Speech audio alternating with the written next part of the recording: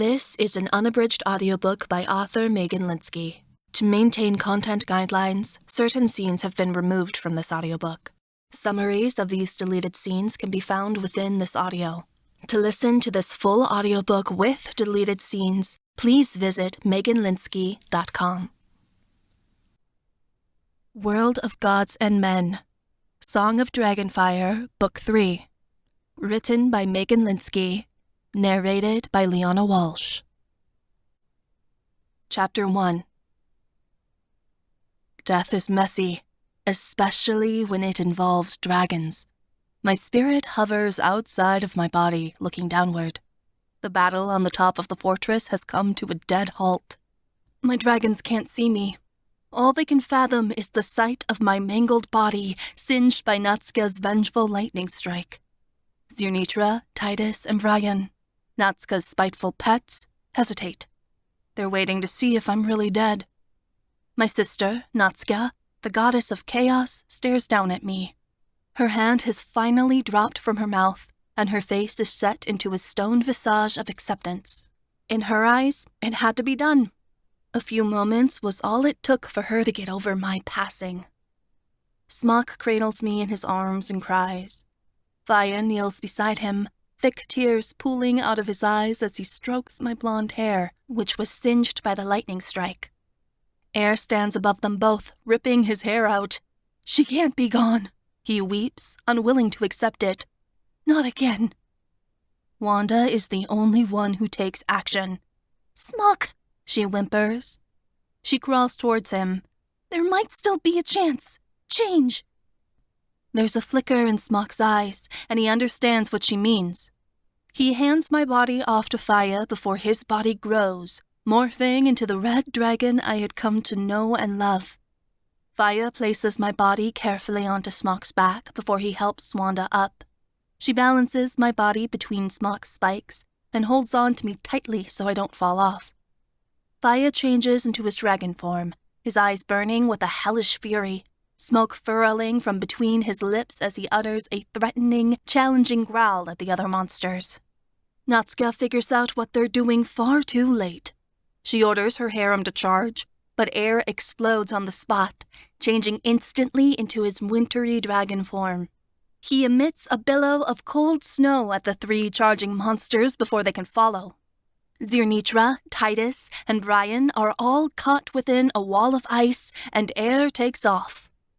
Natska wails with fury and raises her hands to summon the storms, but Smock dodges through the clouds. My essence follows, trailing like a ghost as the three dragons sail out of the city of Dark Fae and into the heart of Poland. The dragons don't stop flying until the Dark Fae kingdom disappears over the edge of the earth. The storms follow, however. The black clouds blot out the sun, and the torrential rain increases until it looks like the Baltic Sea is pouring from the sky. There, Wanda says, and she points to a house on the hillside, situated on a plot of farmland that's next to a lush forest. The dragons shoot down, and Smock lands heavily in the field. Air has already transformed. He's reaching for me, and Wanda hands me off to him.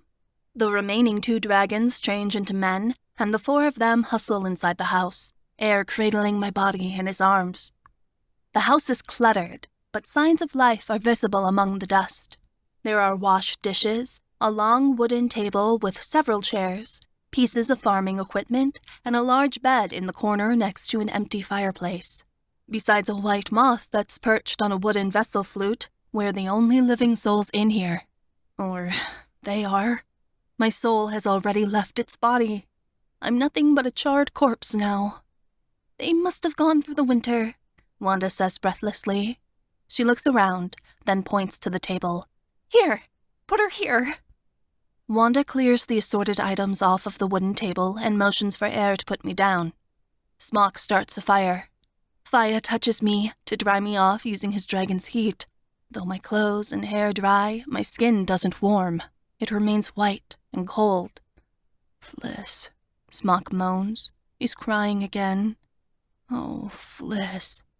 She's not dead yet, Wanda says, pressing her ear to my chest. She's still breathing. The dragons hang on an edge of anticipation. They look at Wanda with hope. Can you save her? Air asks. I don't know.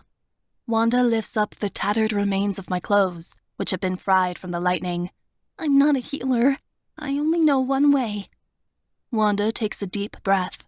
There are magical ferns that grow in Poland. I've heard of them in stories my nursemaid used to tell. If you find one, we can use it to heal Fliss. Silence. Then Faya says, The magic fern? It's a legend. Air and Smock glance at each other. They're skeptical, but they won't rule it out. Not when it's my life on the line. We don't have much time. Her heartbeat's already growing faint, Wanda says. You have to go. You want us to save our mate on account of a child's fairy tale? Faya screams. He's grieving. His eyes are bloodshot, fingers bunched into fists so tight I'm surprised he doesn't break bones. Dragons are the things of fairy tales, and yet you exist. Fairy tales are the only thing that's going to save her. Nothing but magic can fix this, Wanda shouts. The dragons go quiet. Wanda turns back to me. She uses the spout inside the house to pump water into a small bucket. I'll stay here with Fliss, try to clean her wounds. The three of you can travel much farther than I. What are we looking for? Smock questions. His tears are gone. He's not going to cry until it's certain they can't save me. I've forgotten most of the old stories. It looks like a regular fern, but it glows, my nursemaid used to say. It can cure anything. You'll be able to sense its magic, Wanda explains. When the dragons don't move, Wanda's tone turns sharp and bitter. It's her only chance. You can either go look for the fern or use what time she has left to say your last goodbyes. Make a decision. Air is the first to move. He scrunches up his face and prowls toward the door. No, he says roughly. I vowed to never say goodbye again. He wrenches the door open and leaves it swinging on its hinges as he ventures out into the pouring rain. His brothers follow him. Smock closes the door gently on his way out. My essence drifts out of the house, to the outside world and into the sky. The three dragons fly everywhere, in all directions, and crawl through the forests. I watch from a distance as they call out to reach each other, giving instructions, desperately searching for something that doesn't exist. But it's no use. They don't find the fern anywhere. I leave them to return to Wanda. She's cut off my burnt clothes and is washing my back, where the lightning struck. It's covered in blood and mangled skin. I make small noises of pain, and she holds the cloth over my middle, chewing her lip. She's unsure how to help. My breath falters and develops a thick rattle. My essence flickers. I'm here 1 minute, gone the next, and I don't remember what happens in between. What will happen if I die? I'm a goddess. I won't go to the underworld. Will I cease to exist? Are these my last moments of being? Wanda puts her head on the table. Fliss. Her tone is high-pitched. She sent the dragons on a hopeless mission. She really believes I'm going to die. I think I'm going to die too. The white moth that's sitting on the flute takes flight. It flutters toward Wanda in a circular pattern, delicately weaving its way through her hair. There's something unique about that moth. I can feel it. The white moth lands on Wanda's hair. She lifts her head up, and the moth begins fluttering around her face rapidly, beating its wings on her nose and cheeks. Go away, you stupid thing. Wanda tries to bat the moth away, but it only flutters higher. It yanks at the strands of her hair and lands on her lips, her eyelids. Wanda takes to grabbing a cooking pot. She tries to squish the moth, but it's too fast. She knocks over several items in the process, nearly crying with frustration and grief. When the moth isn't bothered and Wanda is worn out, she takes a deep breath. All right, fine. What is it? The moth makes a circle in the air. Wanda walks toward it, curious, still holding the cooking pot like it's a weapon. The moth flutters against the door, and Wanda turns the handle, stepping outside. I leave my body behind and follow her. By this time, the rain has stopped. Wanda follows the moth to the back of the house, where a cart has been left abandoned by its owner. Here, against a broken wheel, a fern grows. The fern is beautiful. It's emerald green, with round, circular dots on it that are gold in color. The fern glows with a beautiful white light and is as big around as Wanda's head. It emits sort of a call, a chiming sound you wouldn't notice unless you were trying to hear it. Wanda's eyes light up and her mouth drops open, like she can't believe it. She stoops down and touches the leaf of the fern. "It's so soft, like a feather," she whispers. The moth lands on the biggest leaf of the fern. Wanda remembers what she came for and gently rips the leaf off. It regrows instantly, replacing what was taken. "How did you—" Wanda looks at the moth, but it's already fluttering away, toward the forest and into the sky. Wanda heads inside. My body chokes and withers on the table. A froth emits from my mouth, and I gasp for breath. My body shakes with tremors as my essence begins to fade. I can feel my soul slipping away and rejoining with the magic of the earth. Maybe Wanda is too late. Wanda runs to the table. She trips and smacks her head against it, but she pays no mind to the growing lump on her head. Quickly, she shreds the fern leaf into multiple tiny pieces. She forces my mouth open and wipes the froth away with her hand. She sprinkles the fern into my tongue and closes my jaw, holding it still. "This is for your own good, Fliss," she whispers. "Trust me." My eyes shoot open at the taste of the fern. I struggle and kick against the taste of it in my mouth. I grab Wanda's wrists to wrench them away from my mouth, but I'm too weak. She pins me down and holds me still. Eventually, I'm forced to swallow. My body slumps. Wanda slowly retracts her hands from my face and watches. The mottled skin and fried organs poking out from the gaping wound beneath my breast starts to repair. The organs regrow and sink inside my body, and skin starts to web over the exposed bones. The hole grows smaller and smaller as the pieces of my skin knit back together. When complete, the area is harsh and raw, and somewhat bruised. Yet, their injuries I can survive. Wanda cautiously turns me over to look at my back. Before, my spine was poking out, and copious amounts of blood was oozing out from around the wound. Now, the blood is dried, and my back has several large stripes across it. They appear to be scars, but they look old, as if what happened was years ago and not moments. The wounds are repaired, but my skin is heavily scarred, and my breath still comes shallow. Yet Wanda's shoulders slump in relief. The fern saved my life. Wanda looks around for the moth, but it is gone. It curiously disappeared. "Thank you," she whispers anyway. She cleans off the rest of the blood from my back before she lays me face up again. Wanda pulls the blanket off the bed and drapes it over me. She brings a chair beside the table and sits there, holding my hand. She watches the fire and waits for my dragons to come back. My essence starts to float toward my body. I try to pull away, to fly up, but I no longer have control of my actions. Without warning, my soul is forced back into my body with a gasp. I squeeze Wanda's hand. Her gaze returns to me, face marred with concern. Everything hurts, but not like it did before. I'm just sore, like I've gotten into a fist fight and lost. "Wanda?" I croak out, and she blinks. "You saved my life." Wanda stares at me. Then she wrenches her trembling hand out of mine. "Don't ever do that to me again!" she snaps before she breaks into tears. She wipes her eyes with the back of her hand and glares at me. "I can't believe this was just... I hate you!"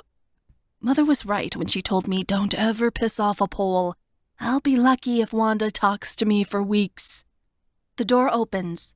All three brothers walk in, steam rising off of them as the rain dissolves at their heat. They appear devastated to come back empty-handed, until they see that I'm alive and awake.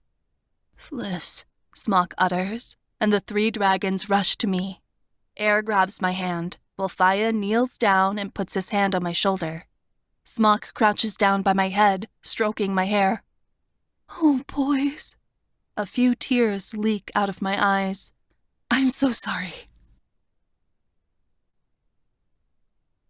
Chapter 2. It's all right, Air says quietly. He strokes his fingers against my cheek to check for a fever, but my skin is cool. No, it's not. This was my fault. I should have listened to you, Smock. I turn my eyes up to the eldest brother, but he doesn't blame me. All guilt is gone. He's just happy I'm alive. I know you didn't mean for things to turn out this way. Everything's back to the way it was now, Smock says. There's a terrible lie in his words that hang over all of us. Nothing is the way it was before, and it never will be again. It can't be. Our lives can't go back to normal. We've seen and know too much now. I almost died. Permanently this time. Wanda drags her chair over by the fire, turns her back to us, and sits. I don't blame her. I've put her through enough. How did you survive? Faya asks. Wanda found the fern behind the house, I choke out. It hurts to breathe. I can't believe the three of you are so incompetent you didn't check around the area first, Wanda grumbles. She curls up on the chair, cursing under her breath. Faya, curious, goes outside. In a few moments, he returns with a handful of leaves from the fern. He displays them to his brothers, who glance at them briefly before they return their attention to me. Faya takes a pouch from his pocket and places the leaves inside for safekeeping. It's a harsh reminder we might need them later, that this isn't over. Your goddess blood was the only thing that brought us time, Wanda says. I wouldn't have survived an injury like that. I'd have died on the spot. But Fliss didn't die. She lived, Air says harshly. That's all that matters. Wanda stands up violently. She knocks the chair back with the harsh movement. That's all that matters? She hisses. Natska is going to wage a war with all of Poland. She's going to kill the gods and goddesses so she can conquer us all. She's still after you. Wanda looks to me because she's talking to me more than anyone else. Save your words. She doesn't need them right now. Smock snaps. This is over. No, Wanda says harshly. Natska doesn't think it's over, which means it's not over. It won't be over until she's dead. I'm proud of her. She's going to make a very good queen. A true Pole, Wanda is, telling people how things are, no matter how badly they don't want to hear it. Smock's face is hard, but he doesn't object. He knows Wanda is right. But we have the advantage, Faya suggests. We have the fern now. Any injury she could deal us can be stopped with its magic. With the power of the fern, we're invincible. But that's not the issue, Air says. He keeps tethered to my hand. Our biggest problem, strange as it may seem, isn't dying. It's ending this never-ending cycle that's continued for thousands of years. What are you going on about? Faya grumbles. We may be able to kill Natska and solve things once and for all. But she's just as powerful as we are, even more so. Air shakes his head. No, I don't think this war will be solved with killing. I doubt we could even get close enough to do it. But how do you stop someone that can't be killed? Smock questions. Natska's problem is the same as ours. I stay silent and stare at the ceiling. There isn't a good answer for this. Just a circle that goes round and round. What does Fliss think? Faya questions. The dragons look at me. I swallow, trying to put moisture back into my dry mouth. Why are you asking me? I say. I'm the one who got us into this mess. One bad mistake doesn't mean poor judgment, Smock says softly. It's not just one bad mistake. I try to sit up and fail. Faya reaches out his arms to catch me, and I fall into them. I can't remember what decisions I made when I was a goddess, but if Piorin and Zizila are right, I was a total failure. I was a coward. I ran when I had a chance to stop my sister. No matter what life I'm in, it seems like I can't stop repeating the past. It's like I really am cursed. Air leans in, so close that his nose is almost touching mine. Fliss, you're talking nonsense.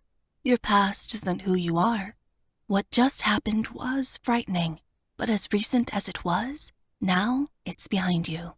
You have to move forward, and we're all counting on you to make a decision. I take a deep breath. This isn't just about me. It's about all of us. So I think that I should consider the ideas you all presented to me before. What do you mean? Smock tilts his head, curious. I take a deep breath. First, I believe we need to visit the Queen of the Baltic, like Smock suggested. We need answers as to why she turned all of you into dragons, I say. Second, I think we should try Air's idea and search for the sirens, so they can teach me how to get my magic under control. That way, when we run into Natsuka again, which I know we will, I stand a chance of beating her. Last, I think we need to listen to Faya and start building up an army. I clear my throat. If Natsuka wants to conquer Poland, we're going to need one to stop her. The brothers look at each other. That's a very good plan, Smock says. Better than hiding, anyway. And we'll always be on the move, so Natsuka will have a hard time finding us. There's no comment from Wanda. I don't know where she stands. I don't even know if she wants to come with us. We should get some rest and leave in the morning, I say. Natsuka will be looking for us by then. I think she'll be able to sense I'm still alive. Faya nods. He picks me up carefully and cradles me in his arms, moving me to the bed. The blanket slips off, but Smock covers me again, tucking me in. The three dragons stoop by the bedside. They kneel around me, looking to take care of anything I need. I'll be fine, boys, I say, because I don't want to put them through anything else today, even if it's just getting a cup of water. I just need some sleep. We'll be here, Fliss, Air says quietly. He leans in to kiss my forehead. Good night. I love you. As do I, Smock says. And I, Faya adds. I love all of you too, I say, loudly, so Wanda knows it's not just directed at the brothers. She doesn't respond. I let my eyes close and drift off to sleep. On the inside, I feel numb and hollow. Wanda saved my life. I'm still here. I should be jumping for joy and singing to the gods.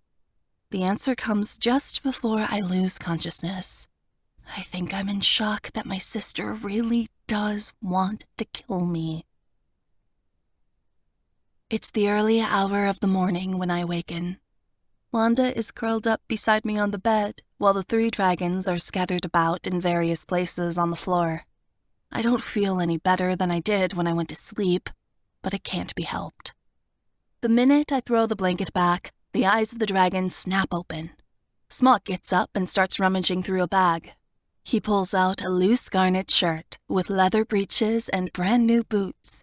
We got these last night for you, Smock says. We can get more supplies on the way to the Baltic Sea. Thank you. I realize that I'm naked in front of my dragons for what must be the first time ever, but I really don't care. This isn't how I imagined things to go.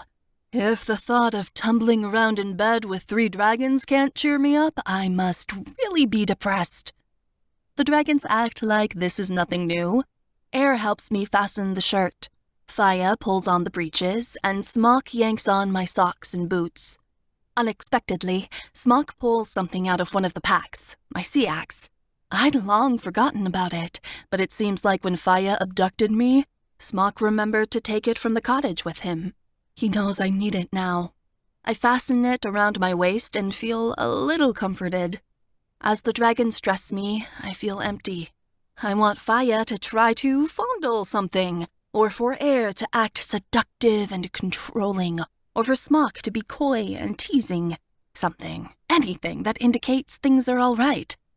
It's not all right. When I'm fully clothed, I sit on the chair and try to catch my breath. It took a lot of effort just to get dressed, and I had help. How am I going to defeat Natsuka like this?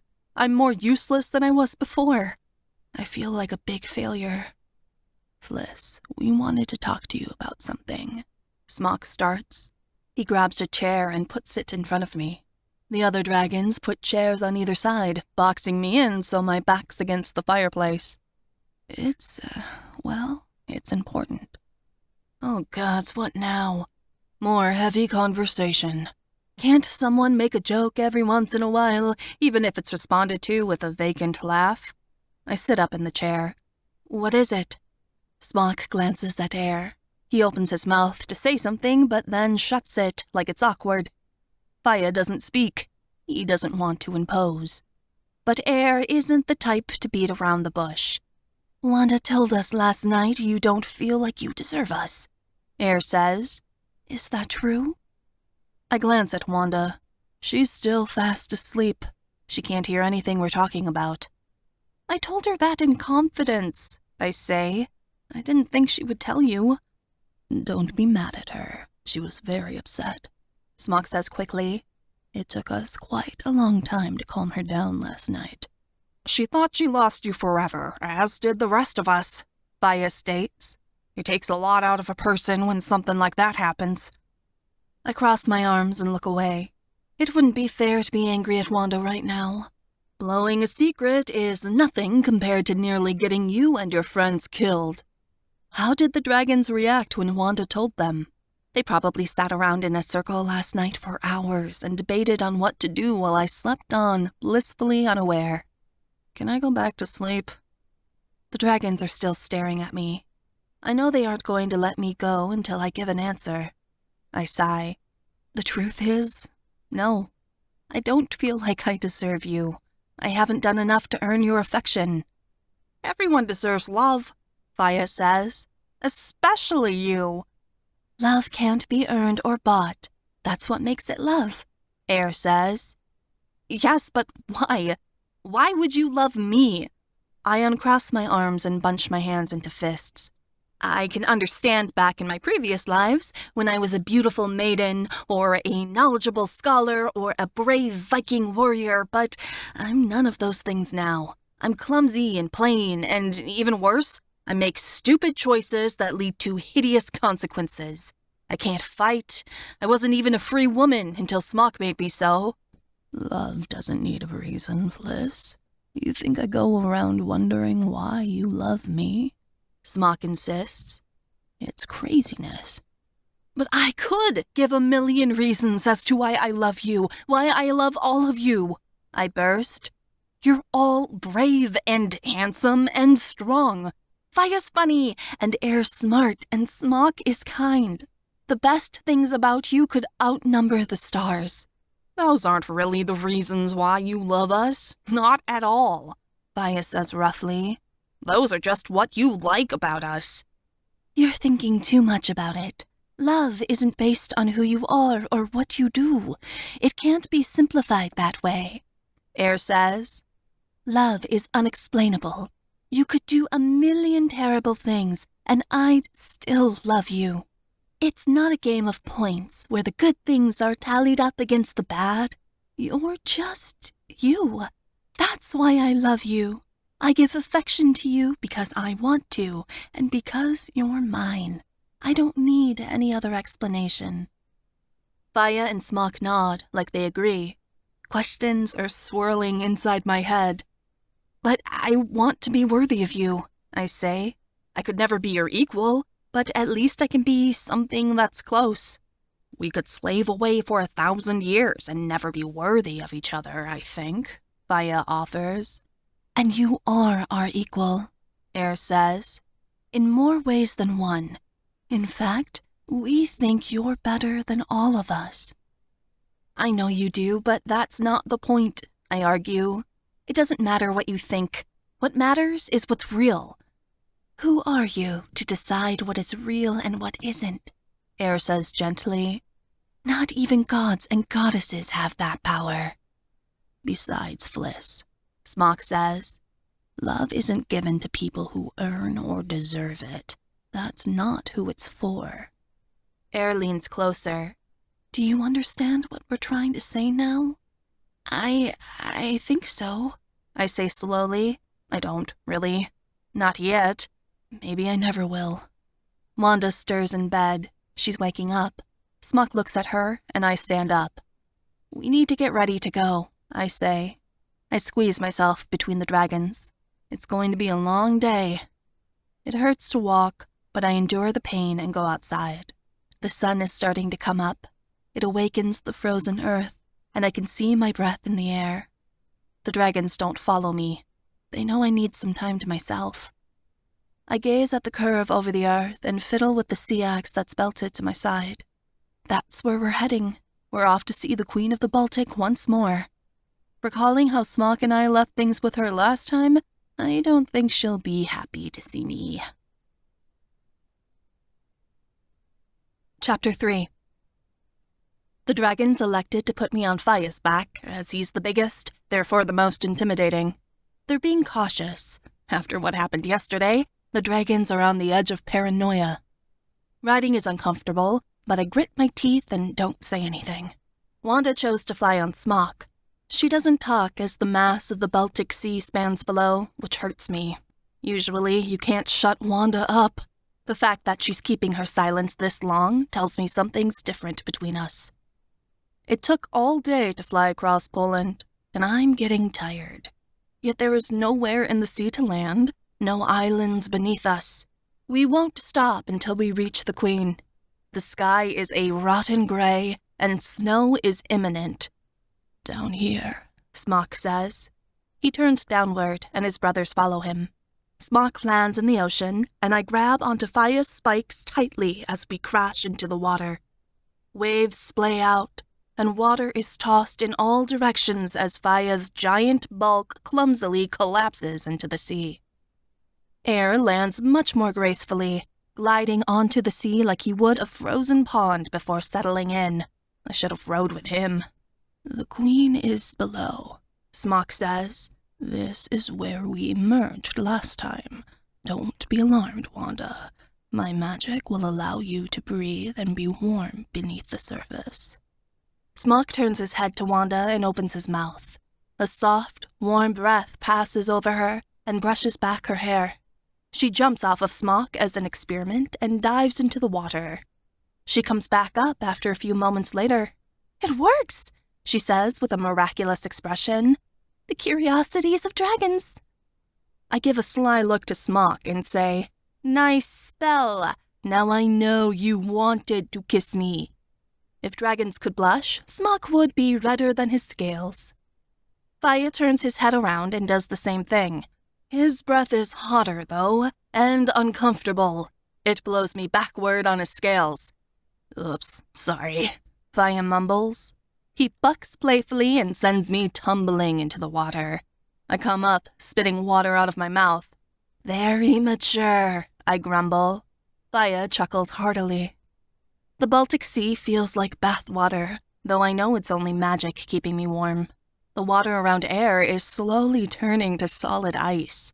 I edge away from him. What do we do if the Queen is violent when we arrive? I ask Smock, flailing as I turn to him. Despite having lived by the beach for weeks, I'm still an awful swimmer. There are 3 of us now, Smock says. She won't be so foolish as to attack on sight. No, but she could trick us with her enchantments, I think. Still, holding 3 dragons is a lot of work. Natsukia wasn't able to keep us contained, and the Queen of the Baltic isn't nearly as powerful as she is. Grab onto me, Fliss, Fia says. I reach out to grab a spike on his right front leg. Wanda hangs onto Smock, and the 5 of us dive. The Baltic seems more eerie in the winter. Everything still looks the same, but it isn't as vibrant. The underwater city comes into view. Buildings made of rocks, seashells, and thatched seaweed mingle within muddled waters. I notice the buildings Smock ruined on his way out are well on their way to being repaired. As we approach, I notice the scales of the mermaids have changed. In summer, they were brilliant colors, bright as gems and illustrious. Now they're dull and muted, as if many of the merpeople are in some sort of hibernation period. The mermaids take one look at us before they flee into their houses. 3 dragons are more than enough reason to hide. We swim toward the Queen's palace. To our surprise, The great doors open, and we are able to enter the main hall. As the doors close behind us, the water drains away, and we're isolated inside the Queen's Sea Castle. Smock takes time to dry Wanda and I off with his hot breath. Wanda is in awe of the gorgeous mermaid palace. She turns in circles with her mouth open, much like I did the first time I was here. I'm too nervous to appreciate the wonder. What will the Queen do when she sees me again? Last time, we were escorted and guarded. Now it's as if they're afraid to come near us. The doors to the throne room open.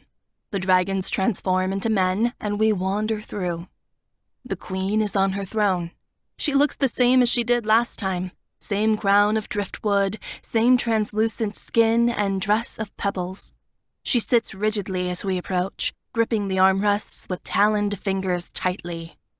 I always knew this day would come. The Queen's voice is strained. I may finally welcome you into my hall as an equal, Lada, goddess of song. I swallow. I reach out for someone's hand. I grab Air's. You know who I am? I have always known, the Queen says. I have known your name since you came to me for help thousands of years ago. I stagger on the spot. Is this a game? A game? No. The Queen lets out a little laugh, though it lacks humor.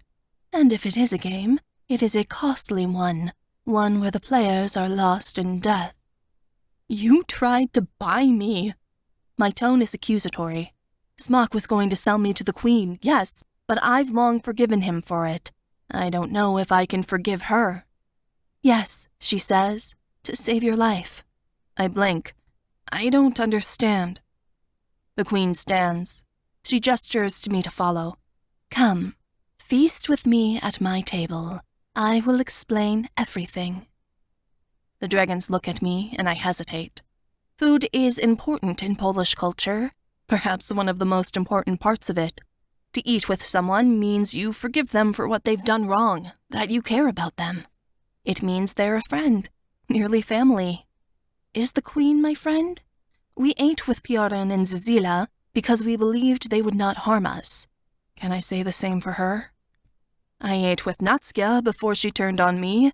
The custom meant nothing to her. I can always throw her food in her face if she's too offensive, so I head after her.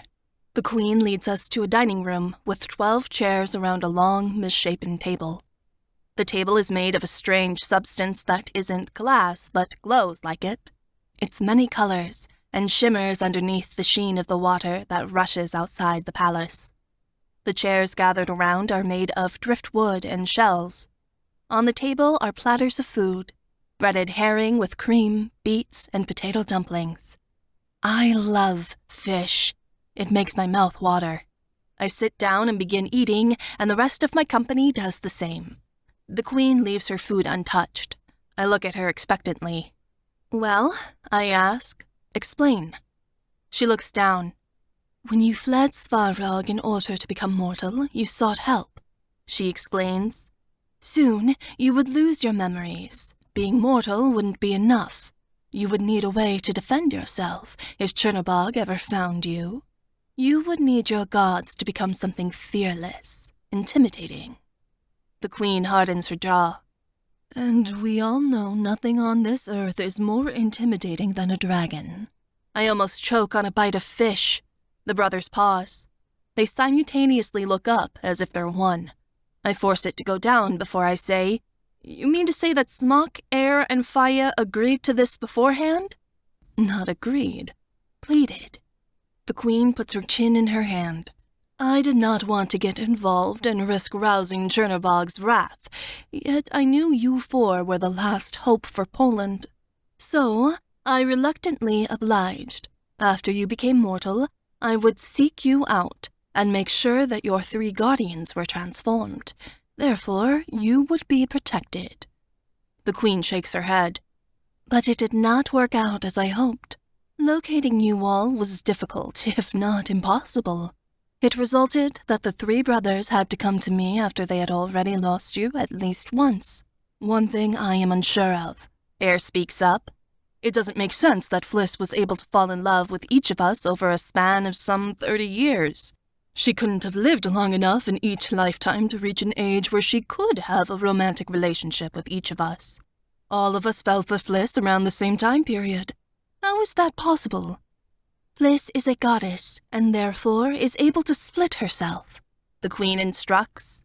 I believe that she carved her soul into 3 parts in order to be with each of her mates, and went to all of you at the same point within the timeline, although some pieces of her soul arrived in this world later than others. So could there be other versions of me that are alive at this very moment? I question. No, the queen replies.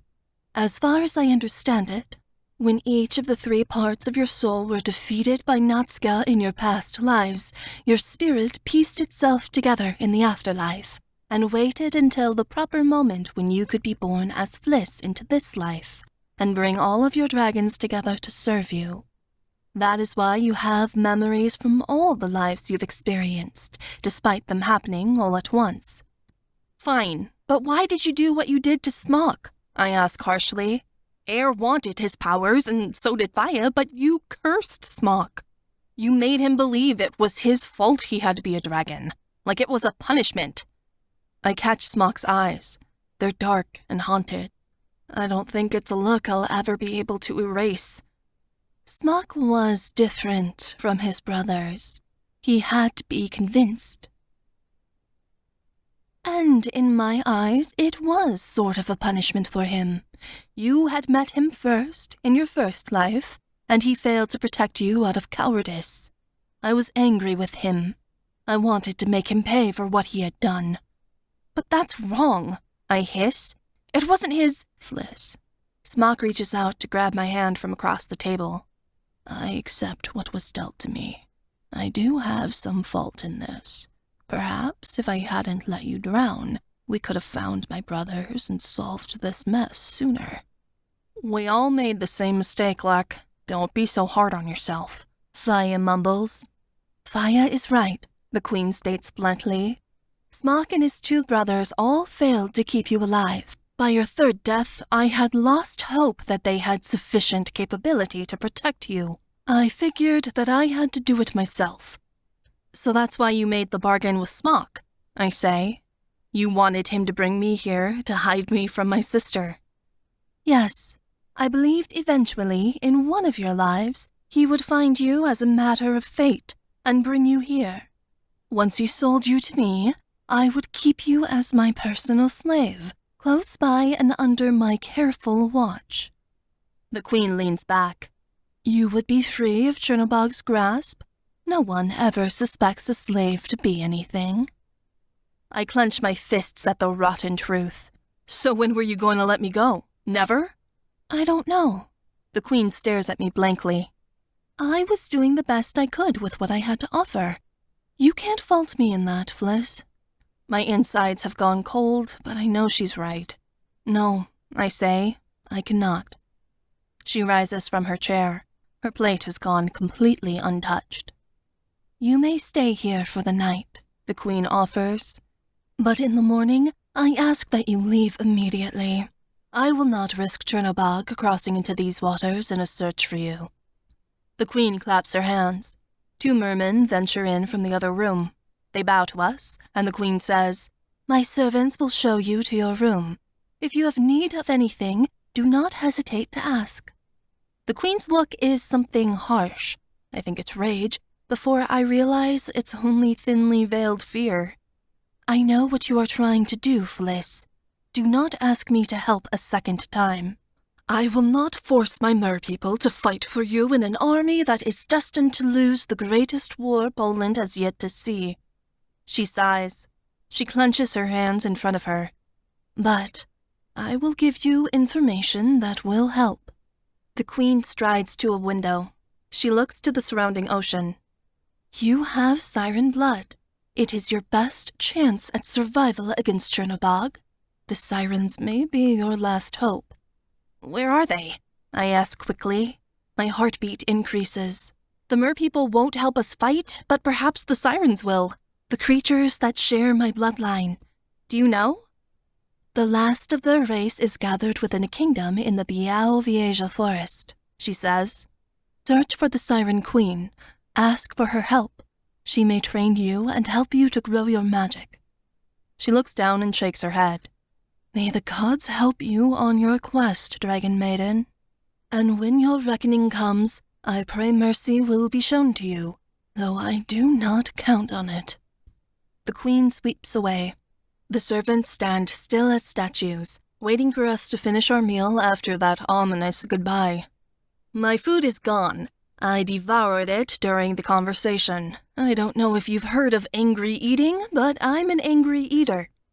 Wanda finished her meal, but the 3 dragons didn't eat much. They seem guilty. Don't you 3 start, I shoot at them. You made mistakes, so what? We were thrown into a situation we were completely unprepared for, with no prior knowledge. We're lucky we've gotten this far. Fliss, Air says. No, I point at him. Don't go blaming yourself. Air closes his mouth. I stand from my chair, and the group follows. The merman servant is standing there, gaping at me like a fish. Well, I ask, are you going to show us where to sleep, or are you going to look at me all day? Fliss, don't shout at him, Wanda snaps. He's just a servant. It's not his fault. What do you know about it? I ask, rounding on her. My fury's unbound. I don't know what's wrong with me. I didn't even want you here. You asked me to come along, Wanda says, outraged. No, you invited yourself. You could have gone home, I say. You're just one more person I have to worry about. Wanda narrows her eyes. If you ask me, the only person everyone's been worrying about lately is you. If I didn't admit that hurt, I'd be a fool. Whatever you say, Wanda. I cross my arms and stare pointedly at the servant. He scuttles off, and we follow him. Wanda goes to her room and slams the door without a good night. Fine, let her be that way. I enter our room and look around. The decor is purple, blue, and green. The floors are marble, colored like the ocean floor, and the walls are made of coral and rock. A large bed, pushed against a window that displays the outside sea, is in the center of the room, on top of a seaweed rug. The bed is large enough to fit all 4 of us. Did the queen always know it would be this way, and was waiting for the night when we'd arrive? Smock closes the door softly. Faya approaches me cautiously and says, I know you're hurting, but Wanda is concerned about you. She wants to help. She can't help. She's just a mortal, I growl. I flop into the bed without bothering to change my clothes. I grab a pillow and hug it close to my chest. This is all wrong. Mortals have power too. Wanda loves you, Air offers. Don't fight with her now, not when you need her the most. I just want to get out of here, I mutter into my pillow. The dragons decide to drop it. They crawl into bed with me, Smock and Faya on either side, and Air resting against my legs. Only when I'm pressed between all of my dragons do I feel calm. I think about Wanda, all alone in the room over. I'm sorry I yelled at her, but I'm sorrier I dragged her into this mess. I should have forced her to go back to Krakow. I've made her a target of Chernobog now. The queen gave us answers we needed, but they weren't the answers we wanted. What if everyone says no to fighting Chernobog? What if the sirens turn me away and don't want to help? What if my dragons and I have to face her again, alone? Chapter 4. The AUDIOBOOK forest is beautiful. Even under the heavy blanketing of snow, the place seems to glow with magic. From Air's back above, I watch as a thin pack of wolves runs between the elms and oak trees. Some of the trees are as wide around as the dragons and just as tall. There are no towns, no people as far as the eye can see, just a large span of trees and rivers. Furry brown bison roam the forests in herds. Faya dips down and gobbles up a few for a snack as we cross over. Air wrinkles his nose at his brother. Disgusting. Could you chew any louder? What? You eat beef? Faya says, still gnawing on half a bowl. That's not the point. Air sniffs. Sirens must roam here. It's the only way to account for the land's beauty, like it's been helped along by magic. When we reach a large clearing, the dragons turn down to land. I hop off of Air's back, and Wanda slides off Smock's. We should split up, I immediately suggest as the dragons change. We'll find the sirens faster. No, Thea says. It's not safe. We won't wander far from one another, and the sirens won't hurt me, I say. I'm one of them. The dragons eye each other nervously. All right, Smock says. But we'll look in groups. I'll stay with the girls. Jack, you go with Roos. Why do I get stuck with him? Air moans. Thea claps him roughly on the back. Come on, I say. Let's get going. Air and Thea wander off in the opposite direction. Wanda and I go forward. We have to lift up our skirts to get around the collections of brambles and climb over large logs that have fallen in our way. Although Smock is in eyesight, he's far back, giving us space. I know what he's doing. Wanda and I haven't spoken at all since last night. We haven't even crossed eyes. Wanda will keep this up forever, but I don't like conflict, especially when it involves me and my best friend. Wanda, I'm sorry, I say. Does it help if I say I'm sorry? No, Wanda says bluntly. I'm sorry I brought you into this, I say, but Wanda holds up a hand to silence me. I'm not mad about that, Fliss. Wanda turns toward me.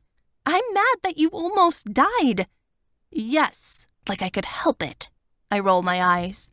You knew Natsuka was powerful before we entered her forest. When you told me about her, you made it sound like your dragons could handle it. She puts her hands on her hips. Why would you take us somewhere where you knew we'd lose? I sigh. The truth is, Wanda, I wasn't going there to fight her. I was going there to see if she'd make a trade. My life or my dragons. What? Wanda flounders. You mean you were going to sell yourself and become her slave, or let her kill you in the hope she'd let your dragons go? That was the idea, but it got complicated. You came along, and I couldn't convince you to stay behind. I chew on my bottom lip. Now my chance to sell myself is over. Natsuka won't stop until all 4 of us are dead. Fliss, Wanda starts. What were you going to do if she said yes? I shrug. If she accepted me as her slave? I don't know. Follow her, learn as much about her as I could. Maybe she'd train me, and after my magic became strong again, I'd be able to get rid of her. That's a risky plan, Fliss, Wanda says. There's hardly a chance it'd work. She'd figure out what you were doing and exterminate you. I know, I say, but I had to try. I don't think I can beat her in battle, Wanda. We're going to see the sirens, she offers. They'll teach you. I shake my head. I don't even think I can beat her if the sirens help me. I couldn't before at the height of my powers as Lada. Why do I believe I can now? Why am I trying to fool myself? I'm just leading my dragons to their deaths. Pull yourself together, Wanda snaps. You're Fliss. The Queen of the Baltic called you the Dragon Maiden. You can do anything. I don't even deserve that title. I might have magic, but it's not very strong. It failed me against Natsuka. That's because you don't know how to use it. The sirens can teach you, Wanda protests. I'm not even as great as you. You're a princess. I look at the ground. Without my voice, I'm just a peasant masquerading as a fallen goddess. It doesn't matter that I'm a princess. I always considered you an equal, Fliss, Wanda says. After my father died, I was going to set you free. Something catches in my chest. I didn't know that. What? You think I'd let you be a slave forever? Her eyes are hurt. I knew how much your freedom meant to you. I wasn't going to let you be chained to me for the rest of your life. I didn't know I was that important, I say quietly. By the gods, I'm going to slap you senseless, Wanda says. She grabs my shoulders and shakes me. Of course you are. Do you know what would happen to me if you died? It would destroy my life.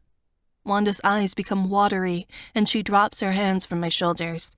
I wouldn't be the same person ever again. I'd have to become someone else just to survive. You don't mean that, Wanda. Shut up!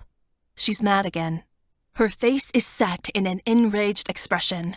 You don't understand. It's been hard being apart from you. We've hardly been separated since we were girls. But living without you is completely different than living in a world without you. It would be a torture that would never stop. Wanda's lip wobbles. She bites it to hold it still. That's why I was so scared.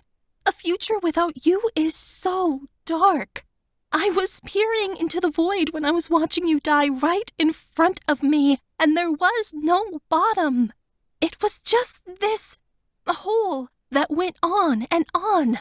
I knew if you left, I'd fall in and never stop falling. Wanda shudders. You pulled me out of that hole when you came back. You'd be able to move on from me, I tell her quietly. No, I wouldn't. Friends are important. Women need other women to survive in this world, Wanda insists. I'm sorry if I've been upset with you these past few days, but Fliss, if I'm still alive and you're not, I don't know how to go on from that. I don't even know how to begin comprehending. She grabs my hand and squeezes it.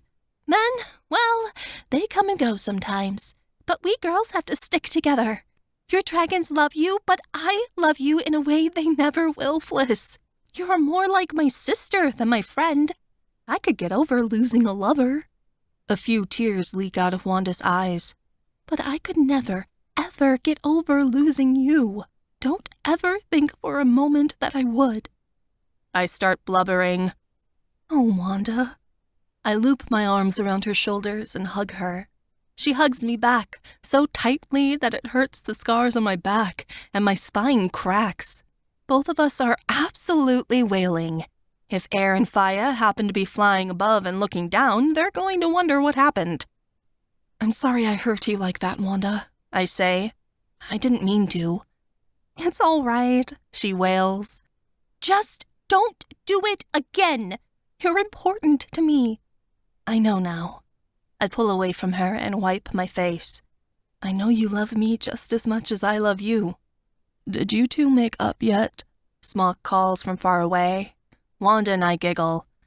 Damn you for making me emotional so early in the morning, Wanda says, and she wipes her tear-stained face.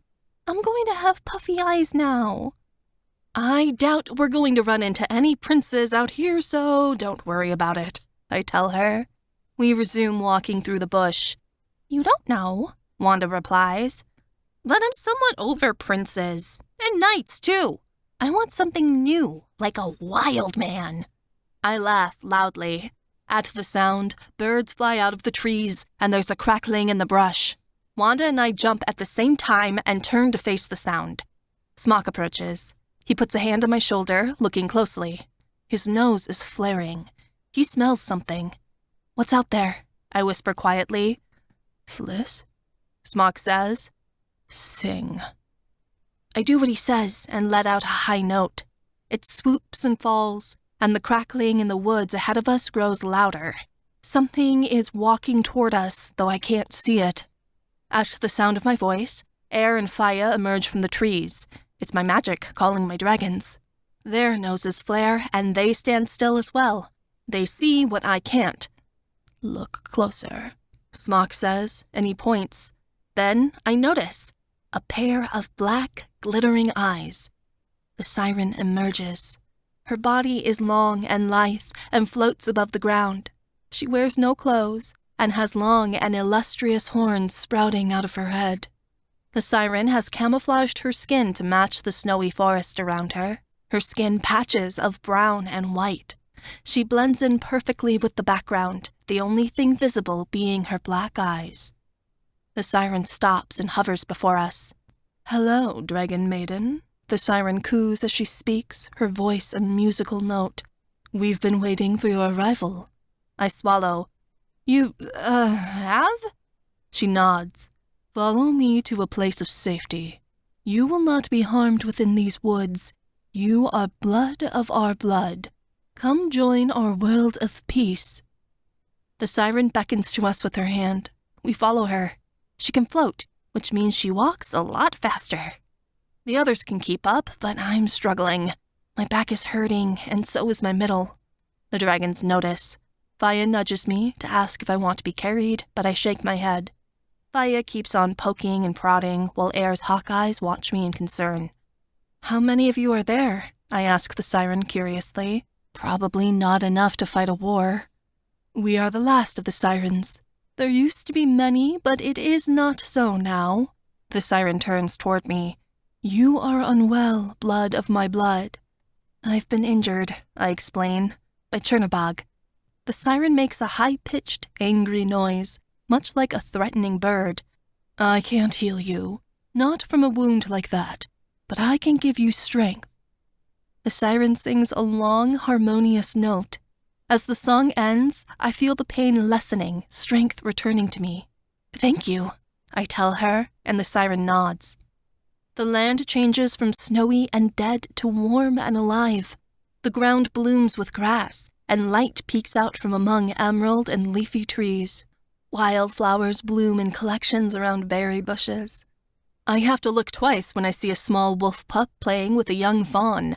I think the pup is hunting the fawn, until I notice that an adult wolf and a stag are standing nearby. The wolf is lounging in the sun, and the deer is grazing peacefully nearby.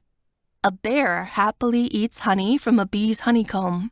The dragons move protectively in front of us, but the siren merely smiles. "Don't worry," the siren says. "The wolves and bears are hand-fed from cubs. They won't even hunt the deer. They won't hurt you." "It's like summer here," Wanda says in glee as she sheds her cloak. "Our magic can change the weather, among other things," the siren says. "What may be summer today could be winter tomorrow. We change it depending on the mood."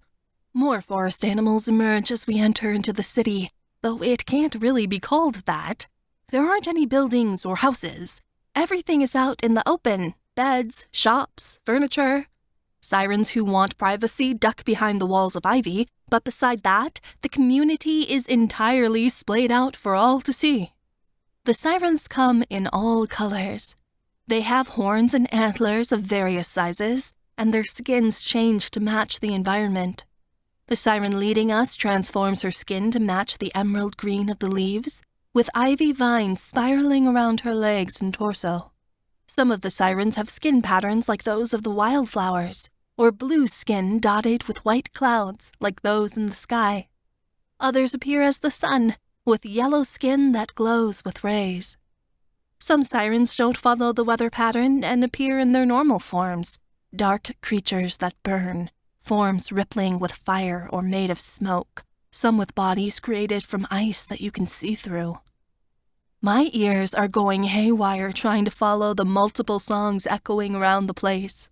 I notice there's no conversation, just an endless array of notes and bellows. It's like listening to a large group of women singing hundreds of different songs in one giant chamber. The siren leading us notices my puzzled expression. "Most of us don't use words to speak. We use notes," the siren explains. "It's something you'll learn how to do now that you're here." I have to learn a whole new language? Great. Good thing I know how to sing. Imagine being off-key and pissing someone off unintentionally. "This place is incredible," Air says in awe. The scholar in him is cheering at discovering this new place. "It's like paradise." "That's because it's run by women, and there are no men around," Wanda says. I snort. The siren brings us to a circular area. The ground here is paved with a multitude of shining blue stones that look like they've been plucked from the bottom of a river. On chairs of ivy and branches sit a collection of sirens. The siren in the biggest chair has skin that looks like water, with little ripples that move across her skin, and tiny, pointed antlers at the top of her head. She has long hair that moves like waves, and it falls all the way down her back. She appears rather queenly. I'm guessing she runs things. "Dragon Maiden," she says, and she spreads her arms wide. "Welcome. I am Estera. I am one of the sirens who helps to lead our kind." "Are you the Siren Queen?" I ask. She certainly looks the part. "Me? No. The siren laughs, her voice twinkling. We all lend a hand here. There hasn't been a siren queen in ages, though our new queen just arrived today. Wonderful. Where is she? I ask. Looks like we showed up just in time. Right here. Astera smiles at me. You are our queen, Fliss. She might as well have punched me in the gut. I literally bend over. What? I wheeze out. Your mother was the last ruler of the sirens, she explains. And you, Fliss, are the one we've been waiting for. You are our new siren queen. Chapter 5. Excuse me, I think you've got it all wrong. I stutter. I'm not the siren queen. I'm no ruler. My dragons are the 3 most precious things I've ever known. The only things consistent about my life. Something safe, in a world where everything constantly changes. But this, it's too much to believe. Sit down, Fliss. Astera gestures to a stone stool with a seat made of rose petals. I sit on it and cross my ankles. Wanda and the dragons take various seats around the area, my dragons close to me. The line cannot be broken. A new queen must always follow the original bloodline, unless that bloodline is broken. Your mother had you, and so you must be the new siren queen, Astera explains. But I can't be, I protest. I didn't even know my mother was a siren. She said nothing about being a queen. Your mother left many years ago, after she fell in love with your father, Astera says. She no longer wished to rule, and we sirens won't interfere with matters of love. It is our most sacred law. Ava believed once she had a daughter, she could send her back once she became of age to become the new queen. How could she have never told me? I look down at my hands. Secrets upon secrets. Did I ever know my mother at all? She must have not thought you were ready. Your mother never thought she'd return to this life. It was over for her, Astera explains. Not for me, apparently, I mutter.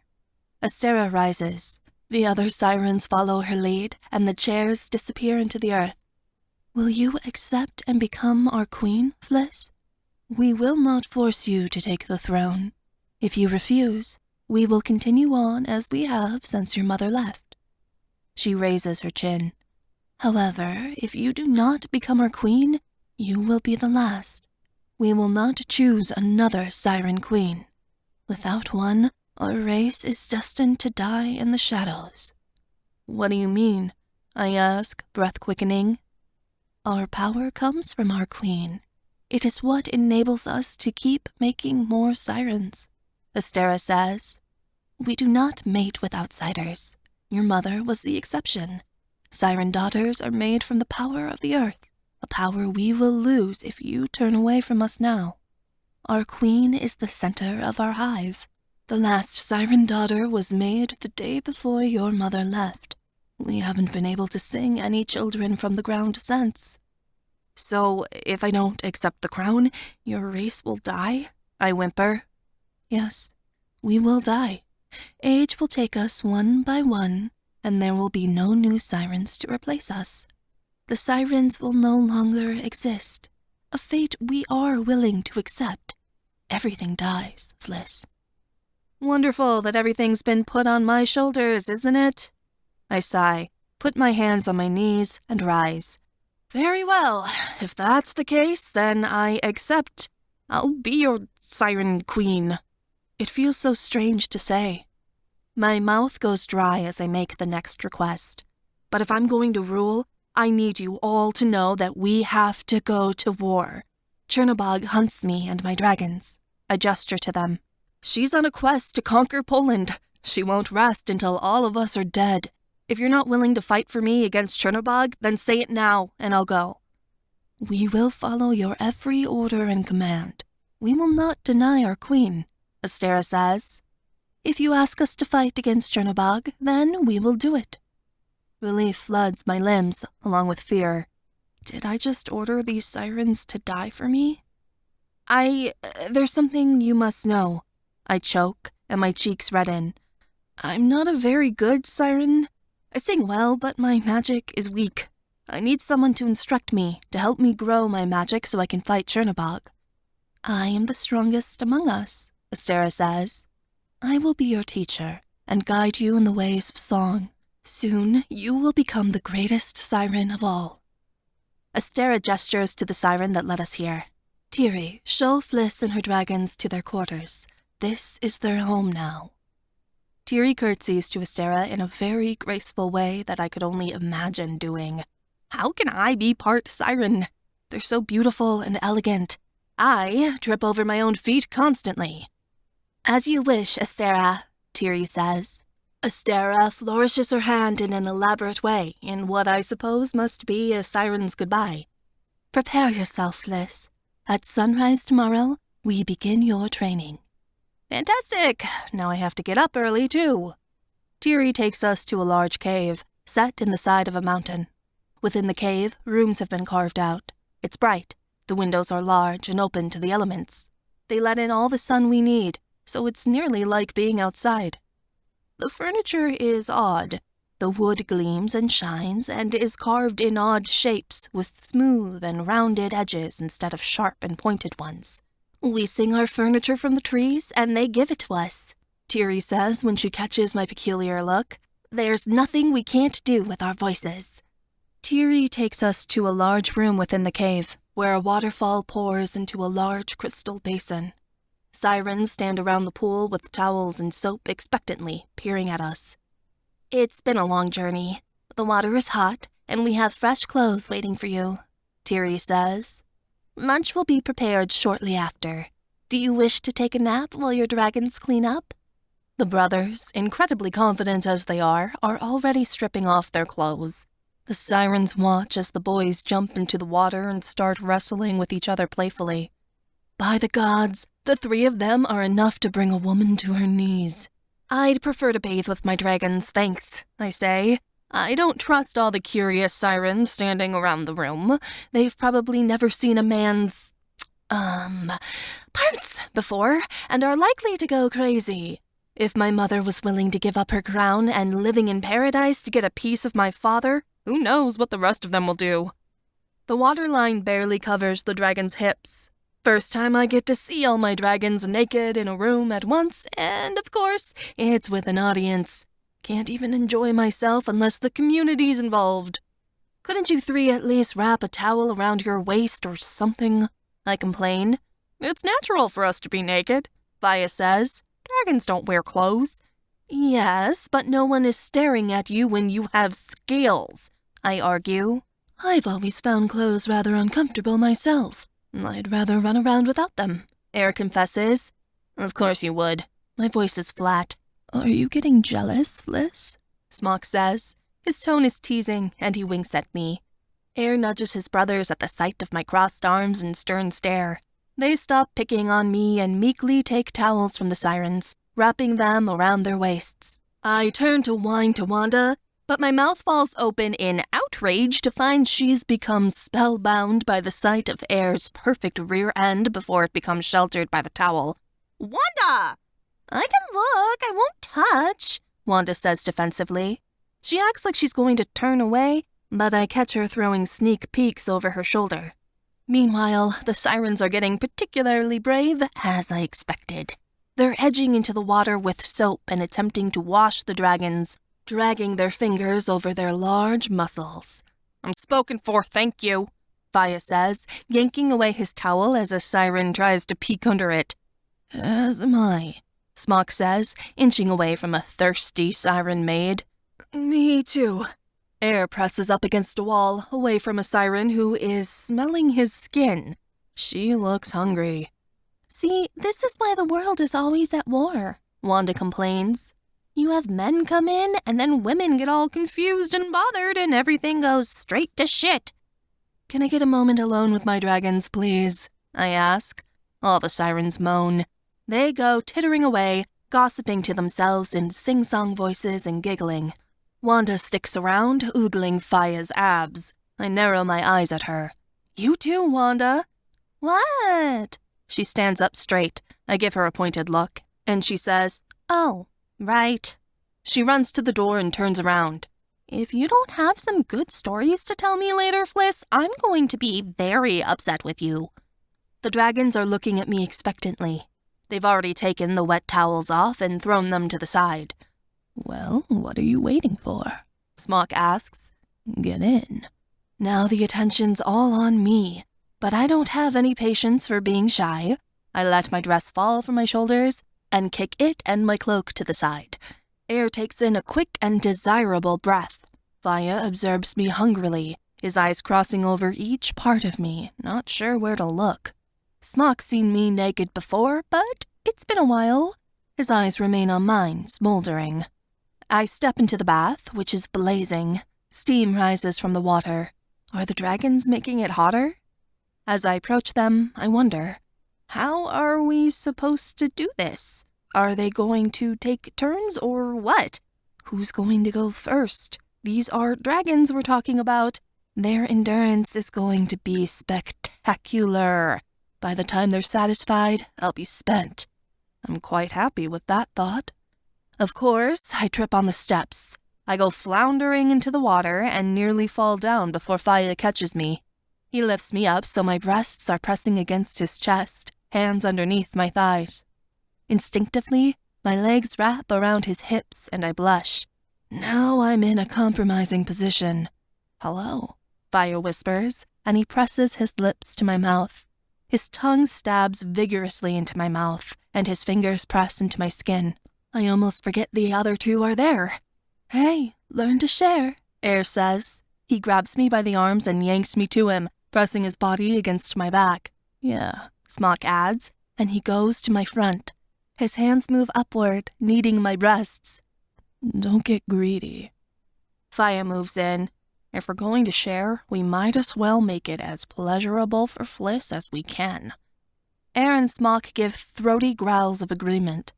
Air starts kissing my shoulders and neck hungrily, while Faya bends down to suck at my nipples, and Smock's hands wander along my thighs and ass. I'm overwhelmed. There are sensations everywhere. It's hard to concentrate. I'm getting swept up and away from my surroundings and into a place where I can only experience ecstasy.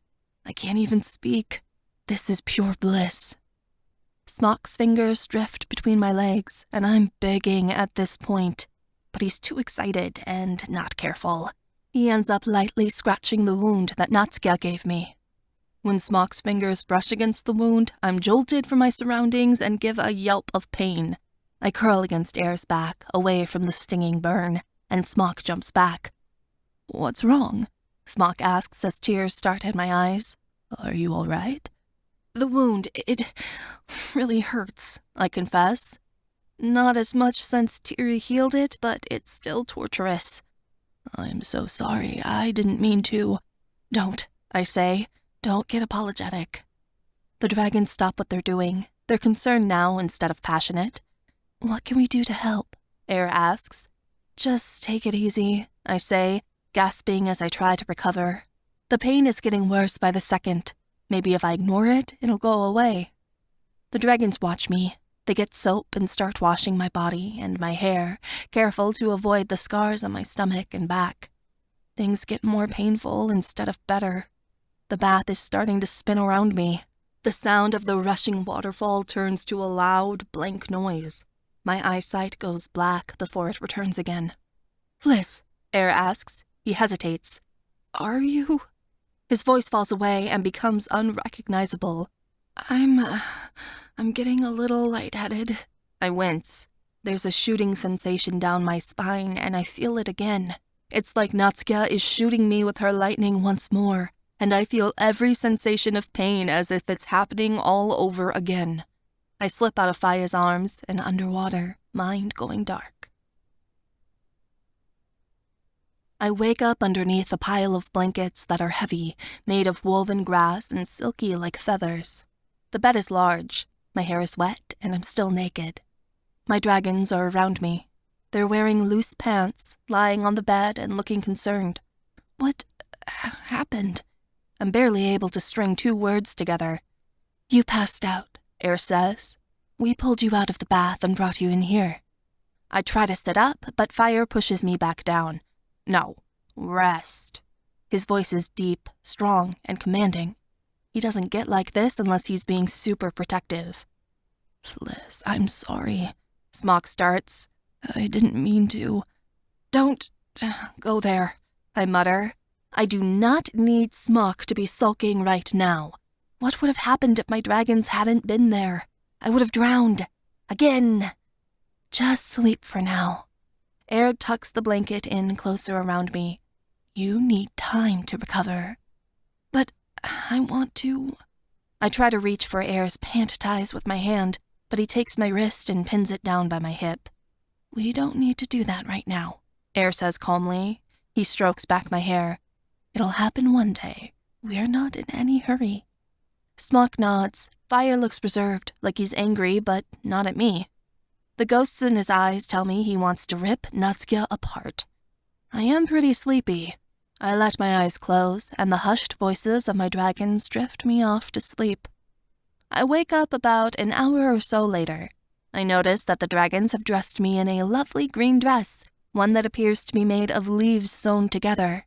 It strokes over the skin like gossamer thread. Damn! Wanda's here. She's carrying a plate of fruit that I suppose must be for me. She leans against the doorframe, looking impressed. I knew they'd wear you out, but I thought you'd at least be able to walk after.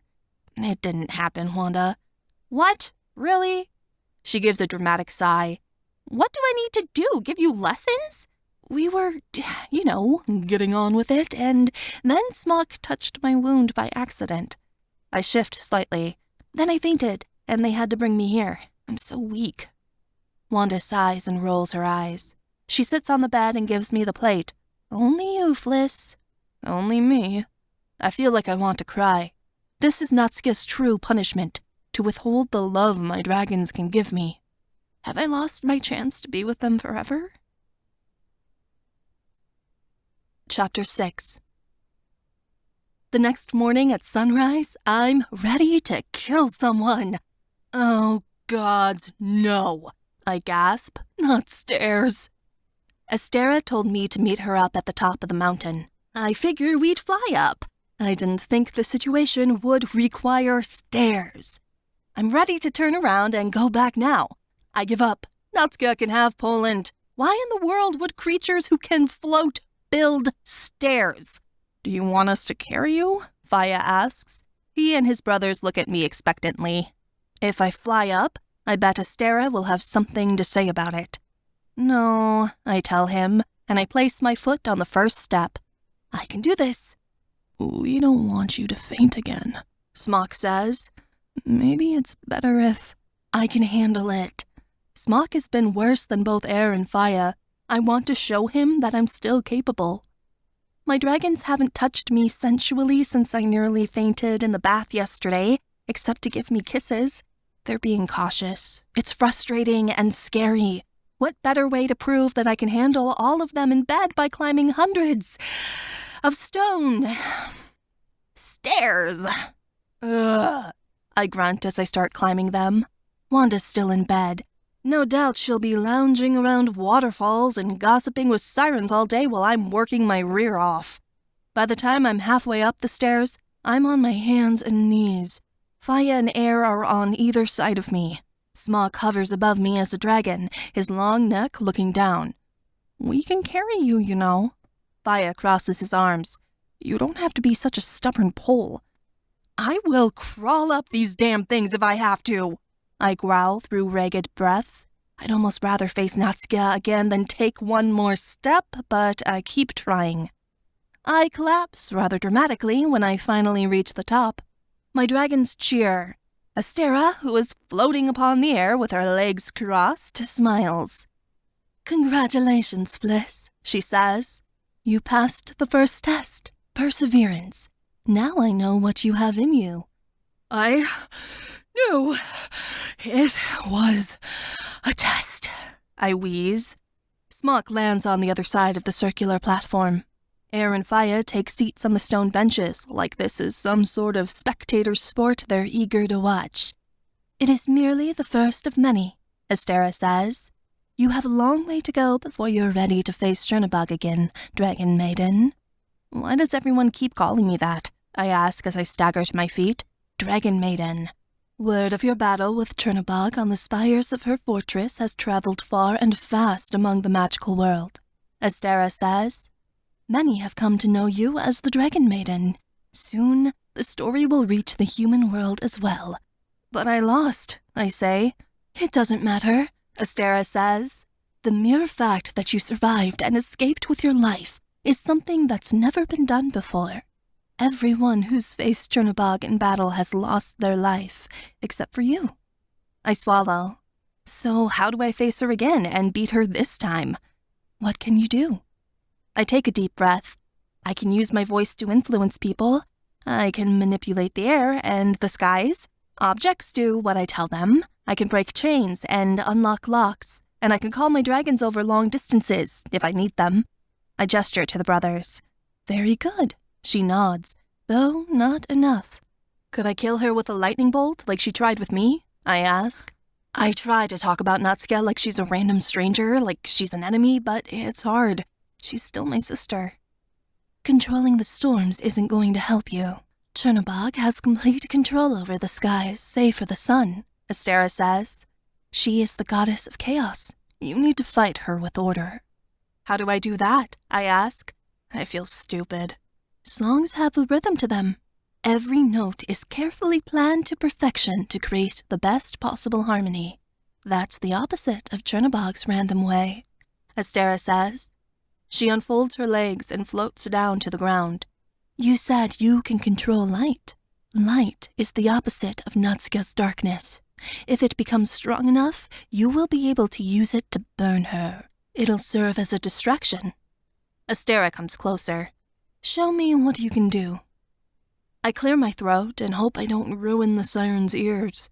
I begin to sing the same tune I naturally knew at the fortress when I battled Natsuka. Smock's ears perk up and the dragons listen intently. At my voice, the sun shines so brightly that the dragons have to cover their eyes. Smock ducks behind his wing while his brothers shield themselves with their hands.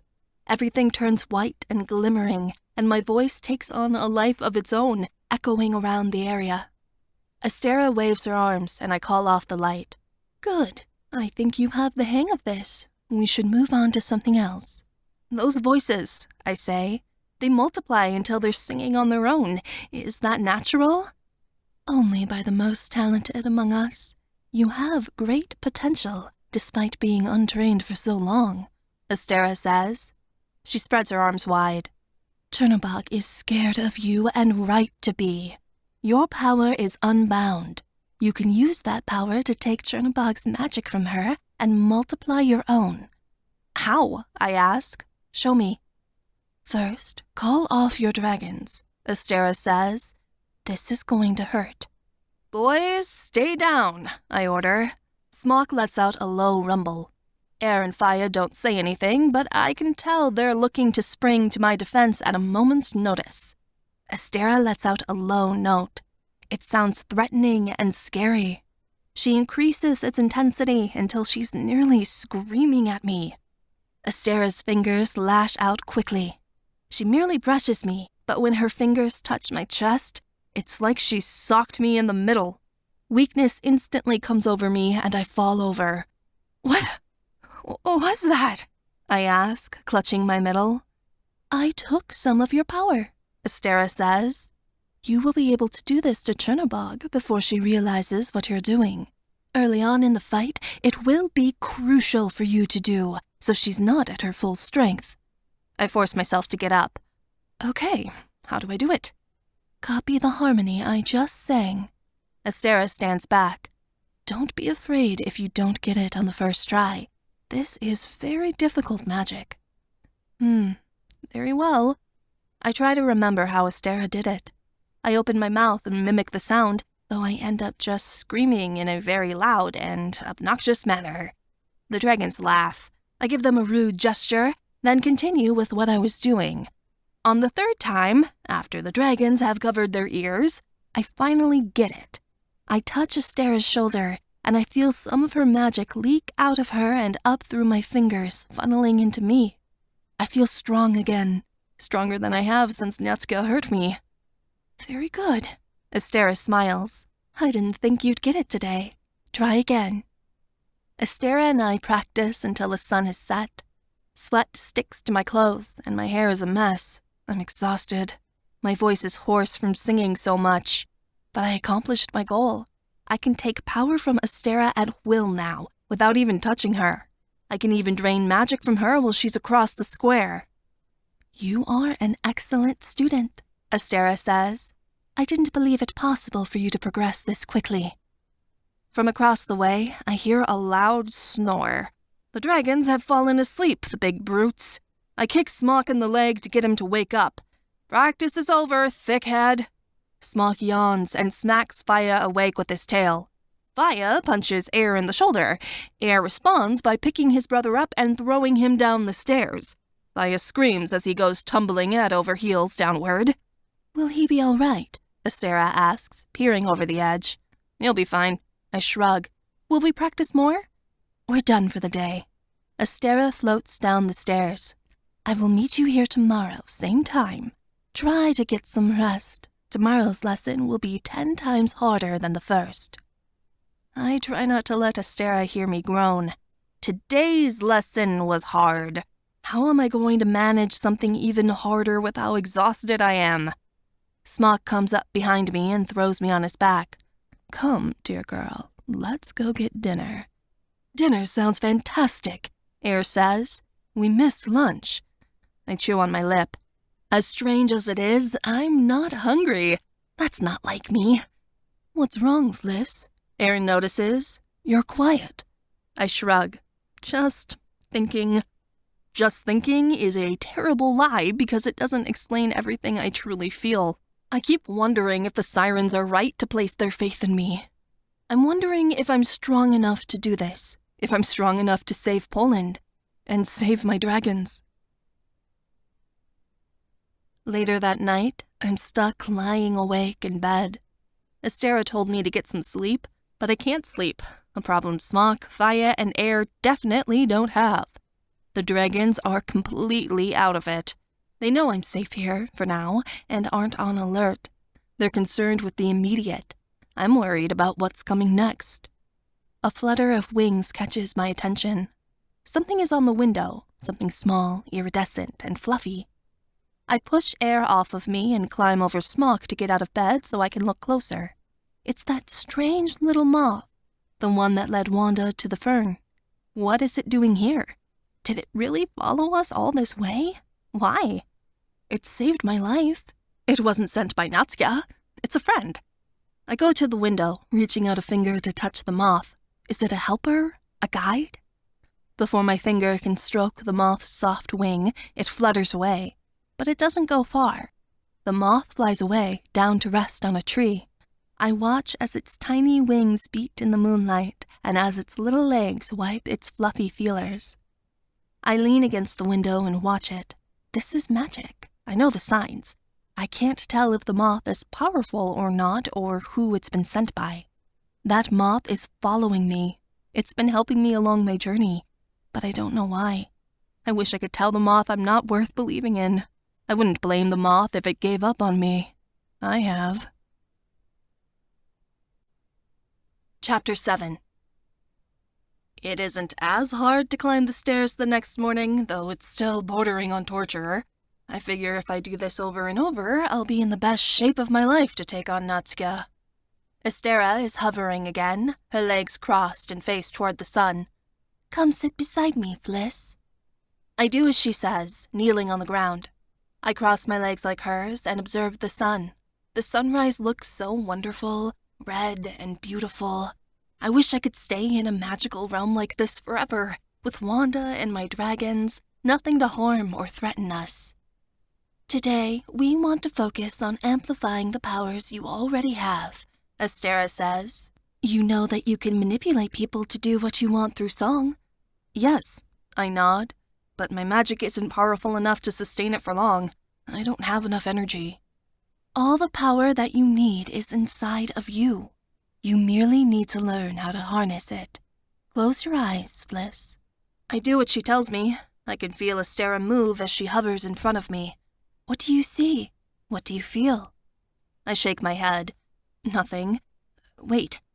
Inside of me is a strange glow, purple in color, like a gemstone. It radiates behind my heart and bursts with magic, giving off a powerful aura. I describe it to Astera, nearing closer to it. The closer I am to the aura, the brighter it burns. That is your goddess essence, Fliss. To summon its full ability, you must learn how to tap into it. A light breeze brushes by. What made you able to bring out your power during the battle with Chernobog? She threatened Wanda. She was going to kill my best friend and my dragons. The power inside me jumps higher, the aura a burning flame now. Take that fury, that protectiveness, and try calling your goddess into the area. I focus. I imagine what it felt like to watch Wanda be taken by the Dark Fae. Remember what horror I felt as Natsuka summoned lightning to kill Smok, fire, and air. The aura inside me jumps and leaps. It's nearly raging out of control. Fliss, take that power and harness it, Astera instructs. Create something that can protect you. Almost naturally, a harsh wind picks up. I open my eyes, and am amazed to find I've generated a tall and formidable soldier out of wind. He is made of gusts of air and carries a large two-handed axe. He stands at attention, ready to kill. My shock causes the wind soldier to fade. I jump to my feet, chest heaving. What was that? You summoned your power. Astera stands and moves next to me. Try again, a whole fleet this time. If you stay focused, you should be able to make them stay. I do so. It takes a few tries and a bit of deep breathing, but when I remember the sight of my dragons in chains, the aura within me becomes devastatingly protective. Hundreds of soldiers made of wind, earth, and fire come together to form a strong army in the circular square. They carry swords, spears, and axes, and kneel before me at my command. My dragons look impressed. I smirk. Does this mean I won't need an army since I can just create one? I ask. If so, my life finally got easier. Astera shakes her head. I wouldn't rely on it. You will need all the magic you can spare to take on Chernobog. Astera claps at the dragons. Up, you three. She needs you for her next lesson. Why do I need them? I ask. The boys transform into dragons. Luckily, the circular square at the top of the mountain is large, so it fits all of them easily, though I can't imagine what Astera wants to do with them. Your greatest assets are your dragons, Astera says. You need to learn how to fight with them correctly. Mostly they just do the work and I stand around, I offer. That's not enough.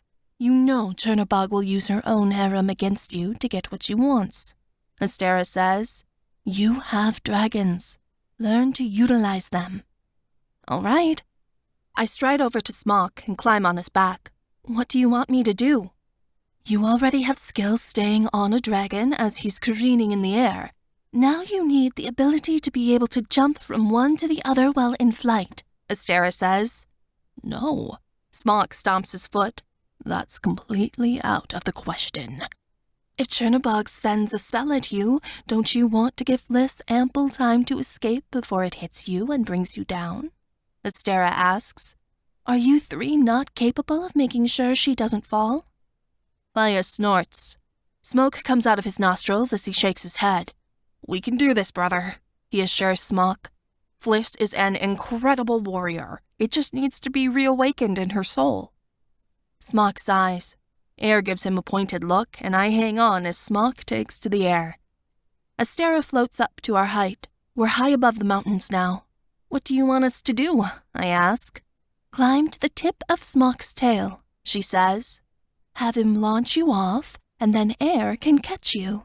Fire can fly below, just in case he misses. I won't miss, Air growls. His blue eyes are narrowed in concentration as his thin membranes carry him throughout the sky. Gingerly, I climb to the tip of Smok's tail. I won't have time to dally if Natsuka is chasing me, but for the first time, I decide to go slow. When I'm balancing on the end of Smok's triangular tail, I shout, Ready! I grab on as Smok swings his tail back, then flings it. I go ricocheting off the tip. and my arms are pinned to my side as my legs straighten behind me. The force of the throw sends me sailing at a high speed toward Air, who is waiting and ready. As I draw near, he sharply turns up. I land on Air's soft underbelly. He curls me around, then uses his spiraling tail to swoop me onto his back. My head is spinning, but soft scales are underneath me. I'm alive. Very good, Astera says as Faya cheers. Do it again. This time, have Air drop you onto Fire's shoulders from this height. We spend the rest of the morning practicing various falls and changes. I tumble off of Faya's back while upside down and turn in mid-air to land on Air. Air launches me back to Smock, who catches me in his claws before tossing me back to Air again. I nearly get impaled on spikes several times, but always my dragons roll or spin in order to catch me. Excellent, Astera says as my dragons and I land. The connection you have with your dragons is strong. I have no doubt they'll be able to catch you, even if they're initially unaware. We are strongest together, Faya says. Air nods. Before, we had no chance of protecting Fliss by ourselves.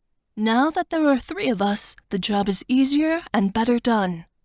Can we stop now? I ask. My skin has to be turning green. I feel nauseous from being flung around. Almost, Astera says. There is one final lesson for today. She sweeps her hands at my dragons. The magic that comes from inside a dragon is powerful, but when combined, it is a force unlike any other. You can use your voice to merge together the breaths of your dragons into one powerful blast. I can do that? I ask in amazement. I glance at the boys. Yes. Astera's eyes turn cold and dark. I think it is the one thing that will kill Chernobog. What's the song? Listen. Astera sings a note that's so incredibly high I don't even know if I can reach it. She weaves the note in and out of a grand crescendo until the goddess in me is left shuddering and the dragons are anxious, dancing back and forth. Something about the tune calls them into battle. Do you think you have it? Astera asks me. Yes. I take a wide stance. Go ahead, boys. I can do this. The dragons open their mouth. Side by side, Faya and Smock emit fire, while Air lets out a blast of ice and snow. I begin to sing, copying the song Astera taught me. As I thought, reaching the high note proves almost impossible. I go flat a few times while trying, which makes the magic of the dragons spurt out and grow larger. I run out of breath support and try again, all while the dragons struggle to sustain their jets of magic. The area is a constant flux of temperature, growing fiery hot at Smock and Faya's breath, then rapidly cold as Air's ice takes advantage of it. I manage it for a second, merely a second, though fire mingles with the ice and becomes tinged with a purple glow, my goddess magic. Then their breaths separate again and I'm left exhausted. Stop, Astera says, and she waves her hands. That's enough for today. I don't want you to exhaust your powers. I can do it, I gasp. I try touching the goddess power inside of me, but it recoils away. It's not having this. The dragons are gasping too. Smock is curled up on his side, Faya on his back. Air is stubbornly still on his feet, but he's quivering. No, you're not ready. Astera sings a bright note, and the dragons slowly get to their feet, recovering with the help of her power. Copy my notes, Fliss, to restore yourself. I do so, and the little song gives me my strength back, though I notice the wound in my back and belly is aching. The attempt to fuse my dragon's powers together took a lot out of me. I have to do this. I have to learn how so I can defeat Natsuka, I insist. You have time yet. Astera lies a hand on my shoulder. You've done excellent with all things except this. We can't be perfect at everything. Enjoy the rest of your day. Tomorrow, we will try again. I feel so defeated as I watch Astera float away. Air changes back into a man, and his brothers follow his lead. Astera's right. Air loops his arms around me and rests his chin on my shoulder. You did wonderful today. You should be proud. I lean my head against his, though I don't believe him. I know what was holding me back from succeeding today. The thought of my sister exploding into 1,000 pieces after my dragons hit her with their combined magic. Am I yet too cowardly to do what needs to be done? Chapter 8. I'm still upset when dinner time rolls around. The sirens don't eat meat. They serve vegetables and other things like dumplings and sweetbread. I'm fine with it, but it makes the dragons grumpy. First chance I get, I'm going out hunting. Tonight. Smock finishes as he takes yet another roll. It's the only thing from the sirens he'll eat. I swear he's consumed at least 3 baskets already. Agreed. Air pouts. He pokes an asparagus around his plate glumly. Bet you wish you could take back the bison comment, don't ya? Faya goads. Air smacks him on the back of the head. Wanda is gorging herself on the asparagus and the potato pierogies. I eat a little bit, but not much. My appetite still hasn't come back in full. I either eat too much or too little, and always in small spurts. I hate that I'm feeling like this. I want myself back. I want funny, happy, cheerful, and Fliss back. Not this glum and depressed girl that I am now. It's just not comfortable to be this way. I wish I could snap my fingers and go back to normal. The dining room in our cave is small and intimate. A fire burns in the hearth nearby, and the stone table is surrounded by chairs woven from thick branches. Sirens serve us, and they're getting a little too comfortable, touching the brothers' arms every time they go to pick up a plate or put out some more food. It's not helping my sour mood. After training, Wanda and I spend the rest of our day shopping amongst the siren stalls while the dragons went off to do something. I'm not sure what, but they all said it was a surprise. Shopping with Wanda was fun. We found some new dresses, and we got our hair braided by siren maidens who wove the strands with lilies. We've only been here 2 days, but Wanda already knows most of the sirens by name. How did training go today? Wanda asks, bringing up the one thing I don't want to talk about. All right, I suppose. I shrug. Astera had the dragons practice throwing me between them while they're flying. I was nervous at first, but I guess they are kind of hard to miss, even though I fell off about 100 times. I sigh and say, even if I don't land on their bodies, their wings are huge. I can always grab onto those and hang on. That's not the only thing on us that's huge, Fliss, Faya says. Smock chokes on his roll. And not the only way we can throw you around, Air adds, trying to make his dirty joke top Faya's. I roll my eyes. Princess Wanda, are you coming with us to the dance tonight? A siren asks. We'd love to have you. Of course! I'm definitely not gonna miss a good party. Do you want to come, Fliss? I think I'll stay here, Wanda, I tell her. I'm in no mood for parties, but thanks. Wanda shoves one last pierogi in her mouth before she runs off with the other sirens. Wanda is so good at making friends and allies. A natural ruler, someone born into the role. I feel like the sirens follow me because they have to, not because they actually like me. Smock rises from his chair. Good thing we have something better planned. What is it? I ask, looking up.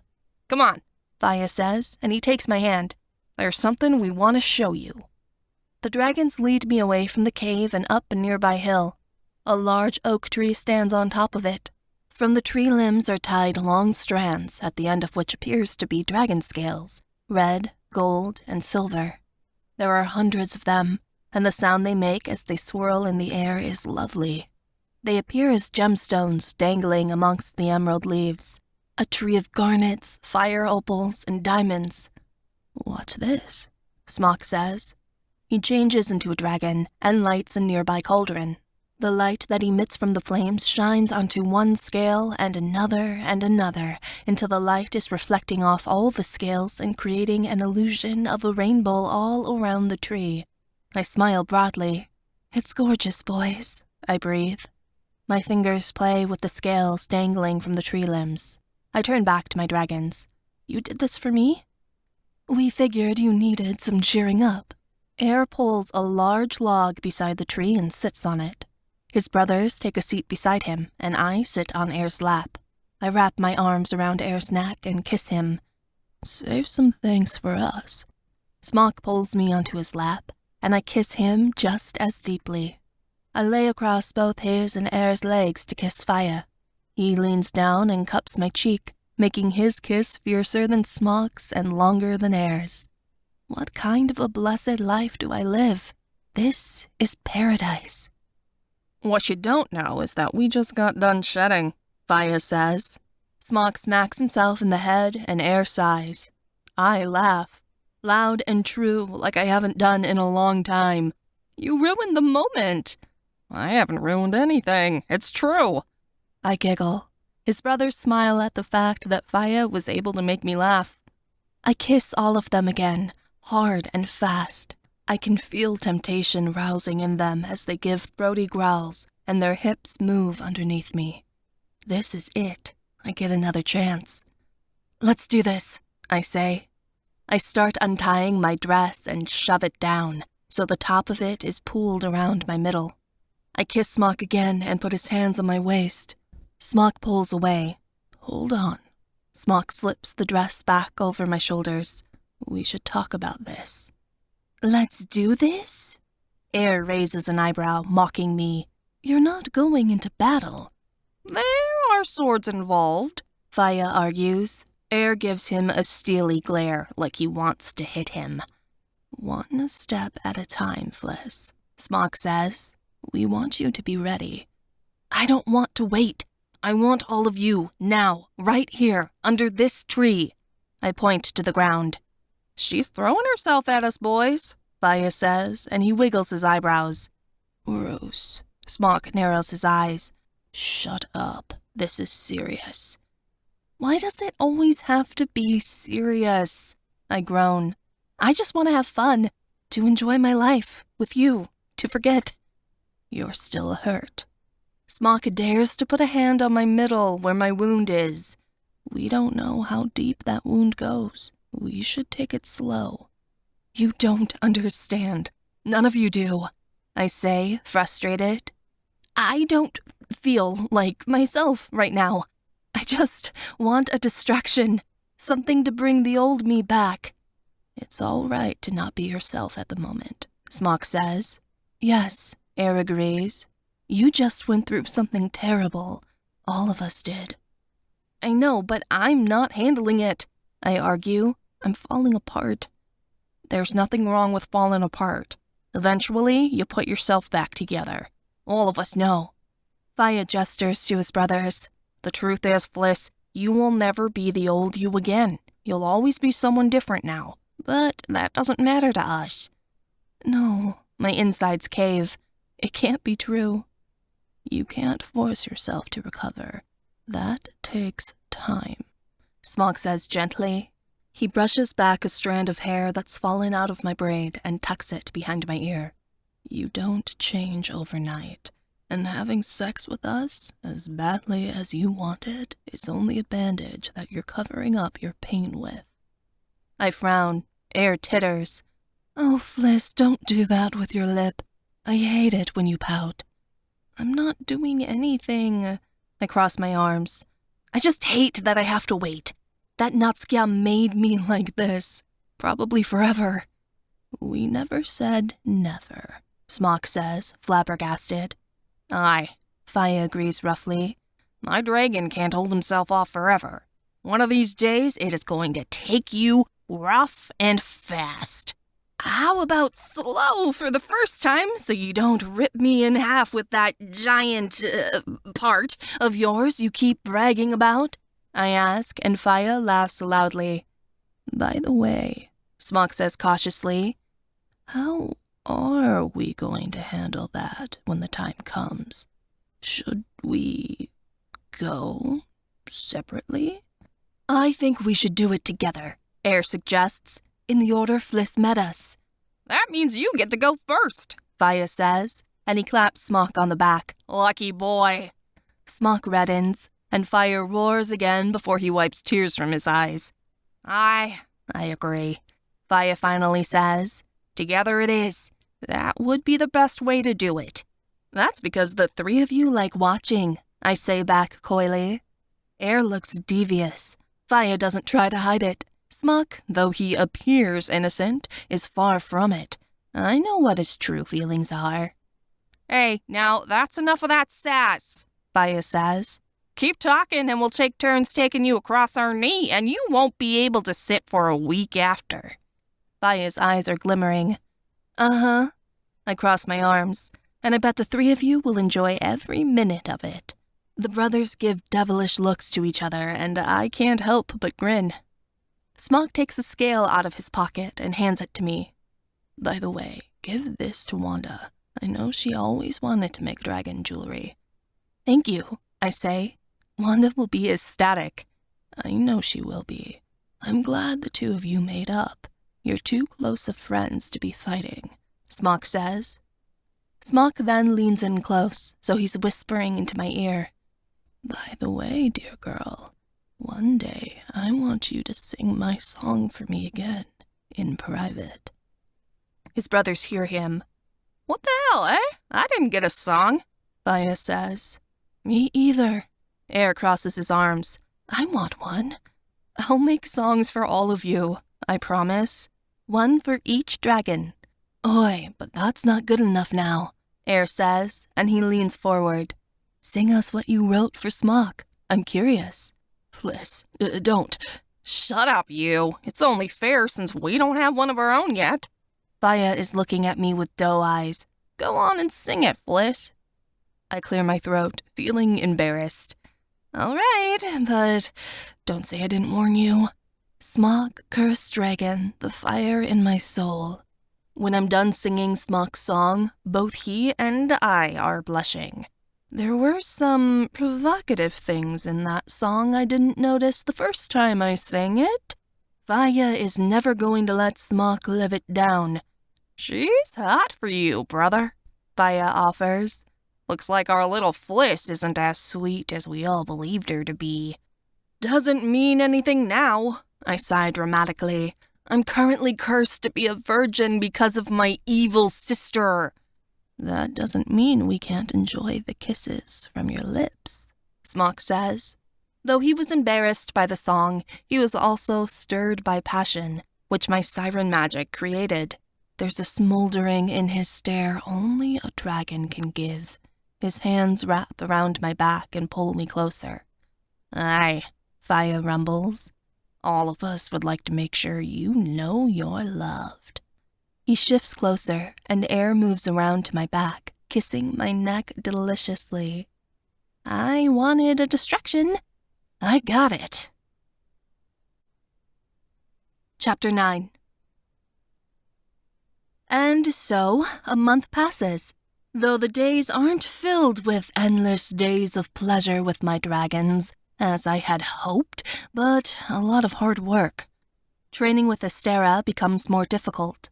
She teaches me to do various things, to manipulate people with my voice, to put protective shields around my dragons and myself, and to melt weapons like swords and axes as they approach me, though the one thing that I desperately need to do, I cannot. After all this time, I still can't fuse the magic of my dragons. Astera swears I have the power, though I'm unsure if I do. I feel weak, helpless, unable to succeed in my venture. Nights are filled with reassurance and happiness from my dragons, although my virginity remains intact. They're insisting on taking things slow. I'm starting to wonder if they're being cautious because of my wound with Natsuya, or if there's something wrong with me. Maybe they're realizing what a foolish task this is. Maybe they're scared of Natsuya and looking to run. Maybe I'm not what they expected, not the woman they remember, and they're falling out of love with me. The fear that all my worst nightmares are coming true makes my magic weaker and weaker. Astera's getting frustrated with me. She doesn't know what's wrong, why I struggle to do things I could easily pull off at the start of our training. I do. Of course, I tell Wanda everything. My life is like one long, tragic love story to her, with all the best parts embellished for her amusement. But an enchanting tale is as far as it goes. She doesn't have any advice for me. Stop, Astera says as I struggle to summon a single wind soldier. This isn't working. On your feet, Fliss. I shakily rise. It took all my energy to generate the soldier, and it dropped me to my knees. I'm sorry, I say. I know I'm not what you expected. You are more than any of us. I know this. You know this. Astera says steadily. Why are you holding yourself back? I have no answers for her. My dragons observe me with keen, calm eyes, asking the same question. Astera shakes her head. Try again.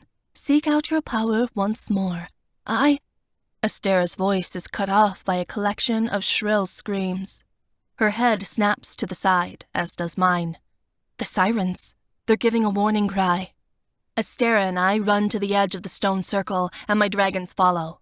Below, small black creatures run throughout the siren city, burning buildings and lighting fire to trees.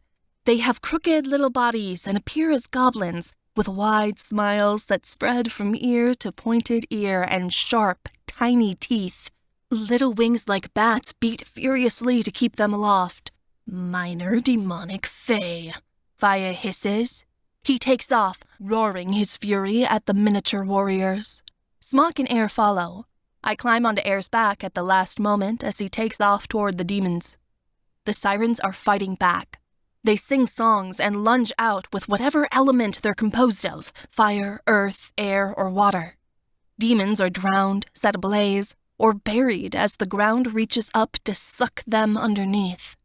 Among the siren songs are the noises the demons make, growling and yelling and cursing. It sounds like a mess. Faya is fighting as a man among the demons. He uses his axe to slice them in half, screaming like a warrior. Smock and Air fight as dragons, burning or freezing the various demons that surround them. I jump off Air's back, feeling my magic rising inside me. The inept magic I cast during training is gone, replaced by a furious need to protect my dragons. I summon hundreds of wind soldiers to beat back the demons without blinking an eye.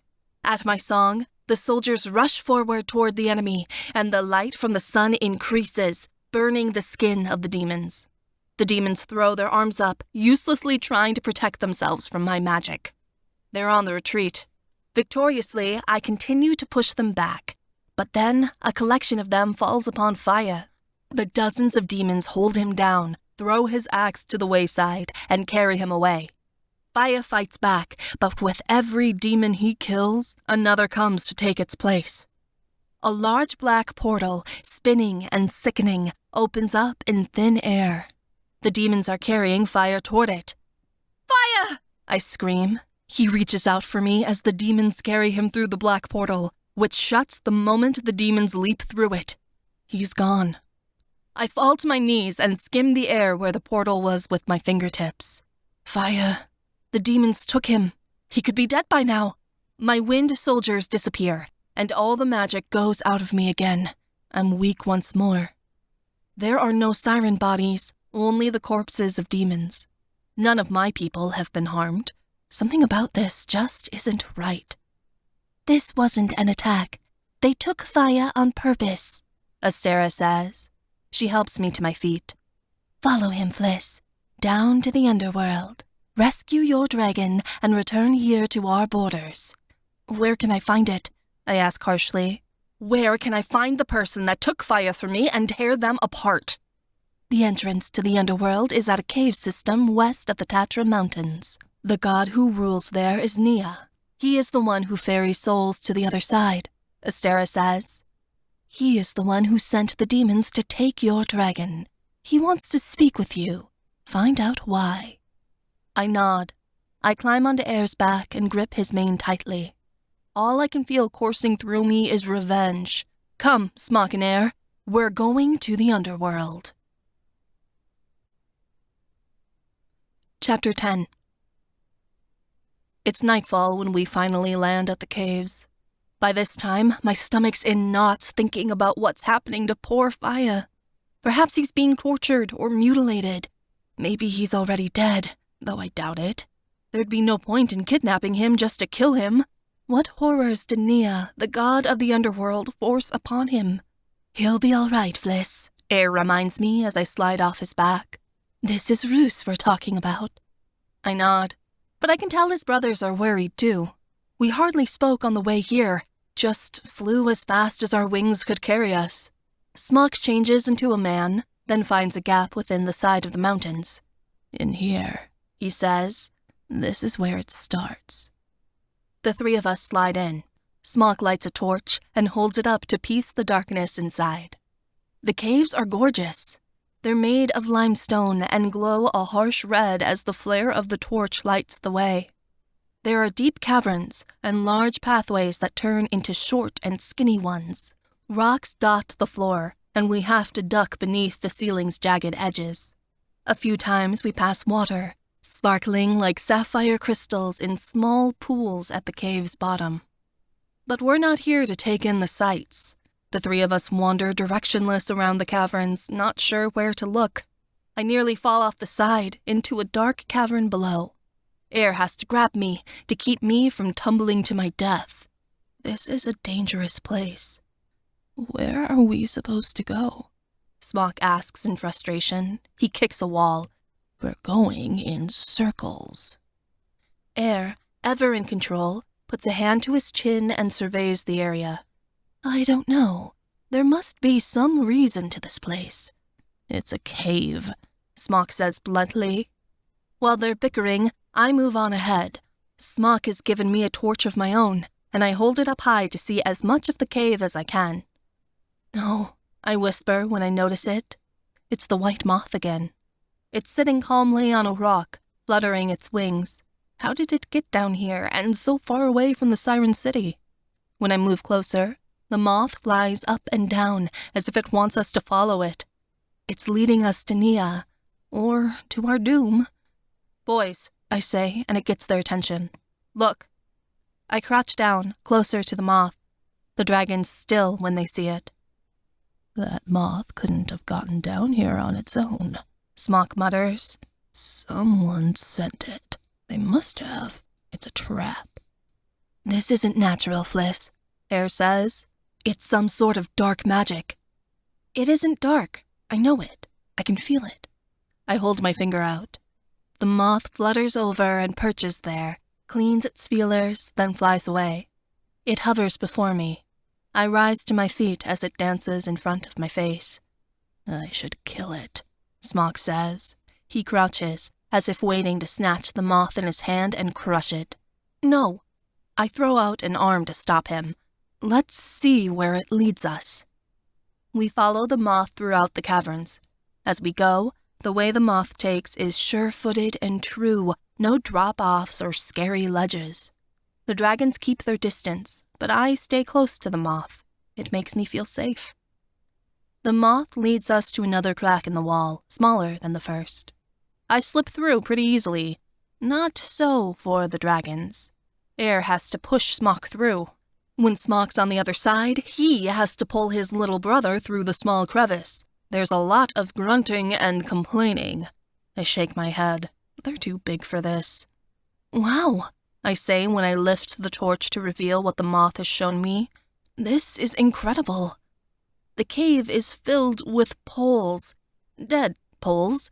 It's just their souls, but down here in the underworld, spirits appear solid. The cave has its own lighting system, with holes at the top so moonlight and sun can shine through. Grass and flowers sprout in places here and there, along with trees, to give the illusion that the caves are outside instead of indoors. I know. It doesn't make much sense, does it? The outside being on the inside, but that's what I see. There's a feasting table that goes on for miles, covered with every sort of food you could imagine. Ale sits by the table in big kegs, and a large band strikes up song after song. Children are playing, and people are dancing. They spin around the room, playing cards or sparring with swords, feasting or kissing. And vodka. Vodka is everywhere. Looks like the afterlife for Poles is just one big, everlasting party. On the way, we recognize someone we know. Prince Alphonse looks pretty happy. No doubt he's living a better life in death than he would be if he was married to Wanda. He's drinking ale, 2 busty maidens on his lap, sitting on a pile of gold and laughing. "Don't tell Wanda her former beau is happy without her," I say to Smock, and he snickers. Are we sure Faya is here? This isn't what I expected. The moth flutters impatiently, as if it expects us to follow, and we do. None of the dead poles pay attention to us. It's like they can't see us. We follow the moth out of the large cavern and to a collection of spiraling stairs that go down, down, down. It's here where the moth disappears. I look around for it, but it's gone again. The moth. I spin around. Where did it go? Oh yes, Fliss, that isn't ominous. Air rolls his eyes. The moth vanishes right when it leads us to the big, scary staircase that's descending right into hell itself. We don't have a choice now, do we? I ask. Come on. Smock, Air, and I begin the descent. Air insists on going in front of me, while Smock takes the back. I'm a little irritated at their caution. The moth wouldn't hurt me. I know it wouldn't. Wherever it's led us, it's somewhere good. When we reach the bottom of the staircase, we enter a great chamber. 2 pools of black water run along the length of the room. On a throne made of red limestone sits what I suppose must be Nia, god of the underworld. He wears a long black cloak, with a crown made of iron. He is thin and spindly. His face is pointed, with a goatee that emphasizes his drawn face and bird-like cheekbones. His nose is pointed, and his fingers are long. He sits on the throne in a way that makes his role seem like a burden to him, an irritating inconvenience. And there's Faya, sitting at the bottom of the staircase that leads up to the throne, at a table that's been adorned with a roast pig and what looks like the devoured carcasses of several deer, is my dragon. 2 barrels of ale are on their sides beside the chair. He's got a pipe in one hand and a bottle of vodka in the other. His face is fiery red from the alcohol, and he's singing some sort of Polish drinking song. You! I shout furiously. I run over to Faya and smack him on the side of the head. I thought you were killed or tortured, not drinking, smoking, and carrying on. Fliss. Faya rolls on his chair. Good to see ya. He's drunker than a skunk. Again, I'm going to kill him when we get back home. Having the time of your life, I see. Aye, let me enjoy my life for a moment, woman. He belches. I punch him in the shoulder and he falls face first onto the table. So, you took him from me merely to get him roaring drunk? I ask, rounding on Nia. Not very intimidating, but clever, I'll admit. I can't fight you with one less dragon. It was the only way I could get him to shut up, Nia says dully. He likes to ramble on, this one, with the threats and the great deeds and the like. He raises an eyebrow. And I don't want to fight you. I want to warn you. Listen to him. Faya pushes himself off the table, still swaying. We've gotten to know each other well, him and I. He's my... Faya hiccups. Friend. I am not your friend. Nia's mouth remains thin. You are an annoyance. Warn me? Warn me about what? I ask. Couldn't you have sent me a letter or something less dire? The matter was urgent, Nia says. I didn't trust a messenger to get it to you, nor for you to come to me unless you were forced. So I took one of your dragons. Fine, whatever you wish. I cross my arms. You've got me here. What's so blasted important? You should be thanking me. I'm the only one brave enough among the gods to reach out to you. For what reason? Nia brings his fingers together into a triangle, pointing them toward his face. I hope you're ready, Fliss. The war of the gods will soon begin again. The time will come within days. I thought I wouldn't have to face Natska so soon, I argue. I thought I had time. Turnabog is already gathering her army against you, Nia says. She has used her magic to convince the Germans to fight for her. Your time, Fliss, is almost up.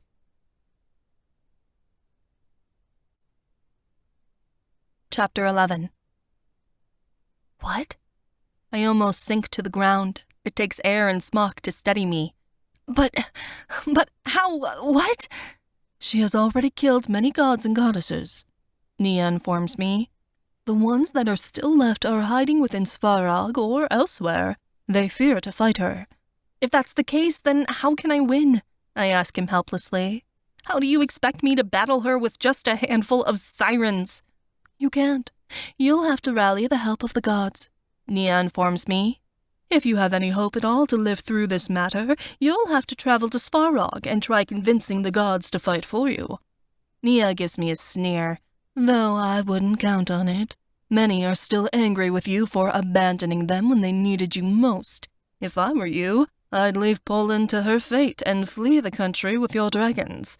Perhaps there is somewhere on this earth far enough away that Nutska will not find you. Will you fight for me? I ask. I look up at Nia and hope for a helpful answer. He remains silent for a time, thinking. I don't know, Fliss. I lost many friends when I last promised to fight for you, and you did not show up. A roll of guilt churns through my stomach, though I don't remember.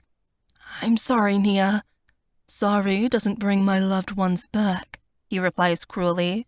Sorry doesn't fix the things you've done. If you wish to earn forgiveness from all of us, the only way you can is to end Chernobog for good. He collapses back into his throne. A thing that might not be possible. You are no longer Lada. I can see it in your eyes. You're just a silly girl. I feel hollowed out by Nia's comment. Air grips my arm. Fliss is stronger than you know, Air says. She's the greatest among any of us, and she'll prove you wrong. Keep silent, Kupalo. None of you are who you used to be either. Nia sniffs. The gods of fire, war, and water, reduced to nothing more than reptilian fire starters. Pathetic. Maybe we don't need to be them. Maybe we needed to become something different in order to defeat her. Smock shoots back.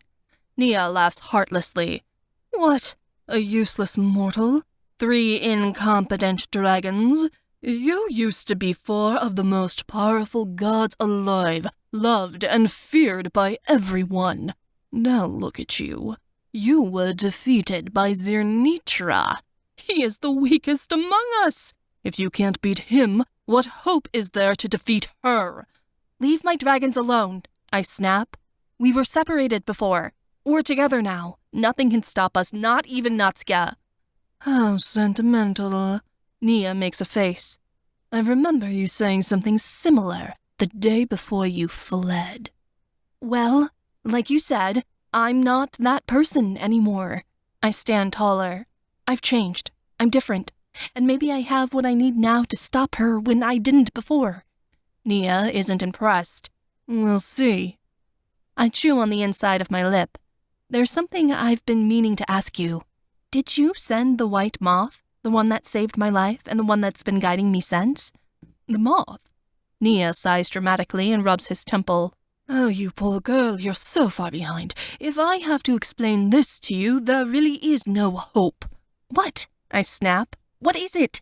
The white moth is your father, you silly thing, Nia says. I thought you would have figured it out by now. I breathe. Smock's face whitens. Air's eyes widen in surprise. I grab onto them to keep myself standing. It's like 1,000 knives are stabbing inward and outward, cutting out a giant hole. You sang at his grave near Poznan. At your command, your song rose your father's corpse out of the ground and called his soul out of the underworld, Nia explains. His Mara came after you, but your dragon burnt him to a crisp before you could comprehend what he was attempting to explain. When the body was burnt, his soul emerged and became the moth. I didn't mean to. Tears are coursing down my face. I didn't mean to wake him up. I was only singing what I felt. Sirens have power, Fliss. Nia sweeps himself off the throne in frustration, lunging toward me. Every note you sing, every song that emerges from your mouth has an effect. Your magic will control and influence everything it touches if you do not keep it under control. I put my hand over my mouth to keep from crying out. I flounder for Air's hand and squeeze it tight. Will he come back? He'll come back to you. He is your guardian now. Your song has bound his soul to yours. I wipe my tears quickly from my face. Did I curse my father? Or is he happy as a moth, happy to be protecting and guiding me? I wish I knew. I looked at Nia. Will you be there when I enter Svarog to convince the gods? I'll be there, and I will alert the other gods to let them know you are coming, Nia says. But don't expect me to be impressed with whatever motivating speech you mean to give. I'm still undecided. Believe me, I don't. I have nothing else to say to him. Clearly, I haven't met his expectations. I head out of the cave, wishing that my moth, my father, would reappear again to guide me. Smock and Air struggle to haul a drunken Faya out of the cave and up the stairs. He's so intoxicated that he can't walk. I have to travel to Svarog and convince the gods to join my side. Seeing as how I betrayed them the last time, will they even listen to me?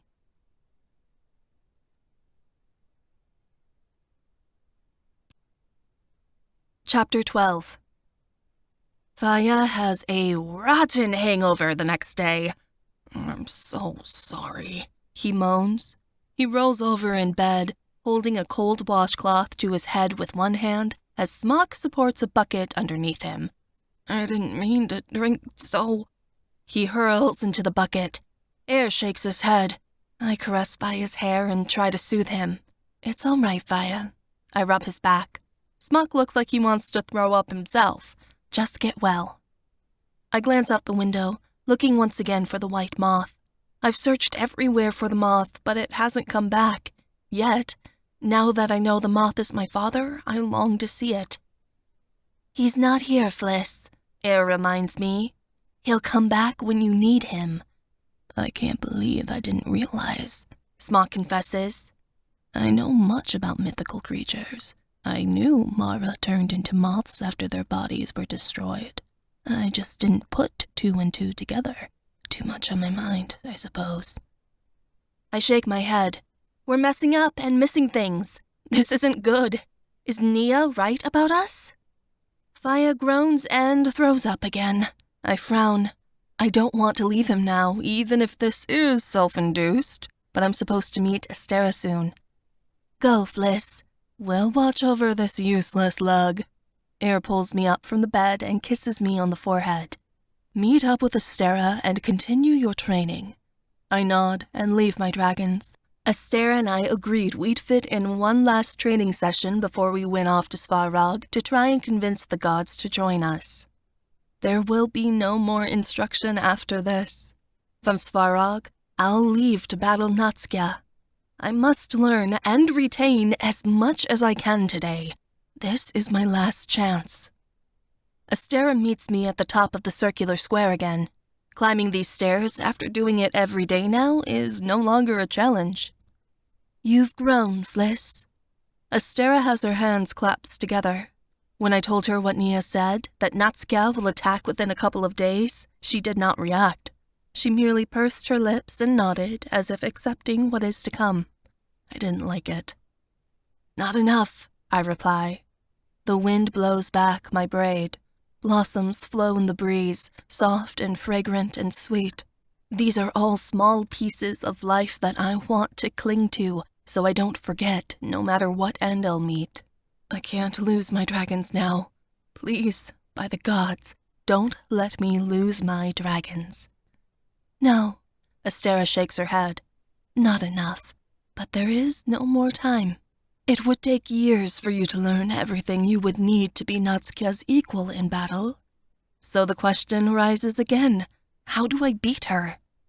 You will have to make things quick. Astera takes a wide stance. Come, let us practice what you've learned. Astera and I spend the day reviewing all the magic she's taught me. The songs and spells have become easy for me to cast. There is no time for doubt when the end is approaching. It's do or die. Yet the reminder that it's not enough, that I'm going to fail, plagues my practice all day. Natskja has backed me into a corner. I can't fight her and expect to succeed. I can't win. Astera pauses when it's near sunset. I expect for her to say a few wise words, to whisper a goodbye, to lie to me that I can do this and that everything's going to be all right. It doesn't happen. Instead, Astera opens her palm. From within blooms a bright and beautiful gemstone. It's purple in color, round and circular, and has dozens of facets. It's set within a pendant in the shape of a dragon, which hangs upon a golden chain. "This was your mother's," Astera says. She loops it around my neck. "It was set in a golden oak tree, but I had it changed to a dragon for you." "What is it?" "It is called the Stone of Sinery. It has great power." Astera steps away. She places her hand upon the gemstone, which is now lying upon my chest. "Will I be able to use it in battle?" "Yes, though I wish it hadn't come to this." Astera stares at me. "Fliss, the song I am about to teach you is forbidden among sirens. It is the vilest and cruelest magic we know. I must make you swear that once this magic is taught, you will never use it against another living creature, save for Chernobog." "I swear." My heartbeat picks up. Could this be it? My last hope? Astera sighs. "The song is called Lament of Binding.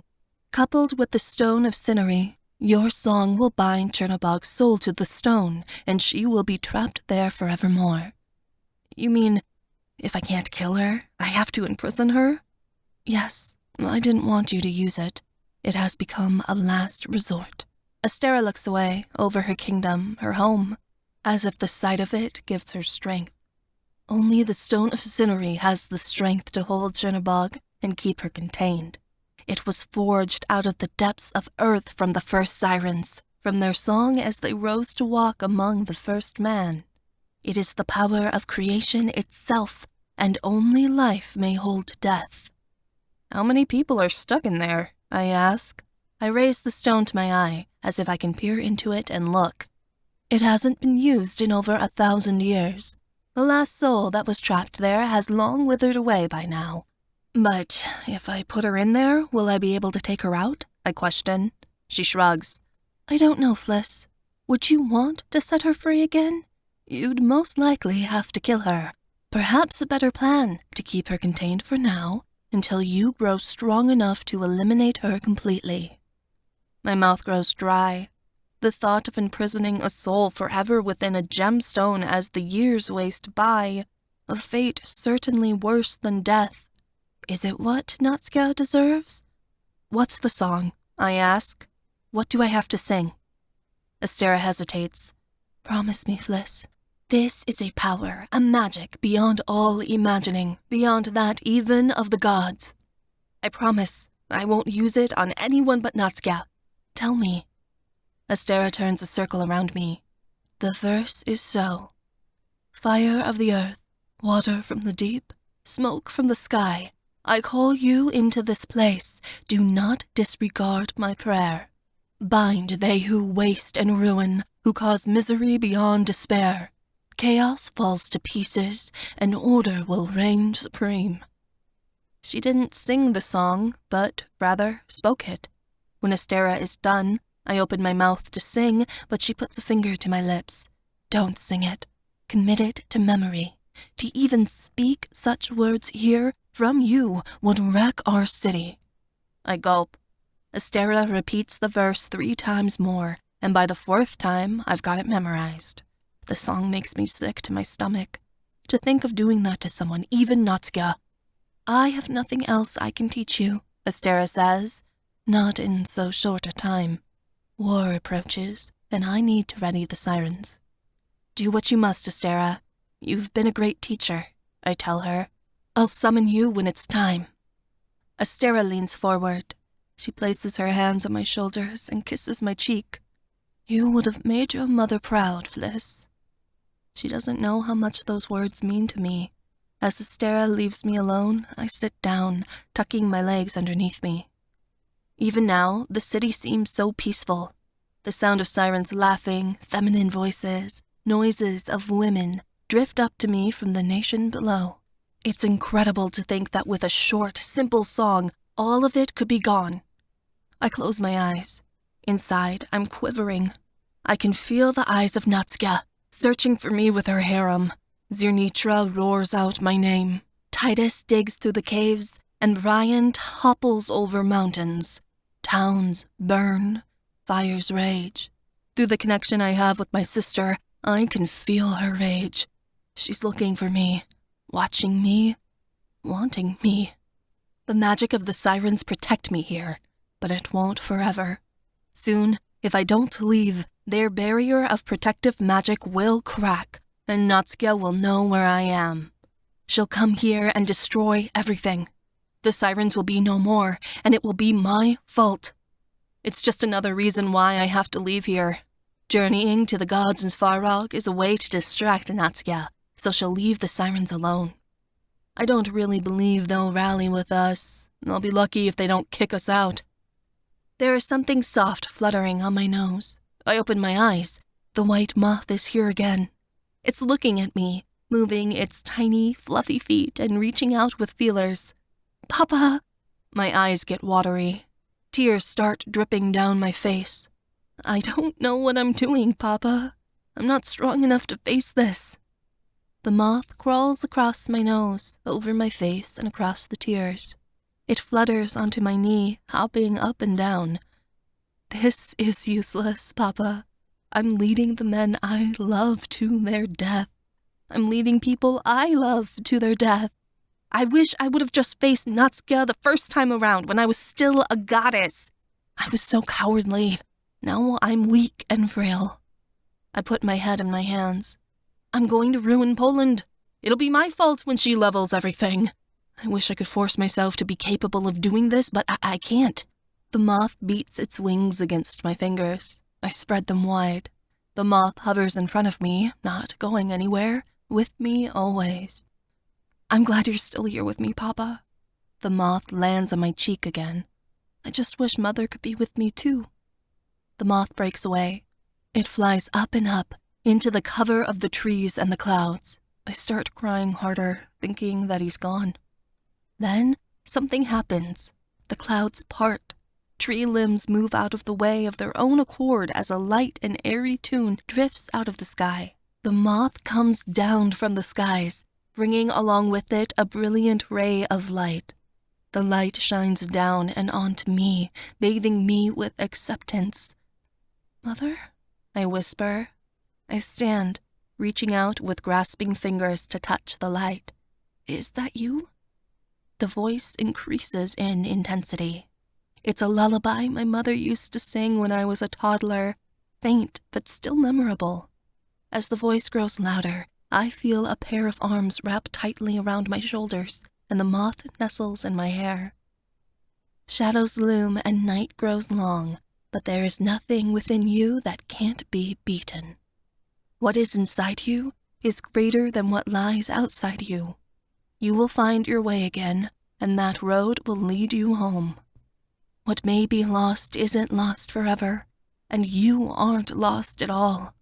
The journey grows long and tiresome, but your strength will show you through.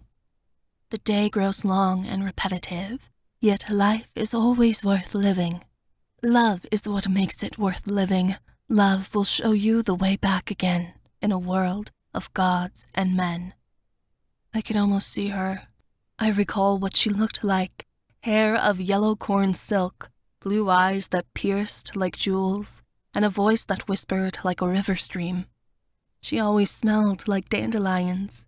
Now she is a part of the earth, wind, and sky. She is always with me. She didn't abandon me. Use my song when all hope has run out. You have it in you, my girl. Mother sings. Show them you are a queen worth reckoning. The old siren queen fades, leaving me in her place. There is something in my hair. I reach up to find that it is a crown, a silver diadem that sparkles with diamonds. The moth flutters before me. It jumps and twirls in the air as if excited. I smile at it. I wipe the tears on my face and give a goofy laugh as I head back down the stairs, happier than I've been in ages. My parents believe in me, and now I believe in myself. I'm back. I'm me again, and Natsuka has no idea what's coming for her. Chapter 13. Wanda is completely jealous of my diadem. I never had a crown so pretty, she scathes as we sit around the fire that night, underneath the stars of the forest. It's our last night in the Siren City before we leave in the morning for Svarog. The sirens play a happy tune on flutes and lyres. The dragons and I are pressed together on a log. Wanda lies across a grass carpet, pouting. "Oh, you can have another maid when you get back to Krakow," I tell her. "Quit complaining." The dragons love my crown. They think it suits me. "It's fit for a queen, and a beautiful one at that," Faya says, and he plants a sloppy kiss on my cheek. I giggle. Faya's finally well again, thank the gods. I couldn't take any more of his whining about how badly his head ached. He drank enough to kill 10 men. Good thing he's a dragon. "Princess Wanda," a siren says as she approaches the scene. She looks uneasy, a bit sad. She folds her hands respectfully as she hands Wanda a note. "This is for you, from some of our sisters near Krakow." "Thank you, but I can't read," Wanda says. She opens the note and looks at it blankly, confused as to what it says. "Give it here." Air reaches out a hand. She passes it to him, and his eyes read quickly, scanning the page. He frowns. His face is concerned as he folds the page back up. "Well, what does it say?" I press. Air sighs. "I'm sorry, Wanda. It appears that your father, King Krakus, has passed away." "What?" Wanda jumps up from the rug, eyes wide. Tears begin forming at the corners of her eyes. It feels like someone is squeezing my heart. I hate seeing Wanda cry. "How? What happened?" "There was an attack on Krakow by German forces. The sirens estimate the Germans were sent by Natsukia. He died of injuries he sustained in the fight." Air tilts his head to her. "I apologize for your loss." Wanda starts bawling. She curls up on her knees, weeping buckets. "I never got to say goodbye, and I was so horrible to him before I left." "There is no love lost between me and King Krakus. He tried to kill Smock, a thing that is unforgivable to me. But he's still Wanda's father." "Oh, Wanda." I go to her. I take her in my arms and let her weep against my chest. "I'm so sorry. I feel like this is my fault. Natsukia killed King Krakus. No doubt a message to me. She easily figured out where Wanda came from. If she can't kill my best friend, she's going to get me in another way, by hurting the people I care about." "No, it's all right. We were fighting a lot after you left. We couldn't get along." Wanda wipes her nose. "I thought by marrying Prince Alphonse, I could get away from him. I guess I got my wish." "It's not like that," I say. "This is Natsuka's doing, no one else's." "I have to get back to Krakow." Wanda pushes me off of her and stands, suddenly in a hurry. "The people have no one to lead them now, and they don't know where I've been. I've been missing for weeks. They need me." "That's out of the question." I jump to my feet. "Natsuka's waiting for you there, Wanda. She wants you to return so she can hurt me." "No, Fliss, I'm done being a child." Wanda straightens up. "It's time for me to become the Queen of Krakow, and I'll chase Natsukia out with a broom and frying pan if I have to get her out of my kingdom." "Pardon me, Queen Fliss, but we will be able to protect her," the siren offers. "We can send an envoy of sirens with Princess Wanda to keep her out of Natsukia's sight and away from harm while she is in Krakow. We will be able to disguise ourselves amongst the people, so we will not be suspected. We've grown quite fond of her." "I'm going with or without your permission, Fliss," Wanda warns me, "so don't try to stop me." "What are you going to do, walk the whole way there? The war will be over by then," I say sarcastically. But I know Wanda is right. I can't keep her from this. This is her destiny, her duty, and I have to follow mine. Wanda doesn't belong in Svarog, no matter how badly I want to bring her along. Her people need her. "Fine," I say gruffly. "A group of you can go with her." "Thank you, Fliss." Wanda flings her arms around my neck. "I knew you would understand." I hold her to me and don't respond. I just want to hug her right now. This will be the last time I see Wanda before I face Natsukia. And who knows if either of us will survive what will come after. An hour later, a host of sirens stand with a collection of horses on the outskirts of the city. Wanda is with them, loading trunks upon trunks of dresses and other things that she's collected here into a cart 2 horses are pulling. The horses the sirens ride are different. They gleam with a host of different colors. Their manes seem to be made of the same essence the siren's hair is made of: fire, water, and wind. They're similar to the forest fae horses, but more temperamental.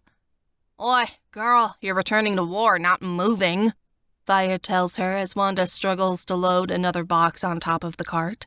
How she gathered so much stuff in the short time we were here, I don't know.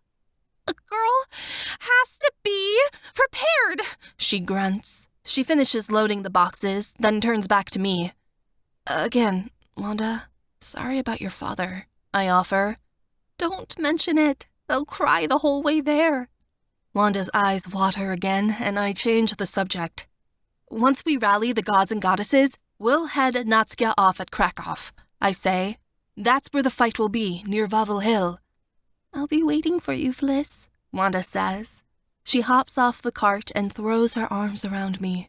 It's a tight and welcome hug, one I need right now.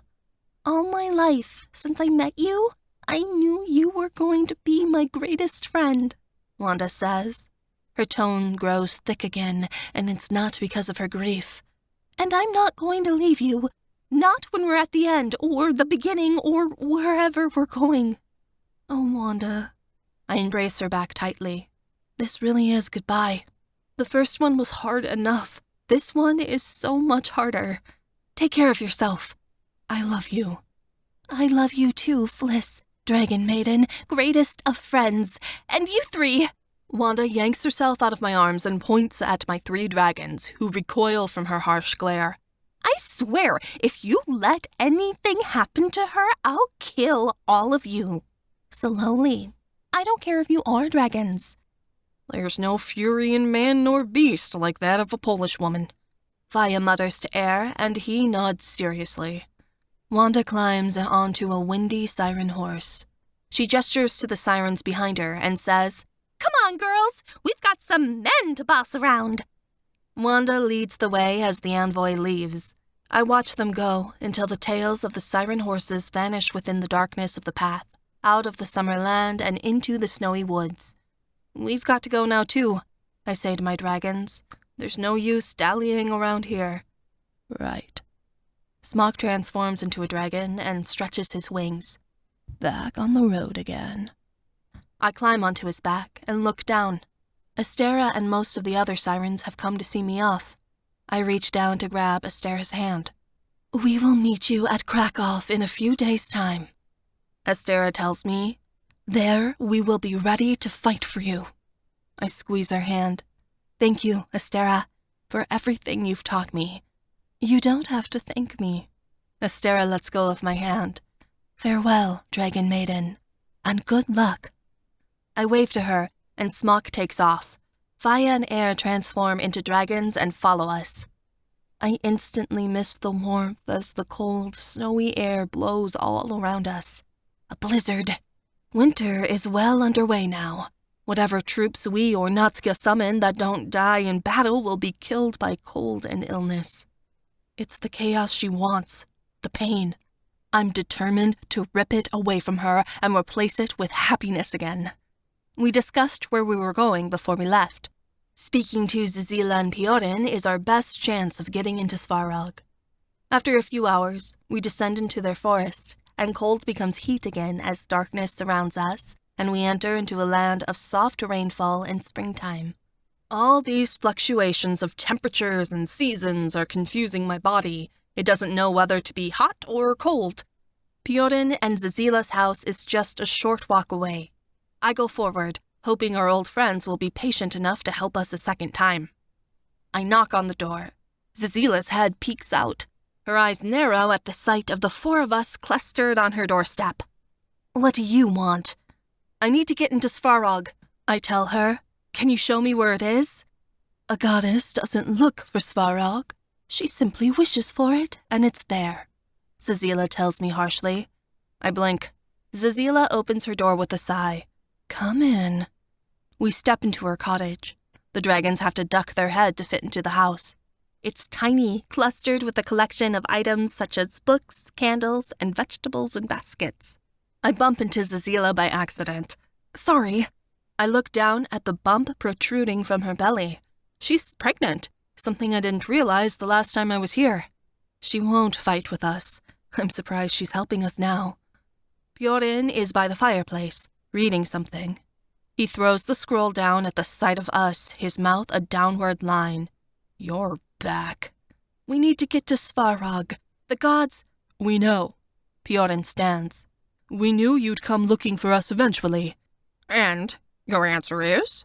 Faya says. I elbow him in the gut. Piorin's eyes narrow even further, almost into slits. By the gods, he despises us. We don't really have a choice, now do we? You always have a choice, I tell him. If you don't want to help us, we're not going to force you. We'll find another way. Piorin sighs. He rubs the bridge between his eyebrows. No, we really don't have a choice. Once you are friends with someone, there's no breaking that bond. Hatred and betrayal aside. He comes to the center of the room. Stand in a circle, grab hands. I reach out to take Smock's and Air's hand. Smock joins hands with Zazila, and Air takes Fire's. Piorin looks sick with disgust as he has to join hands with Faya. I promise I won't kiss you, Faya says, batting his eyelashes and puckering up his lips. Piorin wrinkles his nose. Remember this chant. I won't help you to arrive there again, Piorin vows. He closes his eyes and calls out, Svarog, Father God, Lord of all who dwell upon our earth, he who made this world, bring us into your bosom, call us into your safety, for we long to return to all that is lush and green again. The cabin around us dissolves. I grab tighter onto Smock and Air's hand as the ground disappears from under our feet. A new world is created around us, woven out of the strands of time, somewhere that is peaceful and wonderful, the most beautiful and incredible land I've ever seen. I drop Smock in Air's hands. We've entered Svarog. Chapter 14. Svarog is a flat plain, with weaving green grass that stretches on forever. It is covered with a thin, silvery mist that goes as far as the eye can see. The dark night sky stretches above, a black velvet robe adorned with billions of stars that shine bright. The moon is close to the ground and is in the shape of a crescent. It's gigantic and casts a white light down upon the realm. Next to the stars are large, round circles, like balls suspended upon the skies. There's a variety of different colors. Some of them have rings around them, or moons like ours. What are those? I ask. I point to one and tug on Air's shirt, figuring he knows. They're planets, Fliss, Air says in awe. His mouth hangs open in wonder. Planets, so close you could nearly touch them. I don't know what that word means, so I figure it's best to let Air marvel. There's the sound of a waterfall nearby, though I can't see it, and crickets. The land has a heartbeat. I can hear it. Thump, thump, thump, thump. The land actually moves up and down, breathing beneath my feet. This world is alive. I'm standing in a realm, in a person, inside of a god's soul. I didn't know such a thing was possible. What about Natsuka? I ask. As a goddess, can she come here too? We've taken precautions to ensure that if she arrives, an alarm will be sounded, Zazila says. She won't come. That would be too easy, Piorin says flatly. She wants her chance to cause destruction and revel in it. An assassination isn't enough. I nod. He's right. For Natsuka, it isn't. She wants a big show. If there's no war, no battle, no outpouring of blood, it isn't fun. It is, in her own words, boring. Piorin starts forward. We follow him. It's hard to keep my balance on a ground that's moving and breathing, but by some miracle, I manage. Through the mist, shapes begin to take form. A long table made of glass appears, along with high chairs. There are gods and goddesses sitting there, 6 of them. One goddess is cloaked in a long cape made of sunlight and plants. The goddess sitting next to her has silvery blue skin and carries a bow of the same color, with a collection of silver arrows in a quiver that seems without end. A goddess that looks like a forest fae, with skin made of bark and hair of leaves, talks lowly to a simple-appearing man with 2 horns sprouting out of his head. Next to him is what seems to be a shadow, an illusion of a man sitting in a chair. It's nothing but blackness where he is, the outline of a man with 3 heads pretending to be a man, when really he is the night. Across from him is Nia. 6 gods, far less than I expected. There are hundreds of Slavic deities. Is this all that came? Nia notices my shocked expression upon arrival. "Many of us did not come," Nia says as I take a seat. "We are among few." "Thanks for the support, Nia," I say under my breath. Air, Smok, and Faya huddle their seats around me as Piorin and Zazila sit down on the other side. "Fliss, this is Kupala, the goddess of witches," Piorin says, gesturing to the cloaked woman. "The one with the bow is Jivana, the goddess of hunting, and Yezda, goddess of the forests, is next to her. Veles, the god of cattle, is on the other side, along with Tiglav, the god of night. He's the one with 3 heads. And you've already met Nia." I nod. I clear my throat. "I suppose you know why I've asked you to come." "A fool's mission," Divana says coolly. "You want us to ask to join up with you against Chernobog." I swallow. "If you were going to say no, then why did you all come?" Divana shrugs.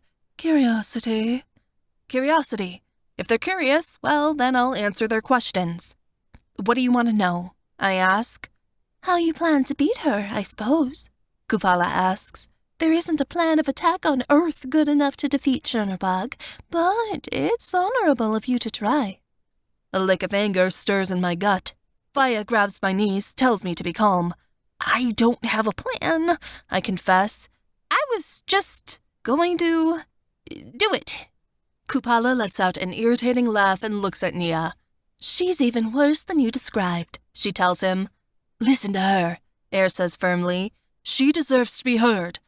Just because she's managed to win you over with what's between her legs doesn't mean the rest of us are so eager to follow her to our deaths."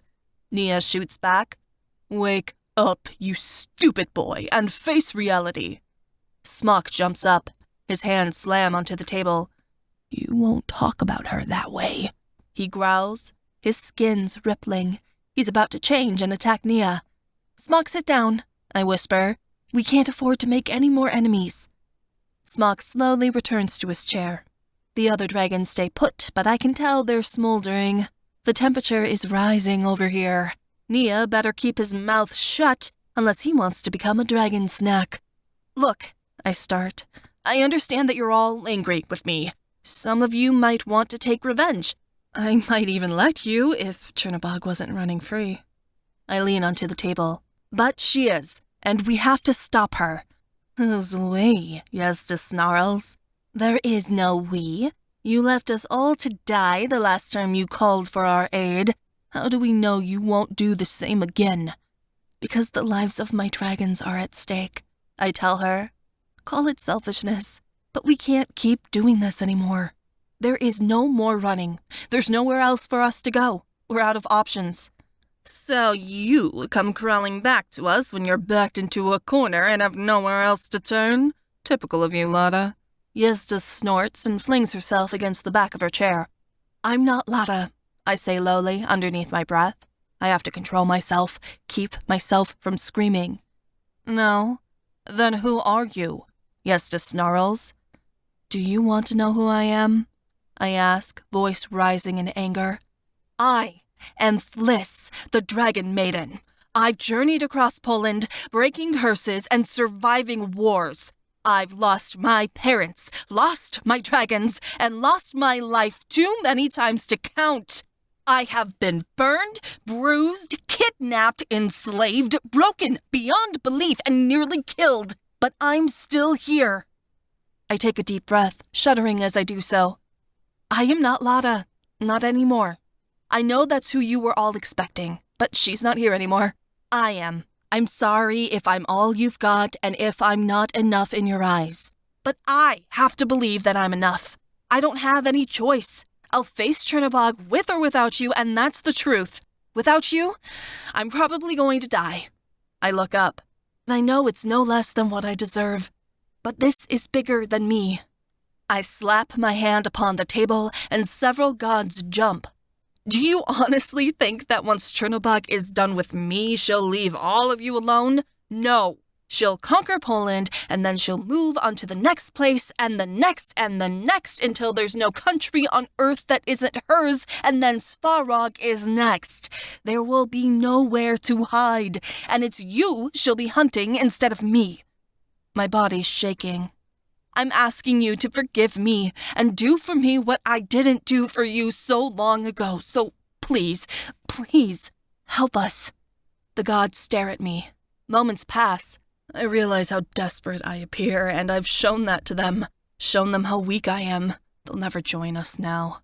Veles is the first to speak. The god of cattle, the weakest.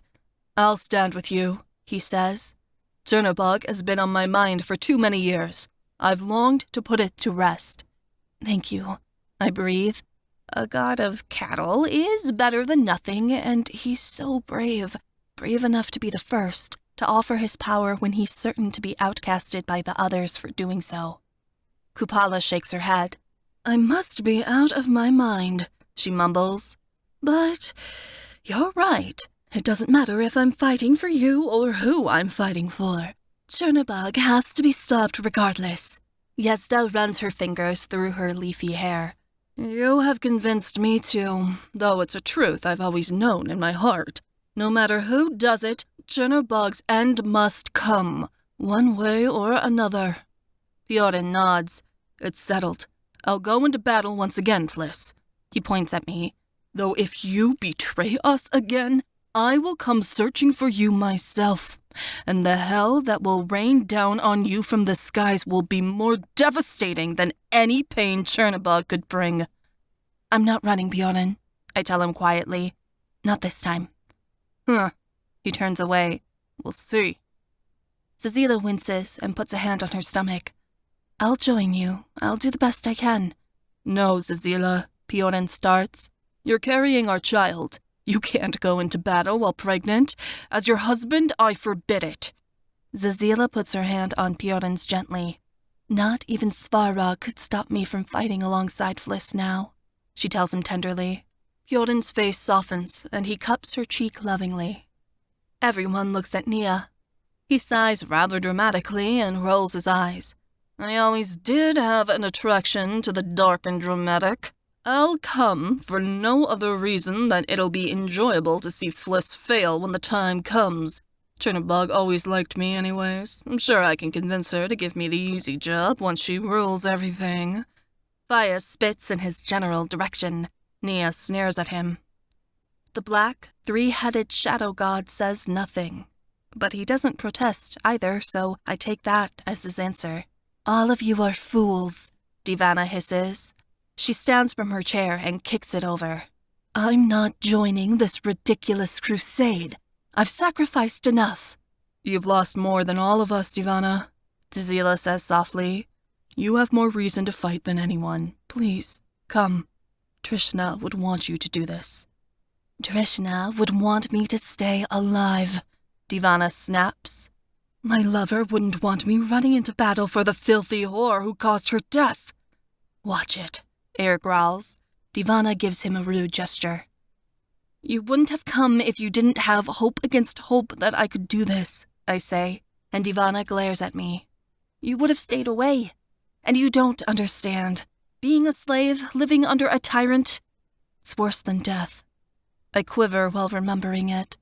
There's nothing worse than losing your freedom. We've all had to pay a high cost for Chernobog's chaos, Fiorin says gently. Won't you consider it? Divana shakes her head. I won't do it. I won't attend a battle where the only thing that'll result is my head mounted on the wall for Chernobog to laugh at. Are you really that afraid of her? I whisper. Divana narrows her eyes. She stomps over to me and grabs me by the neck, bunching my shirt up into a fist and pulling me off the ground. The dragons move, but I slash a hand downward to tell them to stay back. Thunder rolls. Bjorn telling us he is displeased that we are fighting in this place. I hold Divana's eyes and look into them. I'm not afraid of anyone, girl. She throws me backward. I go careening into smock. Divana turns away, vanishing on the spot. I knew you wouldn't be able to convince her, Bjorn says softly. It doesn't matter, Cecilia says strongly. She seems confident, ready, intent to do anything to protect her unborn child. War is upon us. We must prepare. The various gods rise from the table. They look to me for instruction. Natska is near Krakow. She's waiting for the moment I arrive to attack again. I tell them, be there tomorrow and we'll fight her together. The gods vanish one by one. Cecilia comes to me. She places her hands on her stomach as she asks, do you know how to get back? I shake my head. I really have no idea. Just imagine the place you want to be and you're there, she says. If you want to return to Svarog, just repeat the words Bjorn taught you. Do you understand? Yes. Cecilia goes to leave. I reach out a hand and stop her. Cecilia? Thank you. She gives me a small smile, but it's shadowed by condemnation. We're not doing this for you, Fliss. Bjorn takes Cecilia's hand. They vanish, probably going back to their little cabin. Which reminds me. Take my hands, I say to my dragons. We join together in a circle and I say, I know a place we can wait. Svarog vanishes as I close my eyes and imagine the place I want to be. As we arrive, the sound of the crashing waves becomes real and the smell of the Baltic Sea rolls over me. Like home. Chapter 15. We're back at Smock's little stone cottage on the edge of the Baltic Sea. Snow is falling lightly over the area, and the waves wash upon the shoreline. The sun's coming up over the mountains. It's a brand new day. The little boat Smock built for me is still tied up to the dock. We never got to use it. Why do you want us to wait, Fliss? Smock asks. Why not return to Krakow and fight Natska now? Wanda still needs time to get Krakow organized. She's probably just arrived, I tell them. And I want to spend one more day with my dragons, just in case. One more day won't be needed, Faya says. There will be another, and more after that. I keep my gaze fixed on the sea. We don't know. Smock moves first. Might as well use this tub of wood, eh? He kicks the boat, and I laugh. We take the boat out sailing, despite it being a freezing cold day, and the dragons play games. They wrestle, race, brag about which one is better than the other at certain things. I enjoy watching them interact and play. There's nothing quite like cuddling with a man on a tiny boat that's rocked by the waves of the sea, keeping warm by the fire in his belly, while his two brothers fly overhead. It's a magnificent sight, one worth remembering. Air lands and changes. At his touch, the water in the Baltic Sea instantly freezes to solid ice. Come here, Fliss. He reaches out his hand. I untangle myself from Faya's lap and climb out of the boat. I take Air's cold hand and look down. The ice is clear and completely see-through. It's like walking onto glass. Below our feet, I watch as fish swim and rocks glimmer against the chilly sapphire water, which is crystal clear. I can see all the way to the bottom, which is several leagues below. Pretty? Air asks. It's beautiful, I whisper. Watch this. Air kneels down and touches the ice. At his fingers sprout all sorts of designs, snowflakes that weave together in intricate patterns. The patterns spread out, creating a mosaic of diamonds around us. You're so talented, Air. I sigh. I made it for you. Air puts his hands on my face and kisses me. I enjoy the kiss until I start to shiver from his cold. Smock swoops down from the sky, grabbing me in his claws and plopping me onto his back. My turn, he says, and I giggle as he loops throughout the air. The fire in his belly warms me again, and I reach my arms up to the sky to revel in this precious moment. When the sun is starting to set, Faya catches a school of fish for us. He cooks them over the fire on the shore of the beach. We watch the sunset and talk about happy things, things that don't involve tomorrow. This has been the most perfect day, I say. Probably the best day of my life. Nah, it's not the best, Faya says. There will be many more to come that will be much better than this one. After we're done eating, a blustery snowstorm kicks up. We run inside the cabin and start up a roaring fire. The four of us sit on the floor, gathered together in a circle on a blanket around the hearth. Fire whittles something, and Smock works on fixing the fishing net that Faya totally ruined while dragging the school of fish ashore. His grumbles of frustration make Faya laugh under his breath. Air found some old poetry books Smock completely forgot about. He's reading them aloud to me, which annoys the other two, but they don't say anything, because they know Air's reading makes me cheerful. We will remember these days when we are old, the days we spent when we were young. There must be a place we can fly away, a place that is far from here. Air puts down the book. What's wrong, Fliss? He asks, and his two brothers look up. You're thinking about something, I can tell. I hesitate, because I don't know if I want to tell the brothers. But tomorrow could be the end of everything, so I figure it's best to be honest. Am I really a whore? I ask them. For loving 3 men at once? You aren't paying any mind to what that bitch said, are you? Faya asks. He puts down what he was whittling. I shake my head before I say, maybe a little. I don't see how it's her business or anyone else's, Air says. But no, Fliss, I wouldn't consider you a... He smacks his mouth distastefully. He can't even get the word out. Either way, no mortal or god has the right to judge.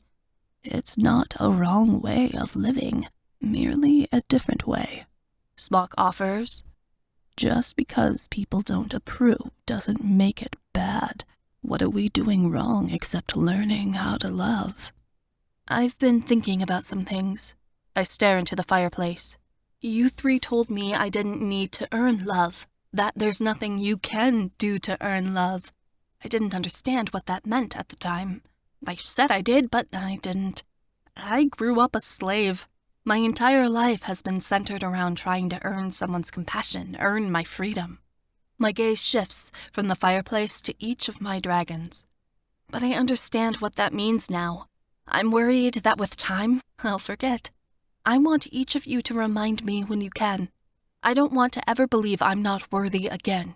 I'm worried I'll go back to what I was, that I'll lie to myself and tell myself I'm not worth it. Smock tosses the fishing net to the side. He crawls to me, sits back on his knees, and grabs my hands. There was a time that I begged you to take my life, and you wouldn't do it, he says softly.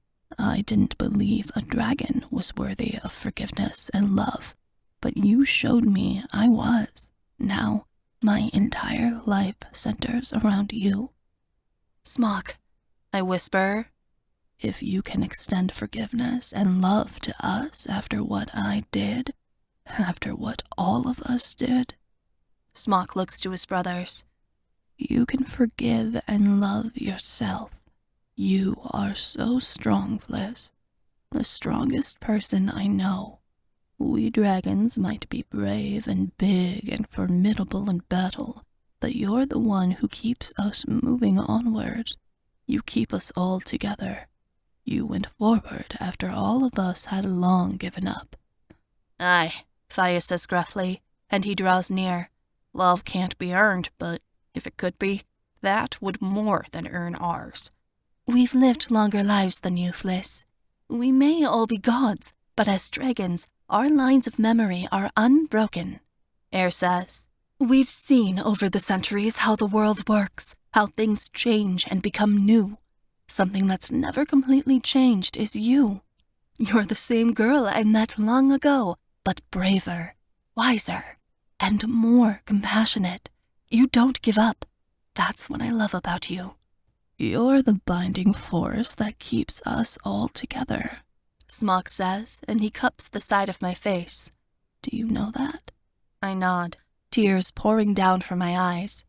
Yes, Smock, I know. I start kissing him. He kisses me back, and air moves in behind me. Fliss consummates the relationship with all 3 of her dragons, binding the 4 of them together in an unbreakable bond. My head rests against Smock's. I stroke Faya's beard with one hand and Air's hair with the other. The boys fall asleep. I listen to the steadiness of their breathing as the last embers of the fire crackle out. As the darkness settles in, a terrible nightmare sets upon me. This might be all I'll ever have. One last night of trust and enduring love. Natsuka will steal everything from me tomorrow. I make a determined resolution. This isn't the end. Somehow, someway, the 4 of us will find a way to defeat my sister, and we'll all come out of it alive. Thousands of years have passed between me and my dragons, and nothing between us has changed. There's still passion. There's still commitment. There's still love. My soul will rejoin the earth before I ever let Natsuka take my dragons from me again.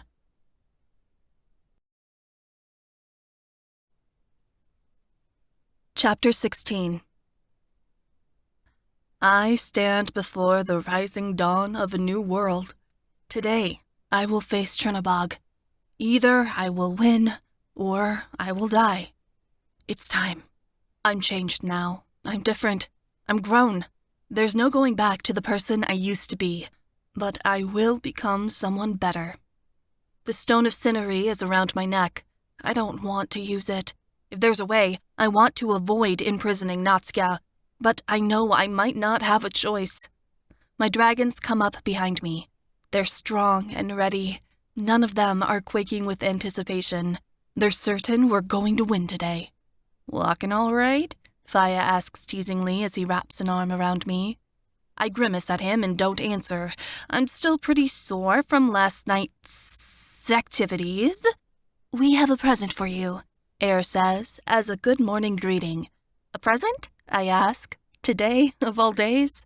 You can't go to war wearing a dress and a cloak. Faya grabs my hand. Come. The 3 of them guide me back into the house. My mouth opens in surprise when I see that, sitting on a wooden mannequin, is a suit of armor. There's a large breastplate with 2 gauntlets for the arms and greaves for the legs. A helmet that's been shaped to resemble the wings of dragons sits atop the mannequin. The armor is silver and gold, trimmed with garnet. I dare to touch it. The metal skims along my hand, the scales beneath my hand bending and twisting with the movement. When I lift my hand away, the coils return to their natural state. The armor is both flexible and sturdy. Dragon armor, Smock says. We crafted it from our scales and forged it with our dragonfire. No arrows or swords will pierce it. We made it with the help of the sirens before we left the city, Air says. Their voices will offer extra protection. I beam. Can I try it on? We didn't forge it for you to look at, Faya says. Go ahead. A few minutes later, I'm standing in our little cottage wearing breeches, a loose white shirt, my leather boots, and the dragon armor.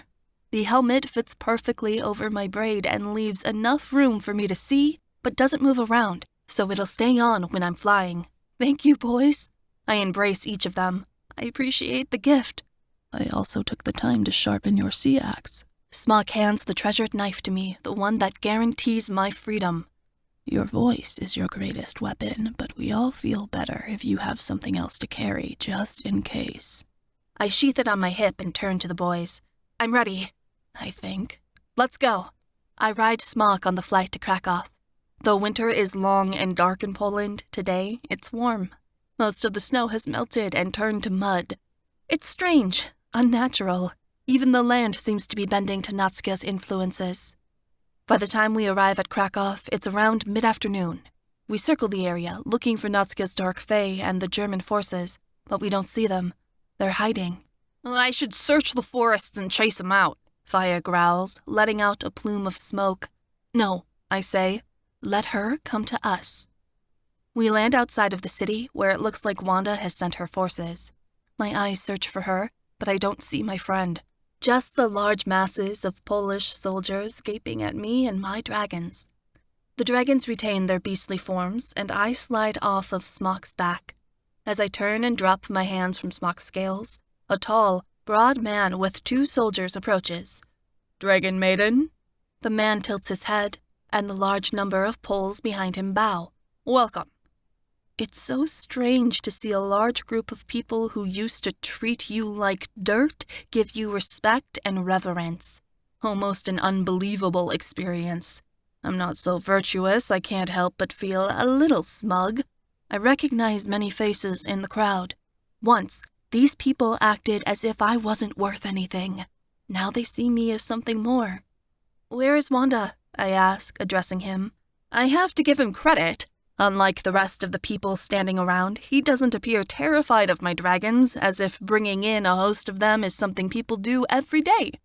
"I am Henrik. I'm Queen Wanda's advisor and war general," he says.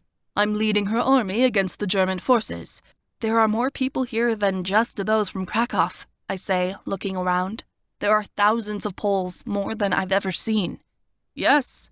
Queen Wanda has rallied Lekites from all over the country to fight beside you, Dragon Maiden," Henrik says. "Many of them didn't believe you were real, that you were only a story. Now you're here to prove them wrong." "What do you have?" I ask. I notice many of the soldiers aren't prepared for war at all. They don't carry spears or swords, but farming equipment and are dressed in regular clothes. There are some knights and soldiers dressed in armor, but the majority of men here look more suited to the field than for war. "Poles will fight with anything. Shovels, scythes, sticks, brooms, even their bare hands, no matter what weapon the enemy may have," Henrik says. "We do not give up until the very last breath, and even then, victory will have to be pried from our cold, dead hands." "Stubbornness and pure spite makes up a Pole," I nod. "That helps." "This will not be the last tragedy Poland will face," Vaya predicts ominously. "Nay, not even the worst." "Yes, well, be certain that they don't lose their heads," Smock rumbles. "We all know how Poles get when riled up. They're an unreasonable, unruly lot. Can't tell them anything." "The only thing more chaotic than Chernobog is Poland's people," I tell him. "She will never be able to control them. It'll help us win today." "You're certain victory is near, Dragon Maiden?" Henrik asks curiously. "You believe we will win?" "Yes," I swallow. "We have to." I turn away from him. "Henrik, do you believe in magic?" I call the sirens out with a song. They emerge from the forests, and the Poles give a collective gasp. Astera leads them, Tiri by her side. The sirens emerge from the woods, a unified force. We have a few hundred sirens here. Not much, but enough. I hope I don't leave the sirens to their extinction today. I hear several moans and low whistles behind me. Half of the men are falling in love on the spot. I know Astera said that sirens don't mate with outsiders, but I have a feeling that if we survive this, there are about to be a lot of siren half-breeds. "We're ready to fight, Dragon Maiden." Astera is wearing some sort of strange, silvery armor that glistens in the sunlight. "Where do you want us?" "I think it's best if you're scattered amongst the army. That way, you can lend a hand where you're most needed," I suggest. Astera nods. Henrik has caught her eye. He kneels on the ground before her. "My lady." He takes her hand and kisses it. "Thank you for joining us today." Astera's skin turns a darker shade of blue and her eyelashes flutter. "Thank you, handsome knight." "Save it for after the battle, please," I mutter under my breath. Smock chuckles, and Faya tries not to gag. Air rolls his eyes. "Where's Wanda?" I ask Henrik. "Is she safe?" "The queen is within the fortress in Krakow, guarded by men," Henrik says. "If things go wrong, horses are at the ready so she can make her escape." "Wanda won't leave if we lose. She'll stay with her people and die before she'll surrender. Another incentive that pushes me to win today." "Look," one of the soldiers points. "They're here." I glance over my shoulder. A long, thick line of Germans have arrived, stocky in appearance and waving flags and banners of various houses. Scattered within the forces are the Dark Fae, who carry ominous magical weapons of their own. My heartbeat increases as I try to number them all. I can judge by sight that she's got more soldiers than we have. Natsuka must have collected tribes from all around Germany to fight for her. What did she promise them in exchange for their swords? Land? Riches? She doesn't even need them. She could probably wipe us out with just her magic and her harem. Not if I have the chance to stop her. The German army shouts. They shake their spears and swords, the sound trembling over the earth and carrying its way over to us. Then, a dragon's roar. Zirnitra appears. He flies in a circle above the German army, ridden by Natsuka. On the ground, on either side of the giant army, are Brian and Titus. Though the Polish army trembles at the sight of the horrid monsters, they don't run. I'm proud of them for that. I look around for the gods that promised to arrive, but I see none so far. I didn't tell them what time to show. They must still be on their way? I climb back onto Smock and gesture for the boys to rise up. We take to the skies, facing Natsuka and her warriors of chaos. She's so far away, but still, I can picture the snarky smirk on her face. This is fun for her. She loves playing with people's lives and wreaking havoc. Blood makes her excited. It doesn't churn her stomach. She can't wait to watch everything burn. I grit my teeth and narrow my eyes. This is my home. She will not bring evil here. I'm not a scared little girl anymore. I won't run. I open my mouth and sing one of the songs Astera taught me. Soldiers created from my magic, from wind and fire and earth, appear before the poles. They remain silent and stoic, gripping weapons tightly and standing in a perfect uniform line with the poles. I feel a bit of my goddess essence drift out of me. The battle hasn't even started and I'm already weakening. But there's no room to doubt myself now. Not anymore. I'll make do with what I have. Somehow, it'll be enough.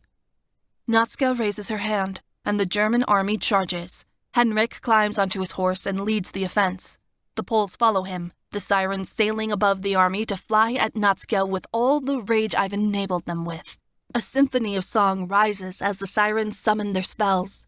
As swords, spears, and axes clash, people start to die, and wails are emitted against the blazing sun.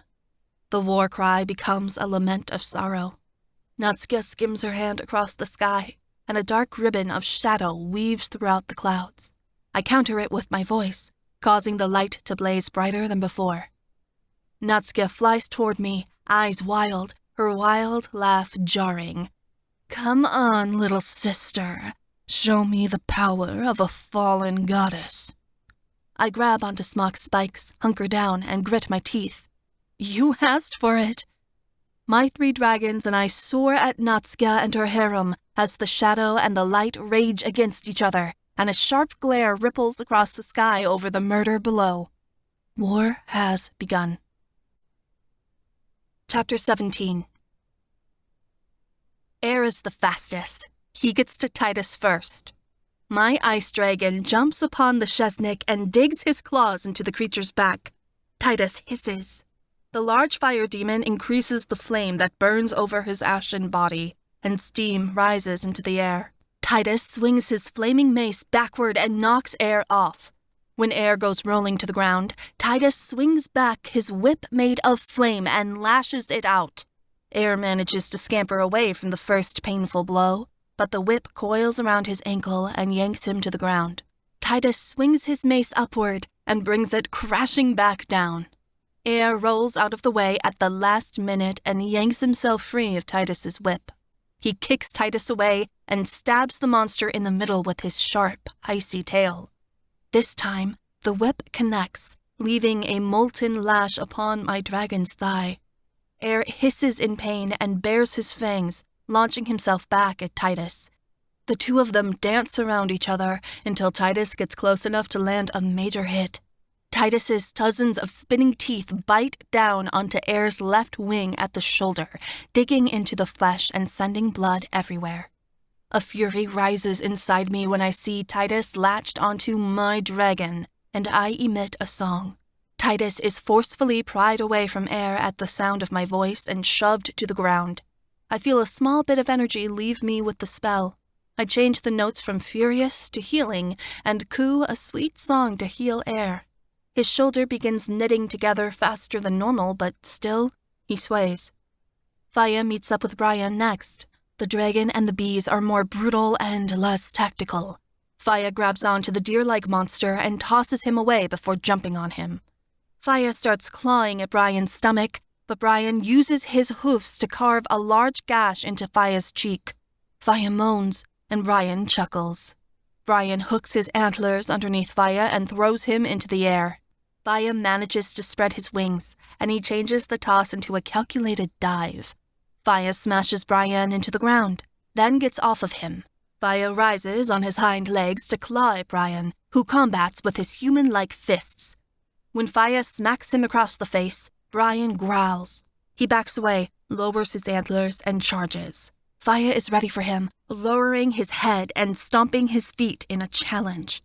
Faya uses his curled horns to fight back against Brian, and they battle like two stags in a rut.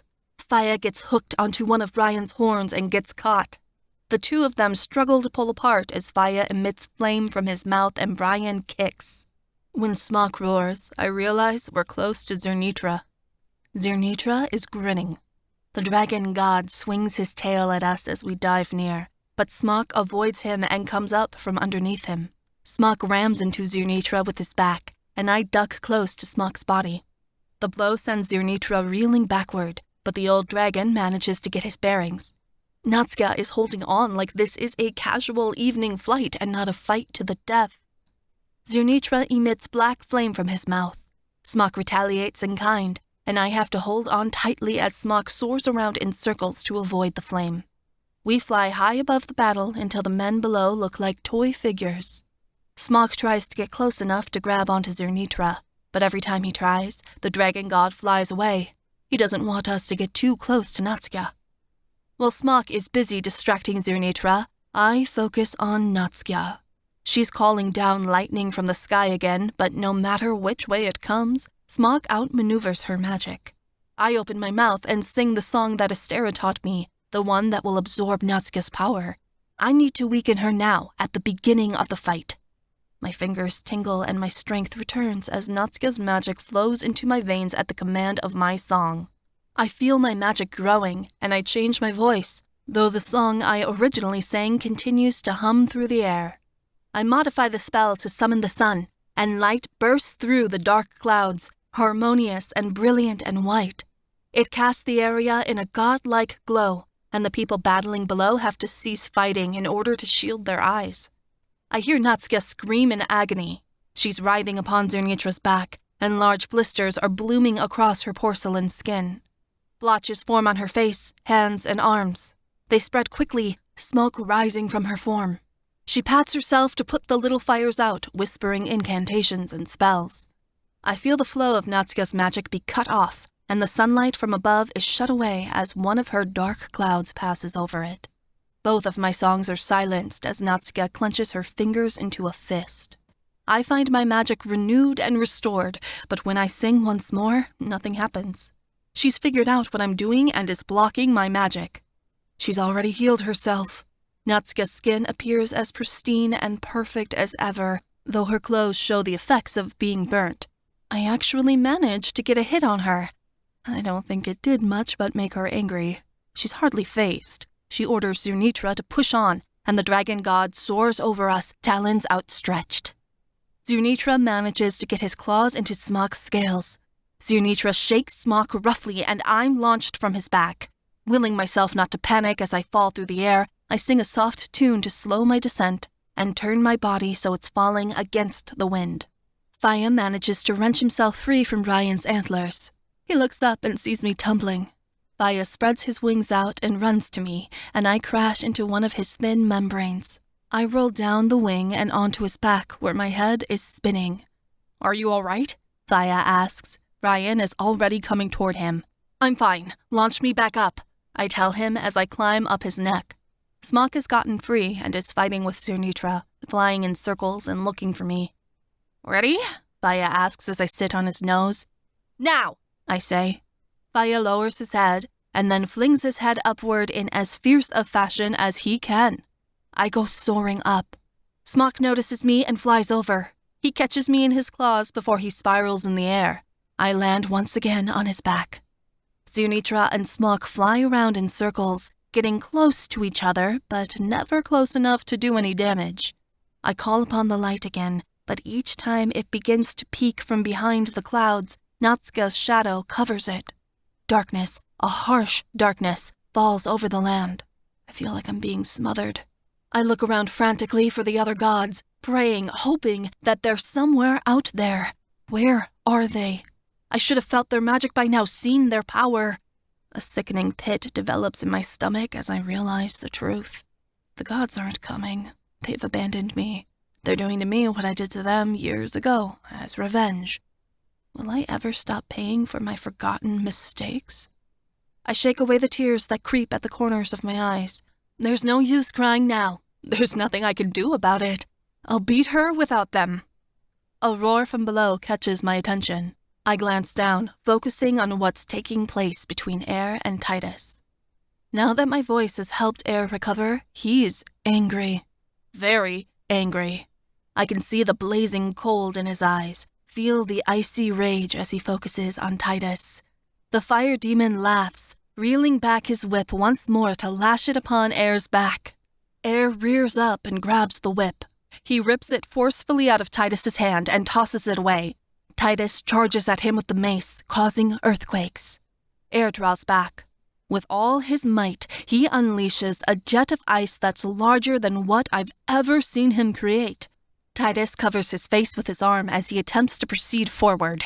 He drops the mace. His fiery body flares, and his mouth opens in a vicious growl. Air snow begins to coat Titus's molten skin.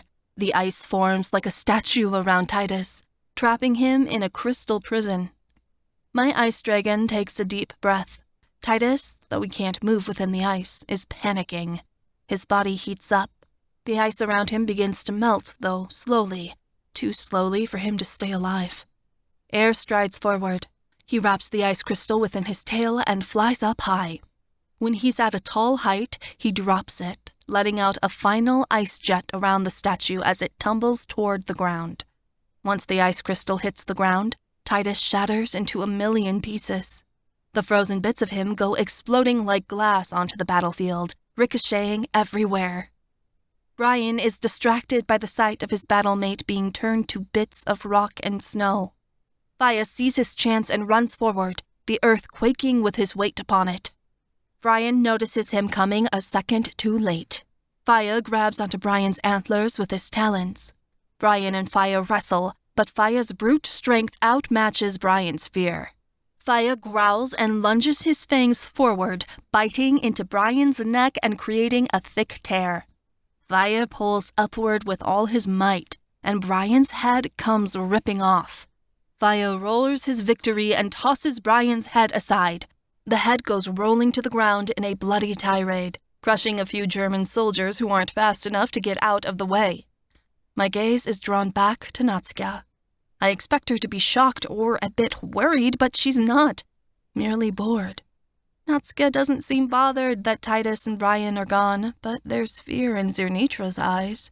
He's next. Faya and Air rise up to meet us. We surround Zirnitra on 3 sides and close in. Zirnitra lashes out with fire, claw, and flame, but he can't focus on all 3 of us at once. He only has the power to fight one at a time. Natska knows what's coming and launches herself off of Zirnitra's back. She hurtles downward and opens her arms wide. Dark wings sprout from them, like the wings of the Dark Fae, and she uses them to guide herself down to the ground. There, she looks up and patiently watches, waiting for us to finish Zirnitra off. "Natska!"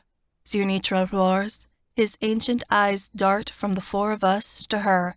"Help me!" Natska puts a finger to her cheek and shrugs. "Why?" Air and Fire latch onto Zirnitra's wings with their fangs. Zirnitra screams, and I hold on tightly as Smok lunges forward, mouth open. Zirnitra's voice is silenced as Smok's fangs rip out his throat. Zirnitra gargles, blood welling up in his mouth.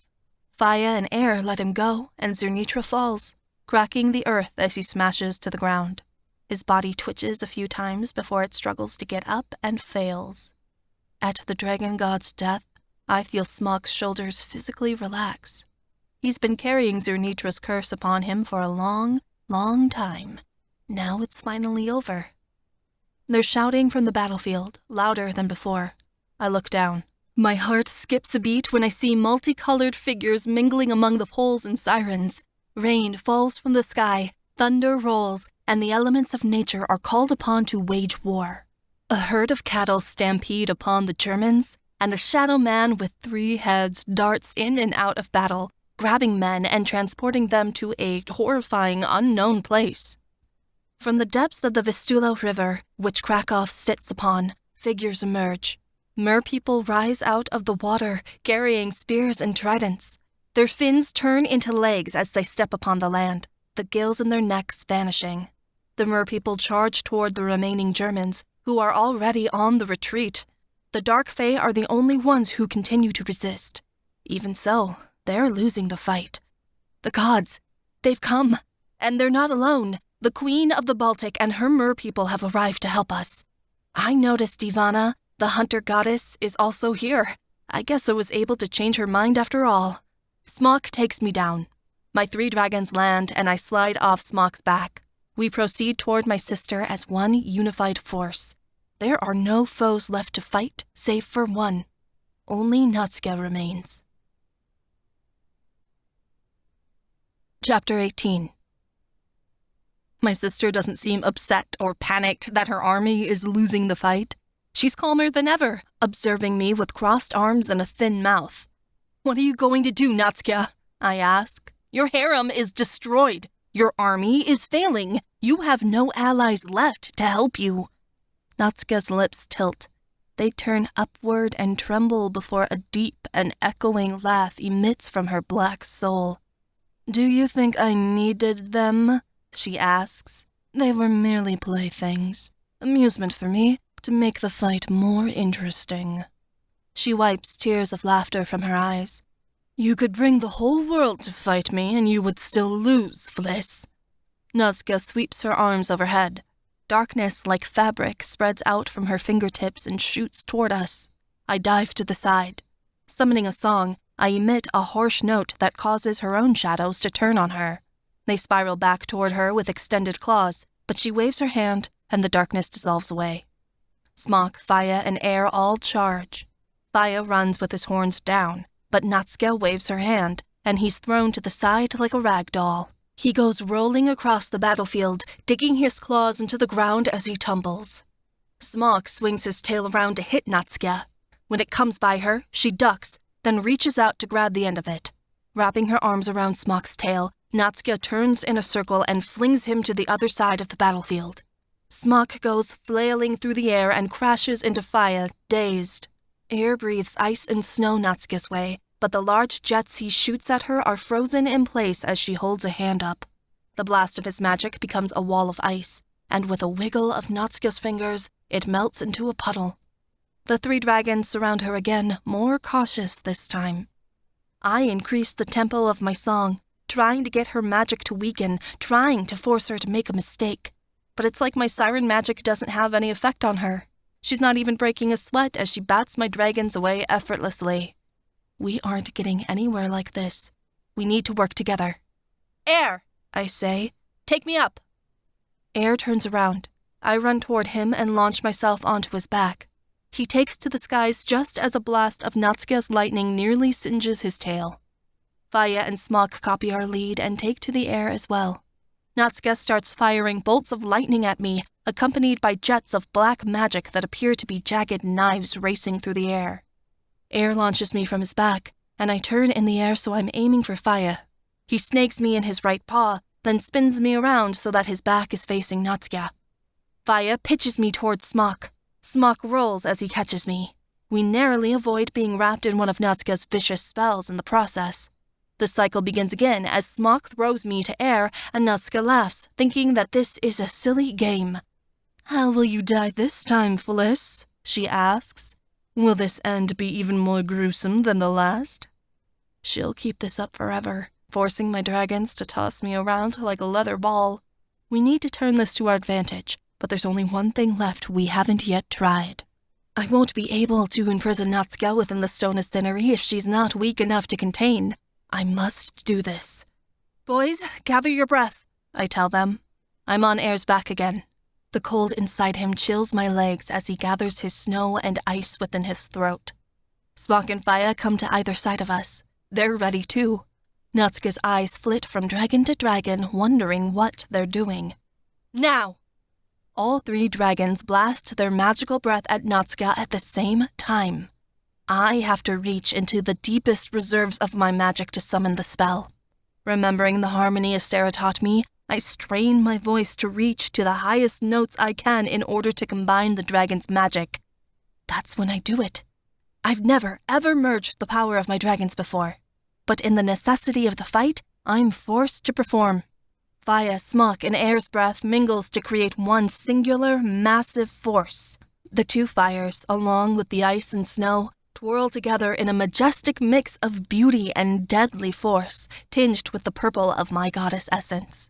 The 4 magics spiral as one, creating a column that twirls and dances with a speed not even Natsuka can prevent. Her eyes widen in surprise. Then the blast hits her, consuming her body in smoke, fire, and ice. The only thing that's visible within the blast is her burnt shadow. The spell causes so much dust and debris that we can't see what's happening, even from above. I indicate for the dragons to land, and I slide off of Air's back.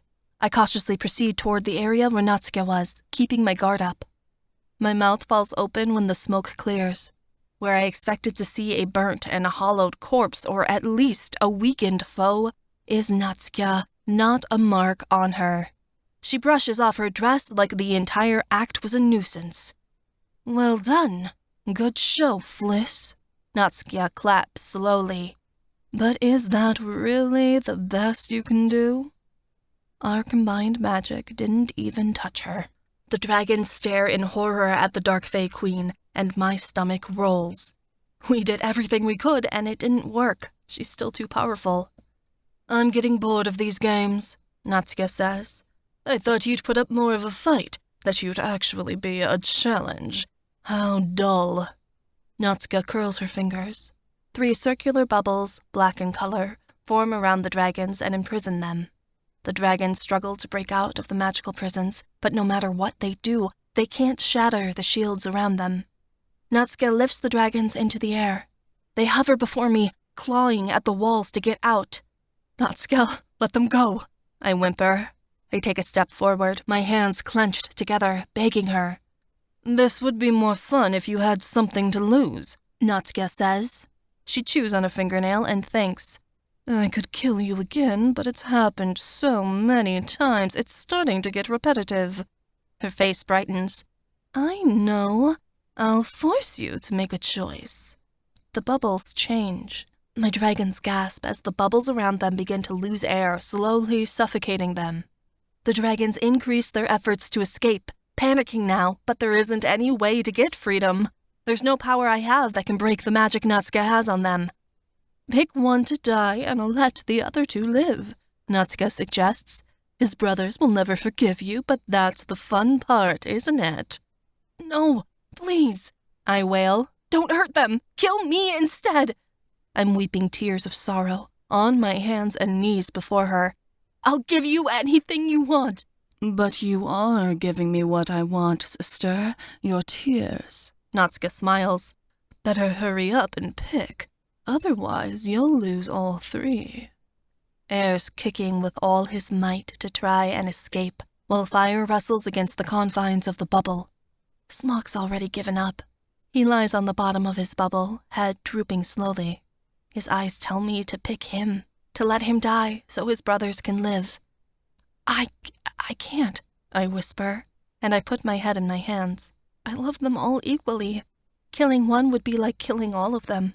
I just want Natsuka to kill me and to leave my dragons alone. When Natsuka realizes I'm unable to make a decision, her smile drops. She uncurls her fingers, and the dragons are released from their prisons. They fall onto the ground in heaps. I get up and run to them, stroking Faya's snout as he gasps for air. There are tears dotting my cheeks as I turn away from Natsuka. You're a monster. That's the best compliment I've been given all day. Natsuka's eyes flit downward, to the stone I have tied around my neck. A delicious light comes to her eyes. You know what? I have something worse than death. Natsuka grins. Eternal imprisonment. No, I gasp. I try to think of a song that can stop her, but nothing comes to me fast enough. Natsuka pulls me to her with her magic, then rips the amulet off my neck. She holds the stone of Cinery high in her hand and begins an unearthly chant as her sharp fingernails dig into my arm. Fire of the earth, water from the deep, smoke from the sky, I call you into this place. Do not disregard my prayer. Bind they who waste and ruin, who cause misery beyond despair. Chaos falls to pieces, and order will reign supreme. Natsuka, don't! I beg, but it's already too late. At Natsuka's command, the amulet begins to glow. My sister laughs and laughs as my dragons and I are carried away, ferried out of Poland, out of this world, and imprisoned within the stone of Cinery permanently. Chapter 19. Everywhere, there's purple. Purple all around us. The entire world is a blank slate of amethyst, and although we're kneeling on the ground, there doesn't seem to be a ground. There's just an endless encompassing of color with no sky and no end. Where are we? Smock asks. He's still trying to catch his breath.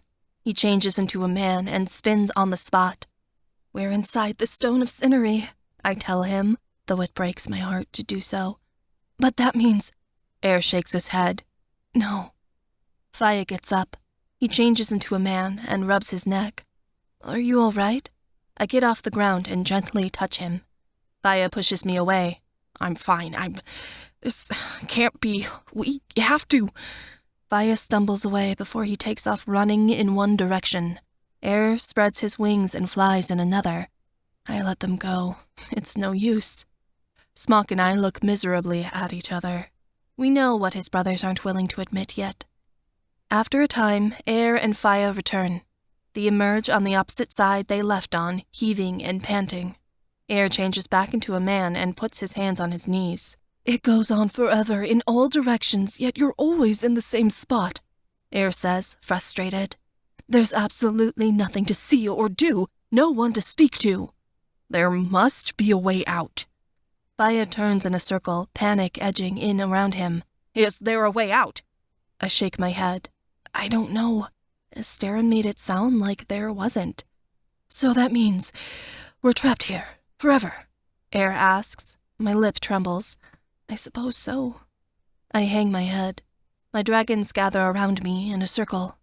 Air collapses. Faya pounds his fist into the floor viciously because there's nothing else to hit in his rage. At least we're all together, I whisper, though it's almost a worse fate. I'd prefer to be in here alone. At least then my dragons would be free. We're going to go mad with boredom and confinement. Faya's already starting to pace. This is the worst fate we could ever meet. We'll be forced to kill each other to stop the madness. Air says nothing. He's looking at the ground, his eyes calculating. He's trying to figure out a way to escape, but there is none. There is no hope. Natsuka hasn't just won. She's removed us completely from the world. She's destroyed us, erased us from everything like we never even existed. I'll never see Wanda again. I'll never enjoy the light of the sun, feel the grass underneath my feet, smell a new and gentle breeze. All I'll ever have left for all eternity is the stale blankness of the stone of Cinery and my dragons. Smock's the only one willing to accept it. He inches toward me and I crawl into his lap. He wraps his arms around me and holds me close. After a while, Faya settles. He's exhausted himself, and seeing as there's nothing he can do about the situation, he falls beside us. Air is whispering things to himself in a language I don't know, strange incantations, maybe prayers. A thought comes to me. A horrible thought, but maybe it's some sort of solution. We'll go to sleep, I say, and we won't wake up. What are you talking about, Fliss? Air looks up. Smock tilts his head toward me, and Faya dares to wish. I didn't tell any of you about this. I run a finger along Smock's arm. But when my mother came to me, she taught me a song. She said I'd need it when there was no hope left. I think this is what she meant. What's the song for? Air says. I had a lot of time to think about it. My mother used it to send me off to sleep when I was a little girl and then sang it again to wake me up. I tell him, I used to have such wonderful dreams. I think it creates an everlasting, painless sleep. So we'll just fall asleep and never rise again? Faya says. That's one way of putting it. I swallow. We'll exist in dreams. It's a beautiful thought, Air says. Poetic, even. Will we ever get to see each other again? Smock asks. His voice is tight and choked. I can't make any promises. I hope so. I think we'll find one another in our dreams and be together like that for the rest of our days, and we'll always be in each other's arms. I look to the brothers for answers. Nobody says anything for a long time until Air whispers, Please, spare us, Fliss. The harshest pain I've ever experienced carves me with his words. This is the end. Goodbye. Smock nods. Faya stands rigid. He's scared, but he doesn't object. He'd rather sleep forever than try to endure a lifetime of nothingness. I love each and every one of you, I say quietly. Always. I kiss all of them, long and deep, just in case I'm right and the magic keeps us wrapped within dreamland forever. They will be the last real kisses I will ever share with my dragons. The rest will all be fantasies. I brush the tears from Faya's eyes. I stroke Smock's hair and tell him how brave he is. I run my thumb over Air's lip, so he always remembers the passion we share. The dragons sit in a circle around me. I take a deep breath and it's shaky. I'm crying. I want to get this over with, just fade away. If I have to forget my dragons, I at least want to live alongside the illusion of them in imperfect dreams. Shadows loom and night grows long, but there is nothing within you that can be beaten. I'm forced to pause when the dragons change into their bestial forms as if they are forced to. The magic, Air says. It's changing us. I begin the song over again. Unexpectedly, Faya begins to hum along. Smock follows his lead, and Air picks up the chorus. Each of the dragons have a different tone and sound. Faya's voice is deep and resonating, Smock's trembling but pure, Air's light and high-pitched. The sound of the dragons creating music in their throats mingles with my words and quivers the ground. It's a music I can't hope to repeat, in my mind or otherwise, ever again. I expect us to fall asleep, to start to drift off, but that's not what happens. We grow stronger with the harmony, the magic inside me growing and growing until it's unstoppable, the goddess essence becoming unbound.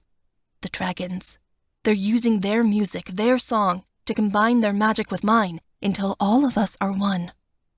What is inside you is greater than what lies outside you.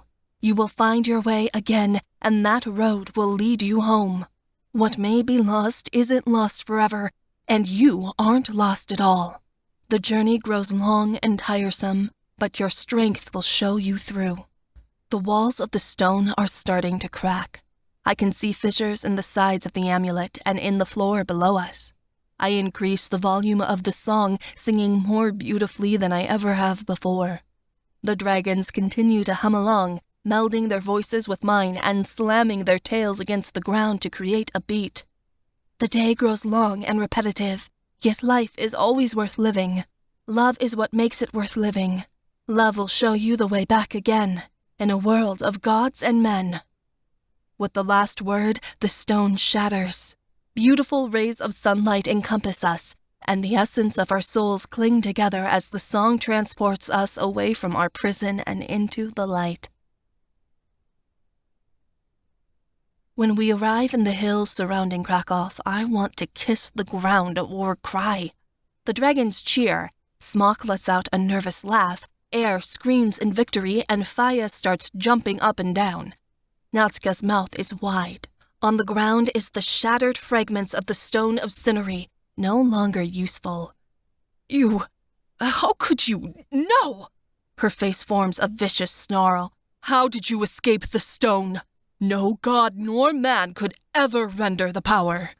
Because we summoned a power that is stronger than the one of creation, Natsuka. Something that all of us share together, I tell her victoriously, and it is a strength you will never know. Natsuka throws her head back and emits a scream of rage. She lashes out at me with her hand. A stream of black magic launches at me. I roll out of the way and jump onto Faya's back. My 3 dragons and I take to the air just as Natsuka causes a giant explosion on the ground. Natsuka fires off round after round of magic, but my dragons and I are truly connected now, 1 person instead of 4. My dragons fling me back and forth between each other with ease. I catapult with grace and power, twirling through the air as if I have wings too and I was meant to fly. No matter what Natsuka throws at me, she can't touch me. I begin singing the song again, the song that is ours and that no one can defeat. The dragons renew the place in my song, humming with the tune and creating a resounding echo that all of Poland hears and will always hear for the rest of its days. "What's going on?" Natsuka says. For the first time, she seems frightened. "What's this strange magic?" I land on Smock's back. I immediately crawl down his spine. When I reach his tail, I balance on the tip of the arrowhead and unsheath the sea axe from my belt. I hold it tightly as I focus on Natsuka. "Ready, Fliss?" Smock asks. His brothers are there to catch me if I miss. But I won't miss. "Smock, do it!" I cry. With all of his might, Smock flings me off of the tip of his tail. I hold the sea axe out in front of me with my right hand, diving like an arrow at a high speed. It's too late by the time Natsuka sees me coming. She turns around and I plunge the sea axe into her heart. As my body slams into hers, she's knocked to the ground. I sit up, my knees on either side of her, caging her in. Natsuka's eyes are wide. She tries to use both hands to rip the sea axe out of her chest, but it won't budge. I grimace and push the sea axe in further. The wailing that comes from Natsuka doesn't sound from her mouth, but her soul. My trembling lips form the words. "Fire of the earth, water from the deep, smoke from the sky, I call you into this place. Do not disregard my prayer. Bind they who waste and ruin, who cause misery beyond despair. Chaos falls to pieces, and order will reign supreme." At my command of the lament, Natsuka's body dissolves into hundreds of specks of emerald light. It filters into the sea axe bit by bit, until her body is gone and nothing of Chernobog remains. I'm kneeling on the ground, legs covered in mud and blood. There's a glow to my sea axe that wasn't there before, something menacing and green and magical. Smock, Faya, and Air land beside me. Faya and Smock hook their hands underneath my arms and pull me up. I stare at the ominous sea axe in my hands, watching it glimmer in the setting sun. Natsuka has been imprisoned. It is over. The battle has been won. Chapter 20. All hail Fliss, the Dragon Maiden! Queen Wanda sits upon her throne in Krakow, inside the fortress's great hall. She wears a velvet ruby dress and a red robe, with a new bejeweled crown that towers on top of her dark curls. I knew she was jealous of my diadem and just had to get a bigger one. I don't care. I like mine just fine, thank you. The Poles, merpeople, and sirens clustered inside the room bow. I lift up the skirts of my purple dress, hemmed with gold trim, and walk down the aisleway to her throne. My dragons walk behind me, each of them dressed in fine silks of their own. The crown my mother gave me sits upon my head, woven into my braided hair. I tilt my head to Wanda and turn to face the room as her subjects rise. The room breaks into applause, and my 3 dragons smile broadly at each other. We did it! Even after days have passed, it feels like a dream. Perhaps my song did put us all to sleep, and these blissful fantasies are just the creation of my own mind. There are no more enemies to face. The Germans retreated to their homeland, chased out by hordes of bothered Poles. The Dark Fae returned to their city without a leader or a queen. The gods and goddesses immediately left after the battle. Many of them were in shock that I was able to defeat Natsuka. Nia was rather sour about the whole thing. Bjorn told me I had earned forgiveness and I would be allowed back into Svarog with a hero's welcome. I told him that no one could earn forgiveness and that I had only done what was right. He liked that. I thanked Divana for showing up. She insulted me before she vanished. The only reminder that chaos once threatened our world is the sea axe fastened tightly around my waist. I will never remove it from my side, no matter how much time passes or how safe the world becomes. Chernobog has been defeated, but her essence is still alive and well within my blade. If she ever discovers a way to escape, I will face her and stop her with the power of my song. She is no threat to me, not anymore. The room breaks out into yet another feast and party, perhaps the 10th or so since the battle was won. This is the last for us, however. My dragons and I are leaving today, and this is our farewell. I was right about the soldiers, by the way. I'm pretty sure many of the siren girls are already pregnant. The continuation of our race will go on, one way or another. Faya starts on the ale, and air mingles with the knights, handing out riddles. Though Smock observes the party with reserved joy, I recognize the sadness in his eyes. We've been in Krakow too long. We don't belong here. I don't belong here. I don't know if I ever did. It's time for me to go out and make my own way in the world. I have titles and names, but I don't know if I will ever truly find my place. Perhaps it is because my place is with my dragons, and I am always with them. Wherever their wings may take them, I am there. Where will you go, Fliss? Wanda's come off her throne, and she's beside me. She wraps an arm around my waist and puts her head on my shoulder. We've got to go back to Faya's realm and choose a new ruler for the Forest Fae Kingdom, I say, glancing at Faya. After that, we'll see where the wind takes us. I was getting tired of bossing around those little bastards anyhow, Faya says. Wanda giggles. I rest my head upon hers and close my eyes. This is the only thing I hate about leaving Krakow. I will always, constantly miss Wanda. As long as we are apart, there will never be a moment where I will not desperately want her there. But destiny has called us to different paths, and we must follow what fate has in store. We cried all last night after I told her I had to leave, but she knew I had to, eventually. My spirit is free and wild. It can't remain in the same place where I used to be a slave. Wanda's head turns to whisper in my ear, I love you so much, Fliss. I'm glad you found yourself again. Wanda kisses my forehead and hugs me tightly before she skips off to the feasting table. There are a group of men gathered around the end of it, brawny knights, thin but handsome scholars, and a merman or two. She picks up a goblet and leans against the table seductively as she begins casual conversation. I smile. Maybe she's working on her own harem. God knows one man will never be enough to satisfy my best friend. Are you ready to go? Smock asks me. He tires of parties. Smock likes solitude, and being around so many people all the time is starting to wear on him. Go? We haven't even started, Faya says, chugging another bottle of vodka. Not Faya. He could party for centuries and it still wouldn't be too much. You've had enough, Air says. He snatches the bottle out of Faya's hand and slams it onto the table. Come now, it's time to go home. I slip my hand into Air's. Yes, home. It sounds blissfully wonderful. Things are almost perfect, but there's always room for one more. Epilogue. 10 years later. The sound of the Baltic Sea crashing against my window and the soft breathing of my dragons is the last thing I hear every night. The word mother is the first thing I hear each morning. After a long winter, spring is finally here. I sit outside in the long emerald grass, outside of our little stone cottage that's gotten bigger in recent years. The sea axe is still belted tightly to my waist, though it hasn't disturbed me in a very, very long time. Nor has anything else. Nobody bothers us. Not when we have 6 dragons around. Air and Smock fly above, trying to teach their sons how to fly. Faya roars to Stanislaw. The bravest and biggest little dragon launches himself off the hill and into the air. Stanislaw stumbles and only manages to go rolling down the hill. He tumbles head over foot and lands into a pile of mud, which makes his father laugh. Pyotr, who is like his father, is shy and hides behind his wing.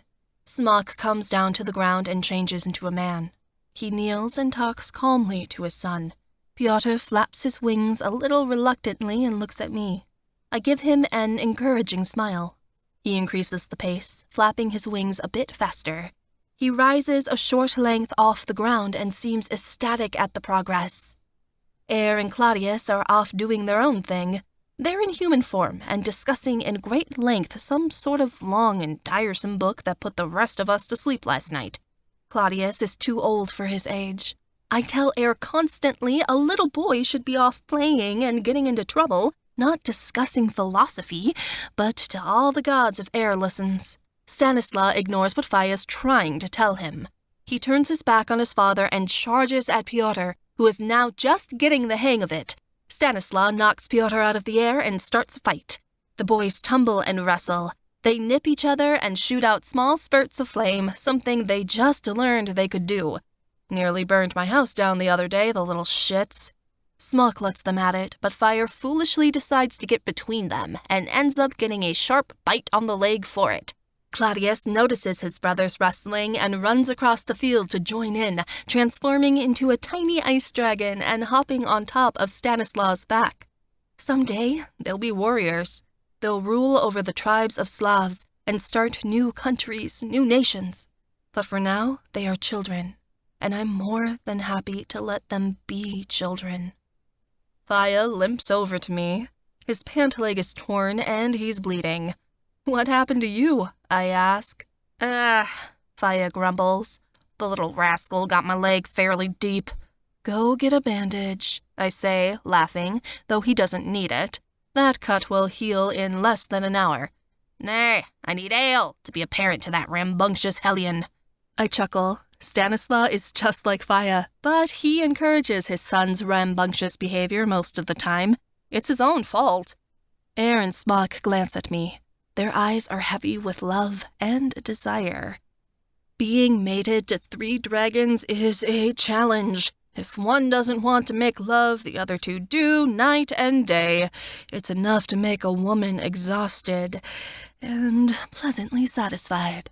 I wink at them to tell them they'll get their turn later before I get up and wander around to the back of the house. A blue-eyed, chubby-faced blonde girl in a white tunic and breeches is singing to a tiny sprout in a pot. It's a bud of the fern flower that we took so long ago. We planted it, but we could never make it grow, not even me, until Celestine. The fern blooms at her voice. It grows out of the pot and extends tiny green petals to the clouds. Celestine claps in joy and does a little dance. She's no more than 2. A surprise when we had her. We all agreed we were long done after having 3 boys. But she's a little gift, she is. And unlike the boys, she's completely mine. I'm not sure whose child she is. Each of the boys looks so distinctively like their father, I don't have to guess whose is whose. But my daughter? I see Smock's kindness in her, and Faya's passion, and Air's intelligence. She could have come from any of them. It doesn't matter, though. They all treat her as if she is their own. She belongs to all of them. I kneel down beside her. "What are you doing, my girl? Growing the plant?" She's a quick learner, just barely able to talk. Her baby voice still comes out, but when she sings, it's like nothing else in this world. The sirens sang her out of my womb themselves when I gave birth to her in the Siren Kingdom. Piotr was my first, and he was more or less easy, though he was long past due. Stanislaw came rampaging out of me like a warrior, and I had to rest for days afterward. Claudius sent me into labor early, then suddenly changed his mind and refused to come out. My labor with my daughter was painless and perfect. Celestine, well, when I saw her for the first time, she was like something out of a dream. "Come here." I pick her up and put her on my hip. "Do you want Mama to sing to you?" "Yes, please." Celestine leans her head against my chest and sucks her thumb as we head inside the cottage. I let her do it. She won't be a baby for much longer. I sit in the rocking chair by the window, and Celestine curls up on my lap. The dragons and their sons are still frolicking outside, roughhousing and teaching. I don't mind that it's just Celestine and I. I have things of my own to teach her. I sing song after song, and she listens carefully. She doesn't move. She is as still as a bird on a branch with each note I make. Sometimes she tries to hum the tune, though her magic is but little and she can't do it yet. Celestine, I tell her between songs, will you listen carefully to what Mama has to say? Yes, Mama. Celestine sucks her thumb harder. There are people in this world who will try to control you and tell you what to do, my girl, I tell her softly. I rock her and stroke her hair. They will judge you, hate you, and try to hurt you. But you have a power that your brothers don't have, and that your fathers don't have. Your life is your choice. Your freedom is yours, and you must never let anyone take it from you. I promise, Mama. She doesn't know what she's vowing. I doubt she even understands. But I need her to remember my words in case something happens to me and I'm no longer there to remind her. One day you'll be older, and you'll be beautiful. You will become a powerful siren queen, and you shall rule our people once my reign has come to an end. I brush my lips against her temple. Maybe you'll find one man to love. Maybe you'll find several. I hug her closer to my chest. As long as they love you and treat you well, it doesn't matter. Pay no attention to what the world thinks, my girl, for its opinion is always changing, and the only one whose say truly matters is your own. You are worthy. You are good. And you are always more than enough, just as you are. Mama? Yes, my girl. I love you. I love you too. More than the gods in the heavens and the stars in the sky. I kiss my daughter's head as my eyes trail the 6 dragons soaring through the sky, tied together by nothing more than the bonds of commitment and love. I begin a new song at a low note. From the open window, a tiny white moth flutters in. It lands in my daughter's hair and beats its wings softly against the gossamer strands. My voice becomes gentler as Celestine's eyes sweetly close. It is then that I finish my song of Dragonfire. The end. Thank you for reading Song of Dragonfire. For more romance and fantasy adventure, find other books at meganlinski.com. This has been World of Gods and Men, written by Megan Linski, narrated by Liana Walsh. Copyright 2018 by Megan Linski. Audio copyright 2023 by Megan Linski.